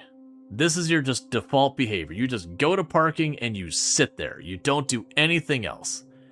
And then you have interrupts. Interrupts override the schedule. So, the first interrupt says, hey, I'm low on fuel. Oh, I see. So I said any fuel low. Okay, so right now any fuel low. So right now it's going to stay at that. We will need to change that when we get other fuel later. That might be, we'll make that 10. There's a lot of stuff space age expansion. I was surprised at how much extra. Yeah.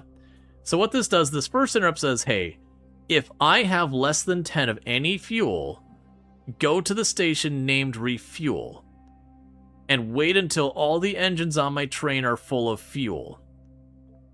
And then that will end that interrupt, at which point it will return to parking if nothing else is going on. Now, if my cargo is empty, go to cargo pickup, which is the name of all of my stops that have cargo. Go to cargo pickup and wait until your cargo is full or there's nothing else going on for 30 seconds. So that's basically to top it off. Now, you had get cargo, wait till has cargo. Get cargo. Let's see, you had get cargo, wait until has cargo. Or activity. That won't trigger the full cargo under your drop-off interrupt.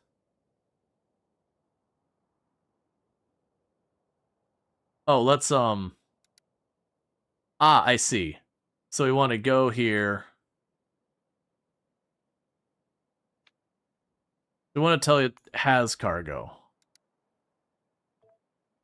Because we haven't told this interrupt it's allowed to interrupt an interrupt. So this interrupt will apply until it's done. And then when this is done, the other interrupt will apply. So this will trigger when its cargo is empty.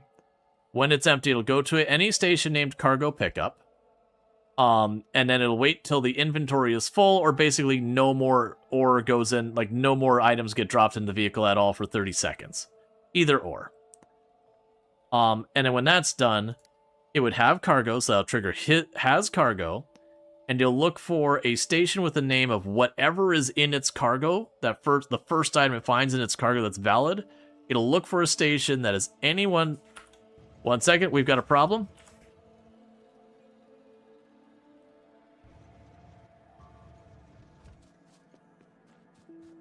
It's our first attack. They've destroyed 2 things.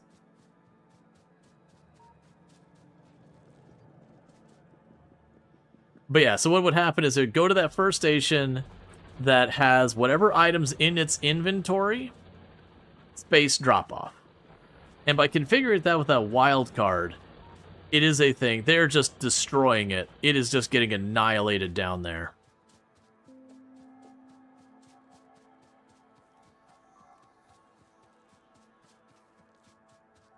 It does it for the icon. So it'll do it like, if it's iron ore, it'll be the little blue iron ore icon, not the word iron ore. And I'll show you that once I'm not saving my expansion that literally is where we were about to drive the train.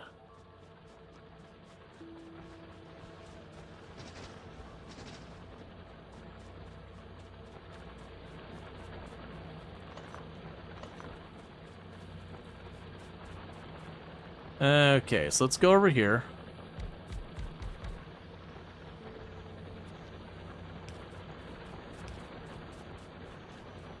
So where did they come from? There. And the reason I can tell here is you see how it's disappearing again and again there? That tells me something's absorbing the pollution, and that's going to be a nest. Let's go deal with our new neighbors.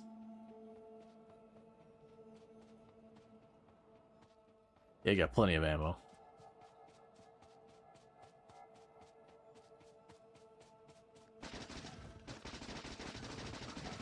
Alright, we got our first medium one.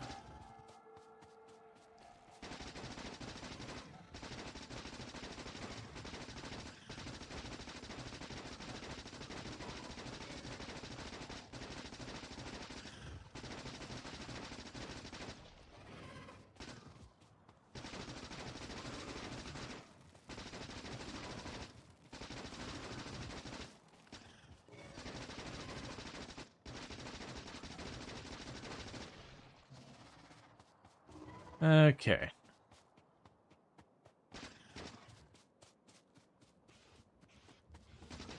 Yeah, you show that rock.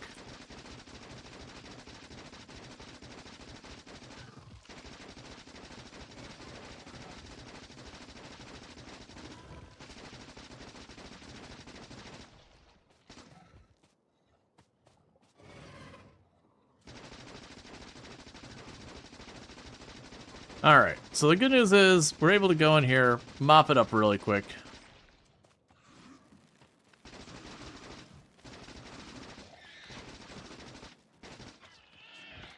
Alright. So now so they only really destroyed, I think it was 2 power poles and like 5 or 6 of the drills. Not the worst attack. But yeah, that does kind of warn us that we're going to have to deal with them routing through here, because clearly they came down through this ledge and then hit that area. Otherwise, they probably would have hit a couple different areas instead. I don't really have a great angle for dealing with this, but we will start this, because it wasn't a particularly large attack, in all honesty. But at least give me something. Anyways, let's go back, because I actually want to ride along with the train to make sure everything works the way I expect it, because it's very easy to have one setting wrong. But the good news is, once I've got one train configured like this, basically, I just make another stop, and the train will just go between the stops with whatever's active. And then if I have the event that, like, there's not enough trains, I just plunk another train on it, and I add it to the group. Because we look at our trains here, this train is going to be named cargo trains, and we'll just have all the cargo trains have the same rules. You just tend to sit in the train and ride while it does the test and does all its work. Yeah, no, the first round with any train, I usually do the same. Like, if I've already got the cargo, all that configured, like we've already tested that and I've just a new stop, I'll usually just kind of leave it alone. But the very first time I've made a change to the trains, I'll usually ride along with it. Unless it's something like, I change the wait time from like 10 seconds to 30 seconds, or something that's like, yeah, it's not going to break. It might just be less efficient or whatever. Alright, so research is falling behind on the blue. I'm not making enough blue research. That's not unexpected. Alright, so let's test our train here. The first of many. So with this, like I said, we have this last one. So what this is going to do is that will change that to the, like, say I pick up iron ore. It'll be the iron ore icon, space drop off. So we actually look at our train stops on the map. This one over here is called iron ore icon, space drop off. And then this one has no cargo pickup available because it's empty. And then this one does have cargo pickup available because it's not. So we should be able to go in here and turn you on to automatic and just ride the train. It'll immediately trigger the interrupt to go get cargo, because it's got no cargo. Triggers that no cargo interrupt. And you do not need to do all this stuff. So it should pull up here, and it should sit here until it is full. Ooh. How much does one of these train trailers carry? Or I should say full or 2,000 ore? Alright, so we want to go here. So it's 2,000 ore. You should wait until there's 3,000 ore. Basically, don't come by unless there's that 2,000 ore? Yeah. Per truck. Yeah, so basically, don't show up unless there's 3,000 ore collectively. You think a few of the belts need to be replaced? You're right.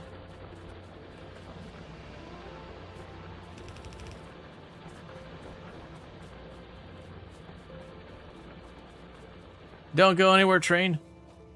I need to hitch a ride. I don't need to, but I'm going to hitch a ride. Yeah, so you see it's filling up. But if we click on the train, you'll notice here, that little bar is just kind of pulsing a little bit. And that's because that's how long I'm waiting that it's inactive. It'll also show me how full my cargo is overall. And when that fills up, we will then go and continue on our way. Which this interrupt will end, which will then trigger the has cargo interrupt, because we have cargo. And as long as my naming of everything is right, it should go to where we refine our ore.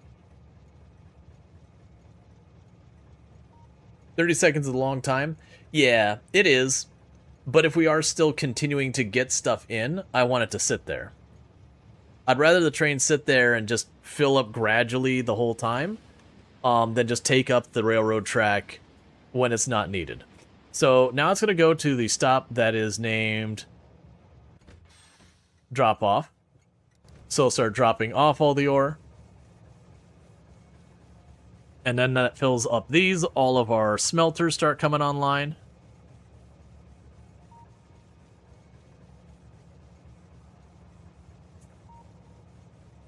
Now you'll notice this stop is blinking red. We need to lower this, by the way, to 3,000. But this stop is blinking red because it's not supposed to turn on until it has 3,000 plates in there. Or 3,000 of any cargo, for that matter. So basically, I tell the train, hey, don't bother doing a pickup. I don't have enough stuff to make it worth your time.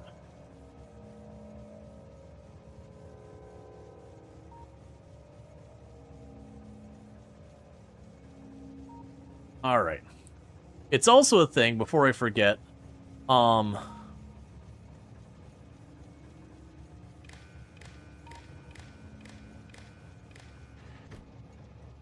it's too slow. So, because the other one still has enough ore, we'll go there. I also want to disable the stop if it's full.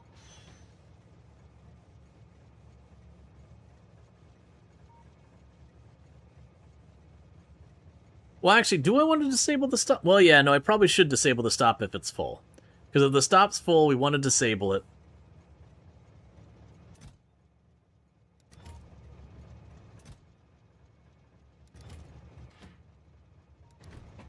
But yeah, ultimately, if we can get the stack inserters, that makes this whole process faster. When we get back over there, we'll want to disable the stop if it's full. Won't the train limit do the trick rather than disabling it? Well, the train limit will make it so only one train goes there at a time. Yeah, okay, no, that's fair. That's fair, just leaving the train limit so they buffer. And that just means I'll have one train just kind of sitting there as like effectively a glorified cargo container until it's emptied.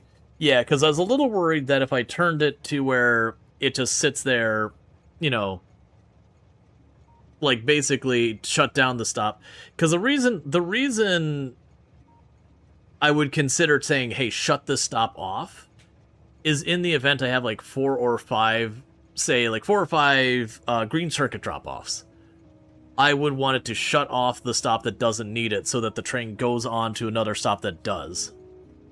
Versus just sitting there with a cargo full of stuff and then just kind of tie up, 2,000 units of circuit boards or whatever. But yeah, no, you're right. The trains are cheap. I'm thinking late game when I have like green circuit boards going to like 5 different places, and it'll honestly probably be almost exclusively like green circuit boards, metal plates, steel, copper plates. Those really bulk kind of materials, plastic. It won't end up being stuff like blue circuit boards and all that so much, because we'll probably chew those up about as fast as we can get them.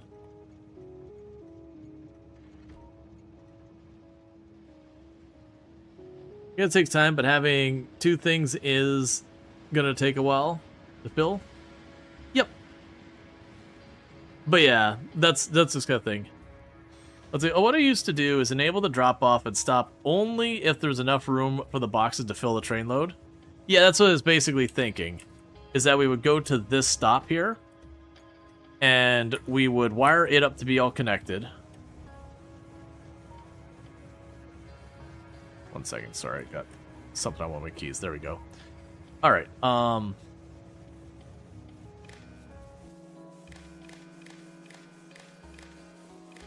Because these are also not going to empty evenly, unfortunately.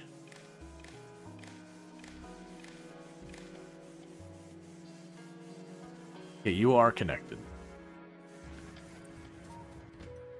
All right. So what'll end up happening is going to wait for the train to get out of here, maybe. Now, while the train is gone, I'm going to set them to be like, hey, don't show up here if I don't have room. And each one of these boxes is 2,000, if I'm not mistaken.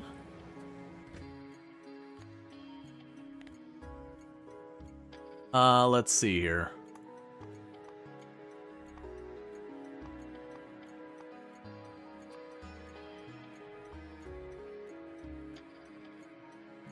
Enable if you are less than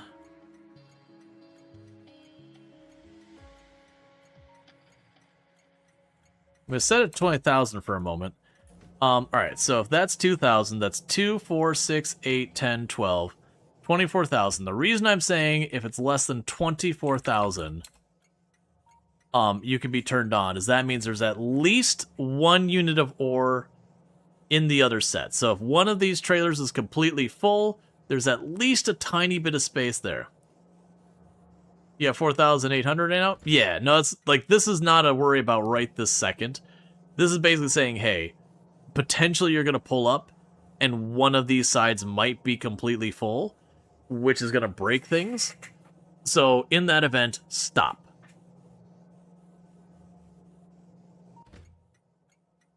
And you're about to hit 3K. Yeah. So it basically, if this is full, or is potentially going to be a problem where the train just sits there waiting, need more smelters instead? Oh yeah, we probably do need more smelters. This is configuring the stop for later. And I just wanted to get that kind of set, even if this one never needs it.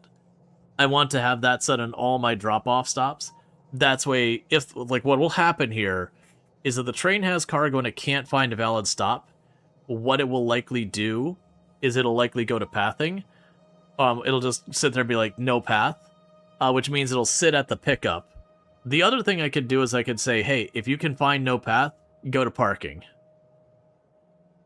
And then just, wait at parking. Because then I can go by parking, and if I see a bunch of trains sitting there with no path, I can see, like, is my stops broken? Like, what's going on here? Now, the downside is, if I'm way overproducing a good, I run the risk of a bunch of them piling up at my parking spot, full of the thing I'm making too much of, because no stop is becoming available. Okay, so this stop just became active. Now, the downside is, this doesn't go anywhere. I don't have anything requesting the iron plate. But we do have, the train is now automated.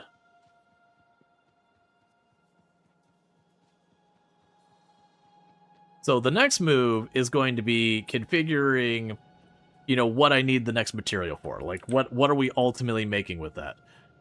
It could be green circuits wouldn't be a bad move for something to be going, because we know we're going to need a bajillion of those. I also probably absolutely need to scale this. Alright, so we got the low density stuff here. And that means for rockets, I need the blue circuit board. Put that in the queue. And then next after that would be the rocketry. So let's check on our power. I'm willing to bet our power's in terrible shape. It's right there at the fence. It's not quite terrible, but it's definitely unhappy.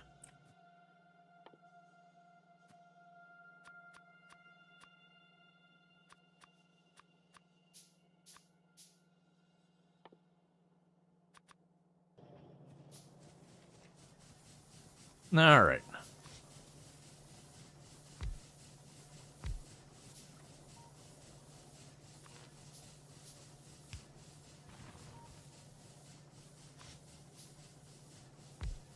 And we're just going to get more and more steam going.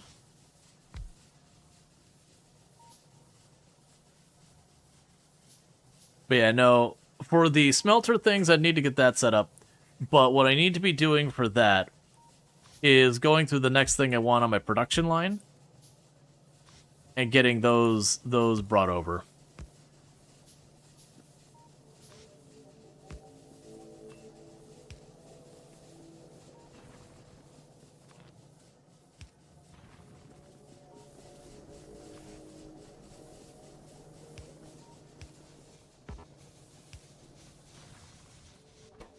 Alright, so that'll help a lot. Okay, any new surprises? Not at the moment. We are getting some nests over here. Just watching the pollution, seeing if we're seeing squares disappear constantly. There might be a nest showing up here. Let's check up here. Over there is also a maybe. I think we might actually have 3 nests in our territory. Let's see, I guess setting up areas to produce certain items is required and connect them to receive output to the trains. Yes. So generally you have some things you don't need to make a whole lot of, like for making like your buildings for like your assemblers. You don't end up needing a ton of assemblers at any given time. So you can just have like one thing spit out a group of those, and that could be in, you know, your common store, mall, whatever you want to call it. Oh. Well, I figured we were probably dealing with a nest over there. It's just the trees are absorbing the pollution.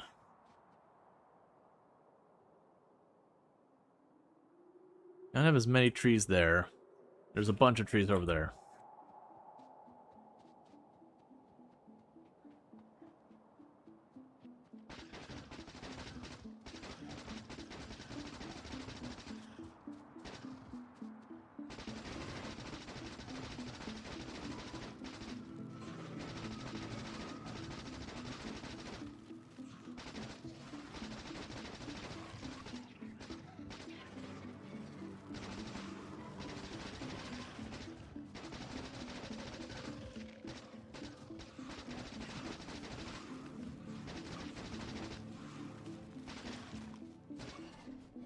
Okay, we've got spitters now.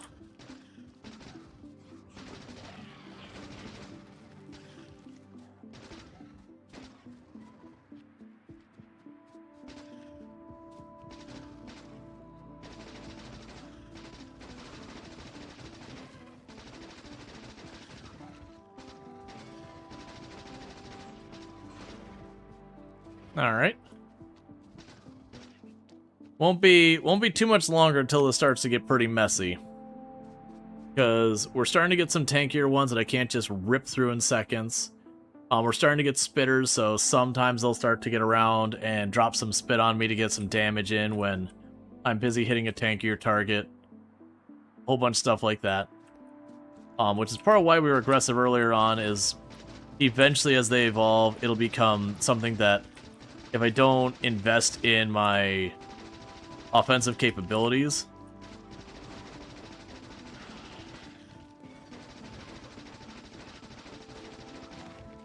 I'll end up just getting pushed back more and more.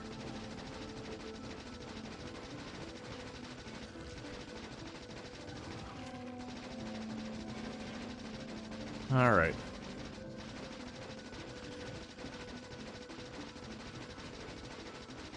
Just trying to get this nest knocked out.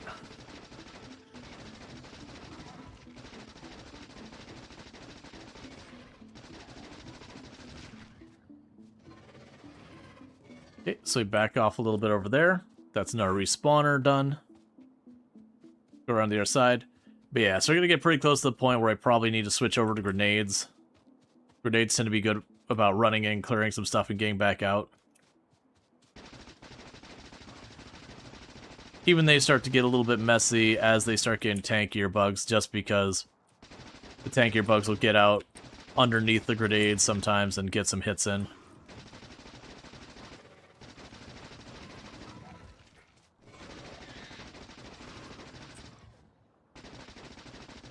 Okay.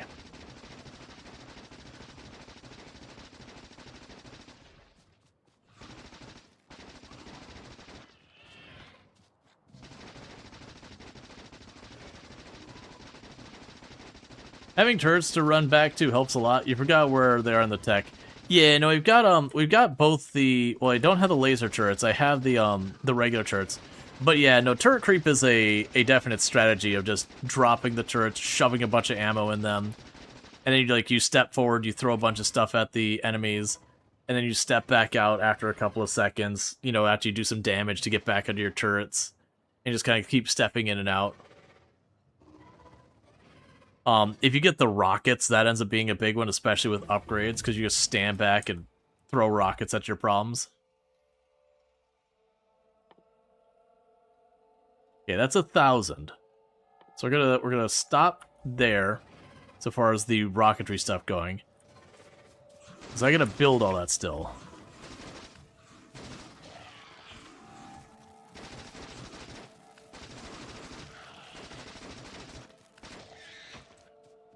Okay, nest is clear.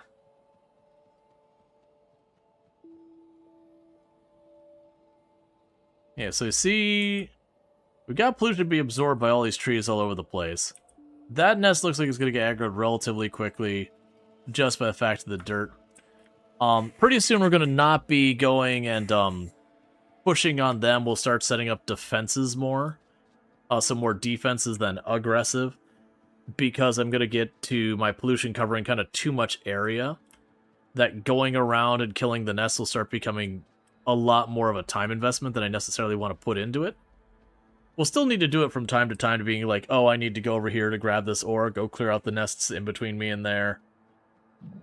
That kind of thing. Speaking of which, let's check on our ore. So the copper will probably be my next problem that I'll need to deal with. Okay. So we've got the iron plate. And for the record, I don't make like gears and wires and make them to have their own stop.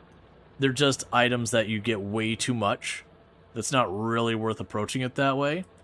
So like for the circuit board stop, it won't import wire. I'll import copper and I'll import iron. And then with the copper and the iron being imported, then we can just kind of throw what we need at it. Yep, and the train has come to grab this. Now, of course, this doesn't have a place to go, because I don't have anyone using that yet, so the train's just going to sit around. That's okay for the time being. And thank you for the follow. Welcome to the stream. What I think we'll do is we're going to cut across here. And I'll probably... Where's the copper ore? We've got some copper ore way over there on the left. It's probably where we'll go now. So let's get the train over there towards the copper ore. Because I'm going to make circuit boards. Copper ore is going to be the next on the list. And that'll be probably what I need for scaling up.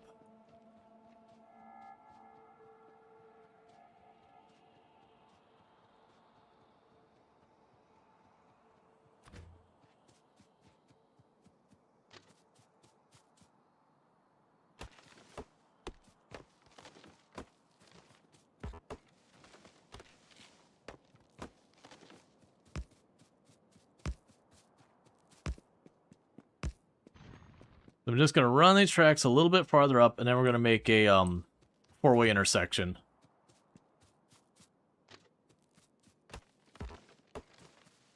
Because I just kind of do that anyways, even if the R stops don't end up getting used. It's just kind of one of those things that there's a good chance I'll end up wanting it sooner or later, so it doesn't matter. Now, as far as stuff we got coming up this week, I haven't decided how I want to approach it. If I want to do like one day Factorio, one day we do the Tileman challenge on Stardew Valley we've been going on. Because I definitely want to keep both games going.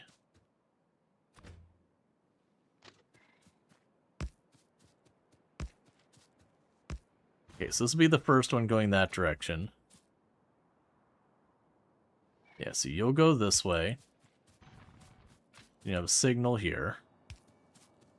It's going into that area.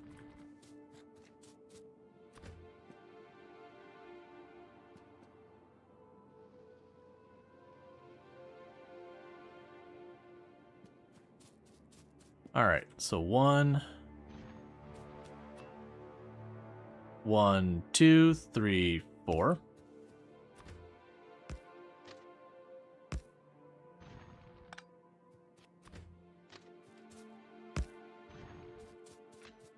Same deal. You have a signal here. That's not the way I need to do it. You have a signal there. You put a signal here. But yeah, so I kind of want to keep working on that challenge as well.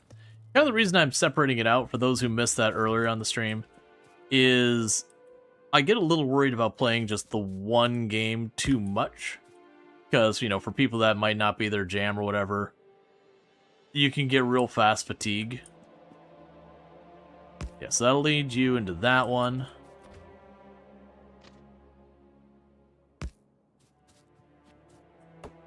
So I wanted to do this today. But we'll see how I approach it. So you've got here, you've got there, you've got there. Okay, so this is all one intersection. I don't think there's going to be a good way to split this up too much, but that'll be fine for right now.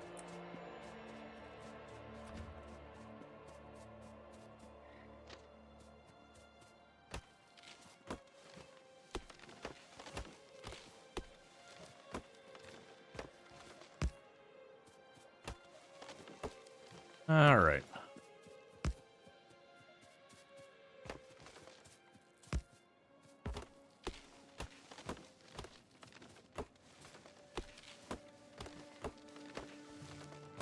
So plans to have this east-west one go kind of by the oil. I'm not going to set up an oil stop yet, but it'll be a thing that will have it in the right area for when I need it. I'm actually trying to take this over to where the copper is, because the copper will get low soon. So I'm going to cut it across where we can get to the copper. Then we can set up a place for the copper smelting. And then with the copper smelting all hooked up, then we can go and get a thing for the green circuitry. Use that to get like red science online. Then green science. And you get the idea. We're just going to work our way through all the important stuff. Get that going. Meanwhile, all this is just going to keep researching. So I've got you queued up. I'm going to go back to just queuing up the first thing on the row. I got basically everything but the rocketry set up, because the rocketry is 1,000.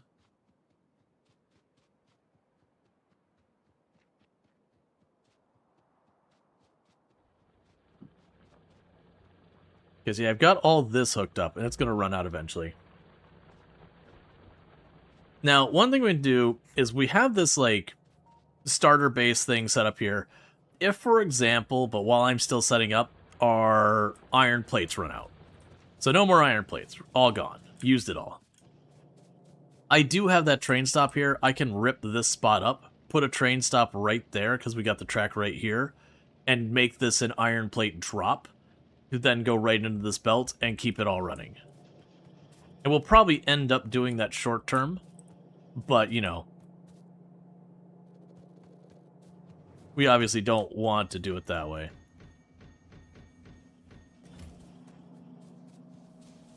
Yeah, so we're keeping about 3 of those running constantly, and that's the blue science that's falling behind.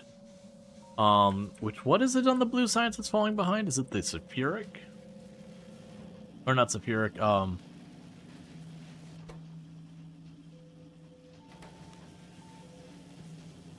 oh, it's literally just not enough of them. Alright, that's pretty easy to make better.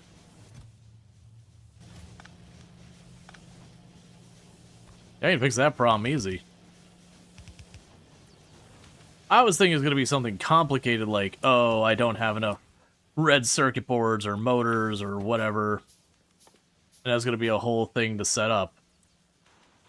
But yeah, no, if it just wants to be, you know, just needing more materials, that's easy.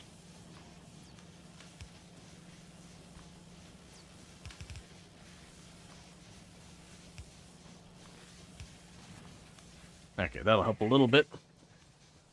So, oh, we don't do things like balancing loading process into chests at the train station, right? I was wondering if other people do that. You've never seen it done by even a single streamer in any of the playthroughs, though I have learned of it from YouTube. So later on, I'll start trying to not balance like in between the individual stops or whatever a little bit, but I will try to balance it, because what ends up happening eventually is we will eventually run into the problem where I'll have like the front chests fill up and the back chests are empty. And then you'll get like weird behavior from the train because it sees that there's a bunch of ore to grab, but it can't get it because it's in the wrong part, because the other part of the train is full. So we'll have some of that. I'll enter between inserters into the chests. We don't have anything balancing or load process into the chests at the train station.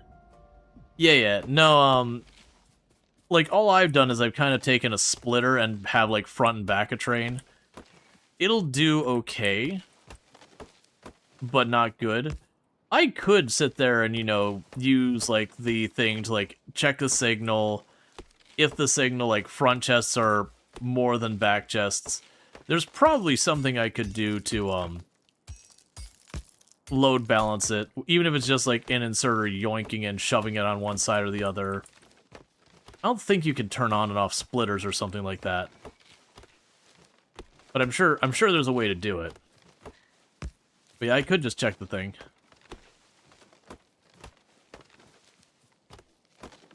Let's see, some people don't use chests at train station, just directly load into it. Yeah, I just always figured with the, I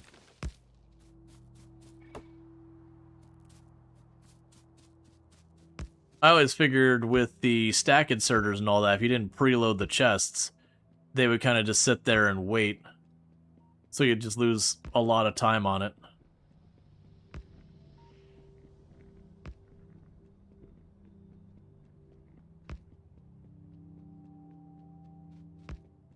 Hey, Azrael, we're doing pretty good. Just getting some train network stuff set up.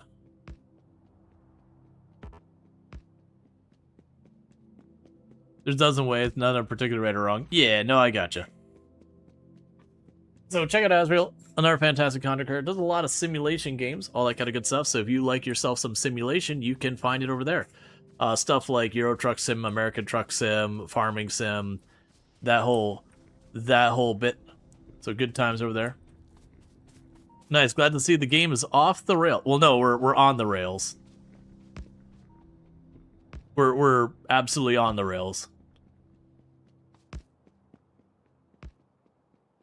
We are keeping the game well contained within the rails.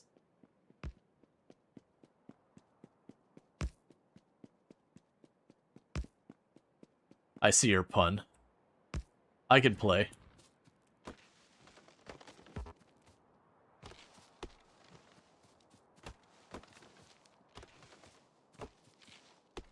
Okay.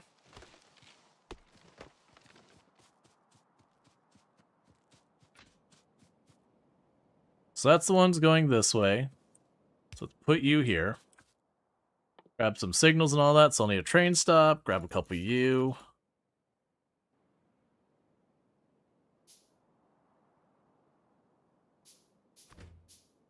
It's also one of those things that quite often a lot of that stuff just isn't necessary.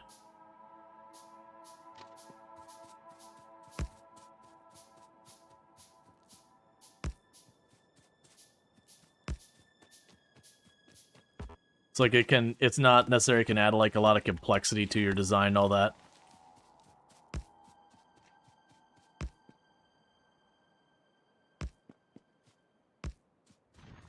Alright, so there's no point in me making rails that go that way. So this is out, this is in.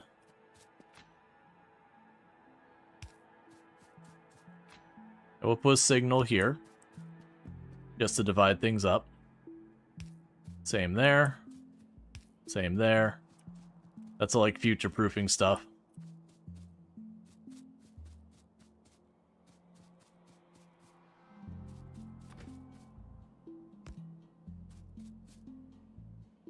Train cannot find a path to its destination. That is okay. Because that train station you're trying to go to, minor spoiler, does not exist.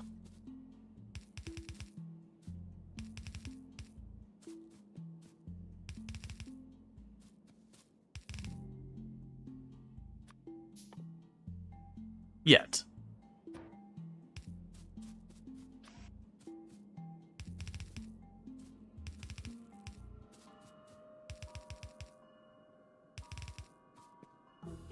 Okay.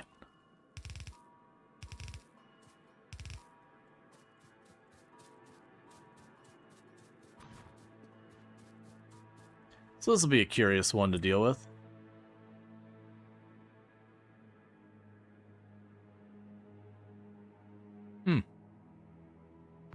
Definitely snugged that up a little too much.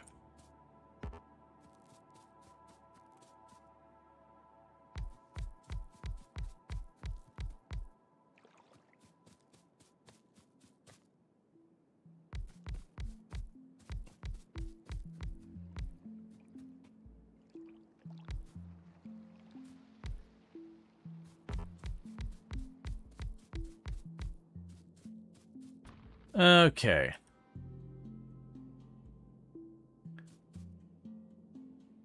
Check the belts where that first row is placed. Yeah, and that's the thing. It's snugged up too much. It's not gonna work great.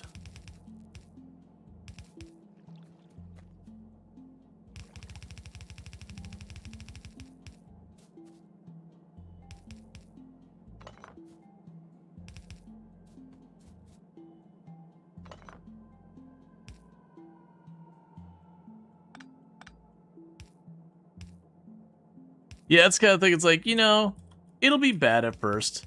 And then as we start sorting it out, I can just move it around. Because eventually you get to the point where it's low on materials anyways. And you'll just end up shuffling it all over the place, so it's kind of like... Oh, wait, I still have it set to the other side, don't I? You know, those are big enough. We'll have it just drop off in one spot. It's fine. It doesn't need to be that over spec.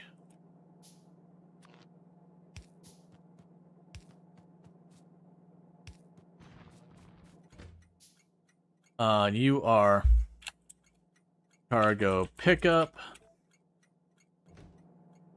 I'll grab the red wire.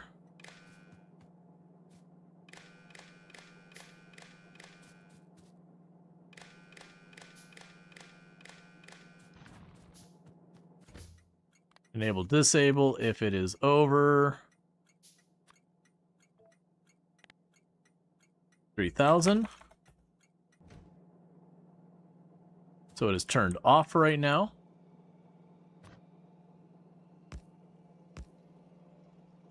Okay. I also have run out of power poles.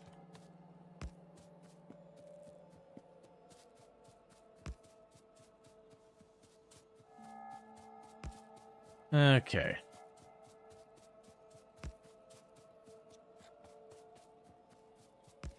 Another thing we need to do is I will need to run over here and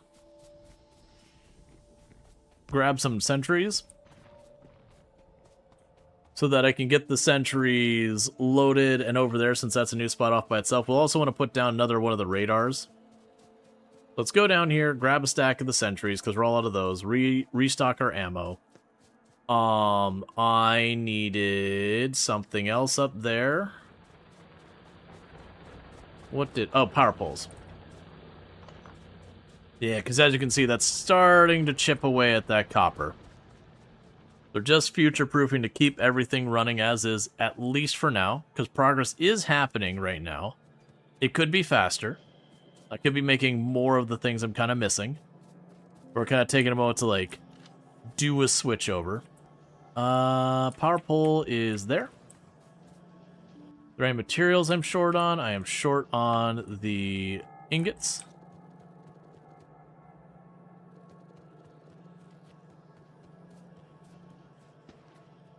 Grab the landfill.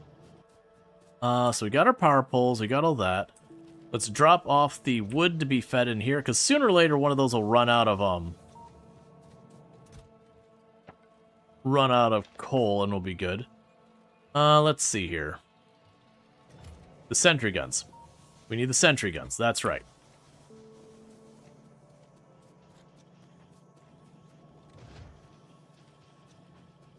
Cool.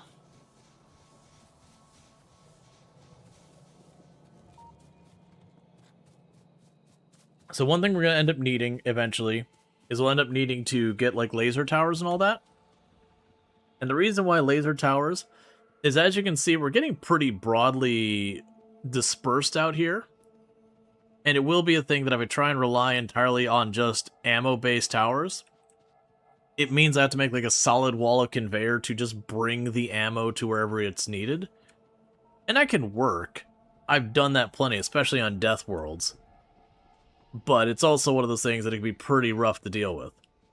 But if we get it to the point where I can get the laser towers being produced and solar panels and accumulators and yada yada yada, it does afford me the ability to scale it all in a way that's very useful.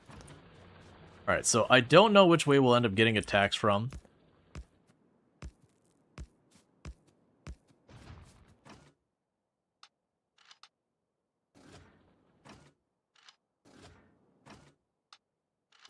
Okay.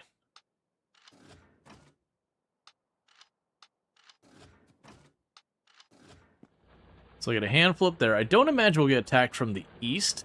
It'll most likely be north or south that we'll get hit from.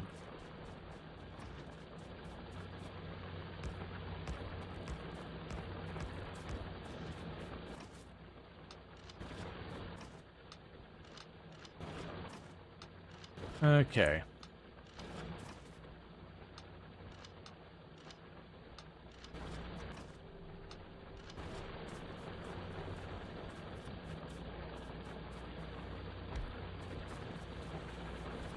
Alright, now just get this all actually hooked up so the drills be drilling.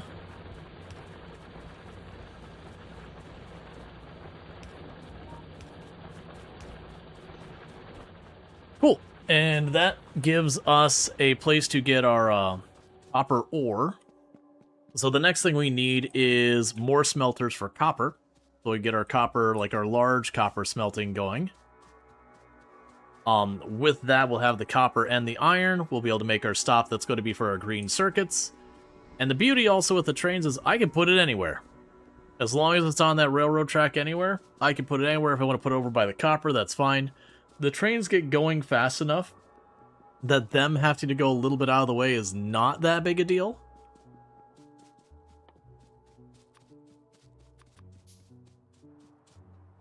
Okay. Let's go here really fast.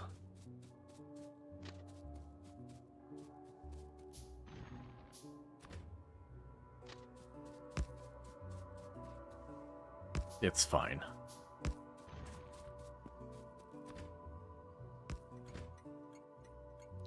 And you are parking.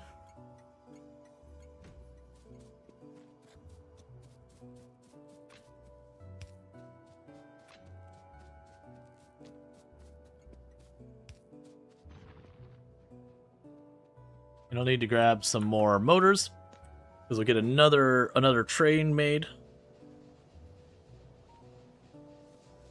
Because trains aren't that expensive. And I should have plenty of motors sitting around here somewhere.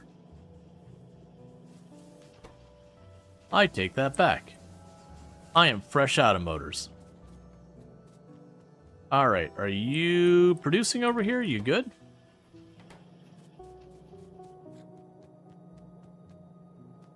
Okay, that's not my favorite. Okay, so we're basically out of motors. I need... how many more? Where are you at? I need 7 more.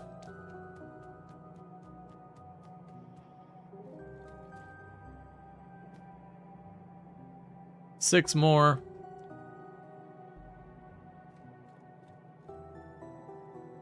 So one thing that's going to be another challenge with this is I believe I'm trying to remember what the electric motors were. But yeah, we'll want to get the drones going. That'll be our next project probably after all this is sorted out. Because we'll do is we'll get our green and red circuit boards going on. That's going to be needed for the frame or the drones and all that. We'll start working on getting all this hooked up. But I think the idea is going to be like get the red science going, get the green science going, get the black science going, get the blue science going, all in these things. So they can scale up if we need to. And at that point, we'll be able to start working on kind of future production things again. We need 3 more motors to get in our train. 2.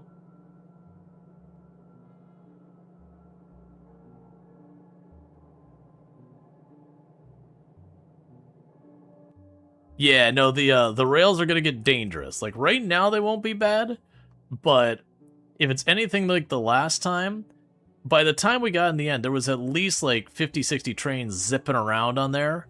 A lot of them with stuff like rocket fuel and nuclear fuel and all that going on, so they were... If you saw the train coming, you just had to hope you were already in the correct side of the rails for it. Because by the time you saw it on your mini-map, if you were on there, it was too late. That train was going to find you before you got a chance to get out of the way.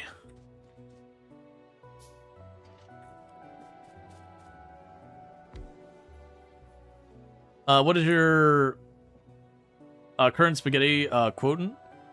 We got max spaghetti going on. Not really max. We got quite a bit of spaghetti going on. All right, so no group assigned cargo trains except. And once you're all fueled up, we send you on your way. But yeah, no, we got all this stuff going on right now, so I'll be good. But we're still pretty early game. We were making really fast progress until I stopped to start networking out my trains, and the networking's going like absolutely buttery smoothly, no issues at all. But it is just one of those things that instead of making forward progress, we kind of just paused as we're effectively reworking what already existed to get it on the train network and all that. So you...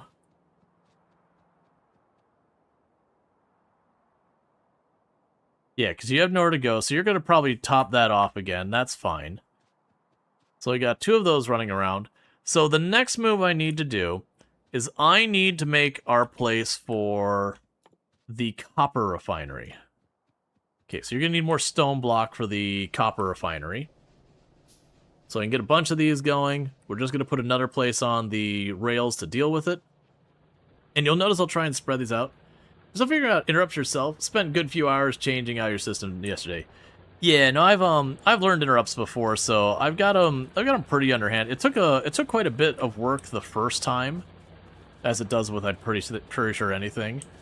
Like most of it is one, understanding the conditions, and like also once you get the conditions down is just, you know, knowing the nuances of how has cargo and all these kind of things work and the wild cards and all that. That is specific to Factorio and not just like broad dev term kind of things.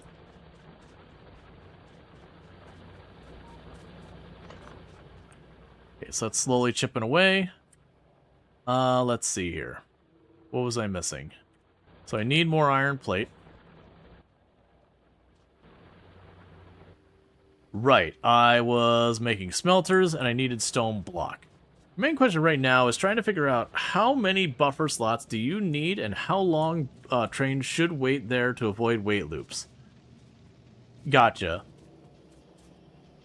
I mean, if you're talking about buffer slots like parking spaces, that depends on how many trains you got on the network.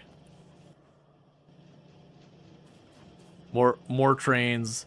It's not that you need one for every train quite that much, but you do probably need actually a pretty significant number of them.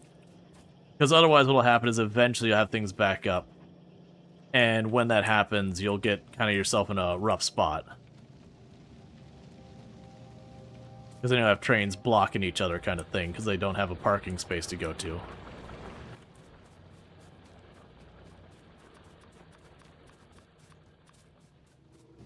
Okay, so I'll need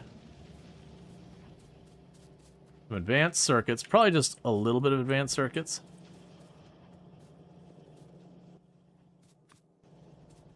Alright. Okay, so I'm trying to remember if I can add notes in this.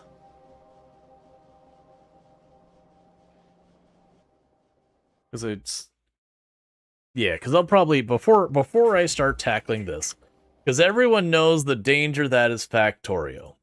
And the danger that is Factorio is you're going to go, I'm going to just wrap up one thing real fast, and then the sun comes up. And you go, dear God, what happened to my entire night? You put waypoints on the map? Yeah, that'll work in a pinch right now. So as add a tag, set up copper refining stop. Boom. Check.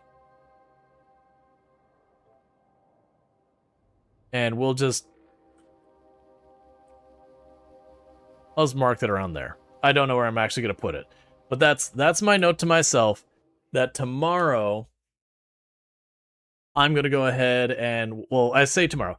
So what's going to happen here is either tomorrow we're going to go back to our Stardew Valley Tileman Challenge or more Factorio. The intention is to do both simultaneously, where... Not that it'll be every day flip-flop or whatever, but maybe I do 1 and 2 days in one and maybe 1 or 2 days in the other. Because for those who don't know, I've also got a challenge going on in Stardew Valley So you know that nice, relaxing, cozy. It's kind of like a warm hug of a game. I decided I hate all of that, and I like to just punch myself in the mouth. So I'm doing what's referred to as a Tile Man Challenge in that, where basically you get 3 tiles next to your bed is the only place you can walk at the start. And then for every single like 2 feet in the game, every like 64 by 64 pixel tile or whatever it is, I have to pay for it with the in-game money. And they gradually get more and more expensive. So for my character to go 1 extra tile now in that costs 1,000 gold in the game. So it is like Stardew Valley if it was sweaty and try hard and was actively trying to price gouge you at every moment instead of a cozy game. So I've got that going. Yeah, Tileman, you know that one? First challenge started in RuneScape. Yeah, knowing the mod for Tileman challenge in Stardew Valley literally references the old school RuneScape, Tileman challenge. You love watching Tileman challenge Stardew? Would you play it yourself?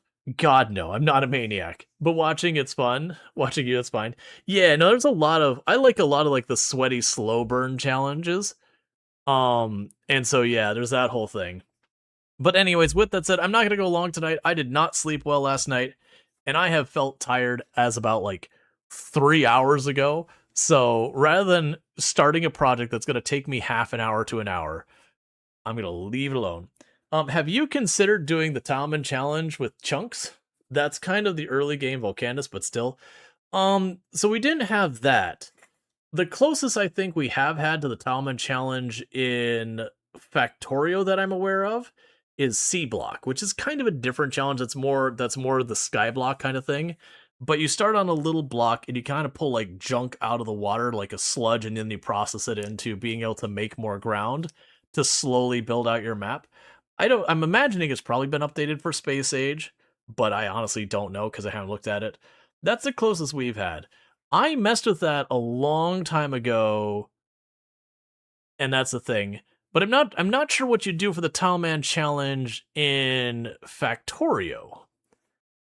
Because you need the thing that you accomplish that gives you one more segment of land. Factorio is about manufacturing things. There's no money. There's no you could maybe say like it's 10 science to buy a tile or whatever.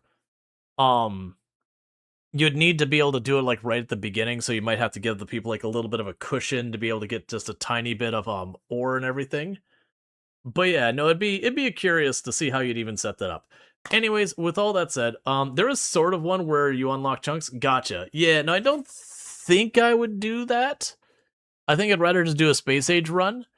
But I wouldn't be against at some point doing a Factorio challenge. Not a speed run. I love to watch people speed run. That kind of challenge isn't my enjoyment. I usually like the challenge where I have basically a hurdle that's just like a kick in the nuts again and again to slowly slog my way over. I like slow burn challenges. The easier way to do it is mod-wise is probably just have some sort of research that unlocks tiles. That's exactly what I was thinking. Is almost like the radar where it unlocks the tiles, but based on research. So like it could be like the radar scans things and that tile's unlocked, but you make the radar have a resource requirement of research. And then it could be, as the game goes on, it starts as 1 red research, then it goes like 10 red research, then it goes like 100 red research. Now it's red and green research, or you get the idea. Contrary to popular belief, Gleb is a fun puzzle, don't let anyone tell you others. Well, for the record, I've done Space Age before. This is my second playthrough. I did Space Age right when it dropped. And Gleba was definitely the one where I was like, I love and hate this planet. Like, I love the puzzle, I love the challenge. Also, you suck and your spiders can go die in a fire. But also, I actually genuinely, like, all things considered, I like it, and I'm glad it is the way it is.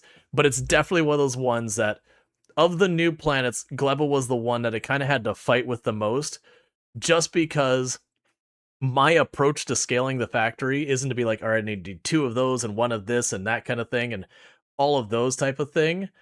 Instead, I'm like, okay, I'm short on this. Shove more of it in the side until it screams, and then wait for the next thing to break, and then shove more of that in the side. Gleba doesn't let you do that. If you do that, you get a lot of rot and nothing else. But yeah, so what I'm going to go ahead and do is I'm going to be wrapping up for the night. So if you're watching over on YouTube, the stream will be ending abruptly on the YouTube side because I don't have a host right. But thank you so much for tuning in. If you've enjoyed the content over here on Twitch, don't forget to drop that follow. That way you can find your way back here in the future. I do stream just about every single day from 7 p.m. EST till 4 a.m. EST.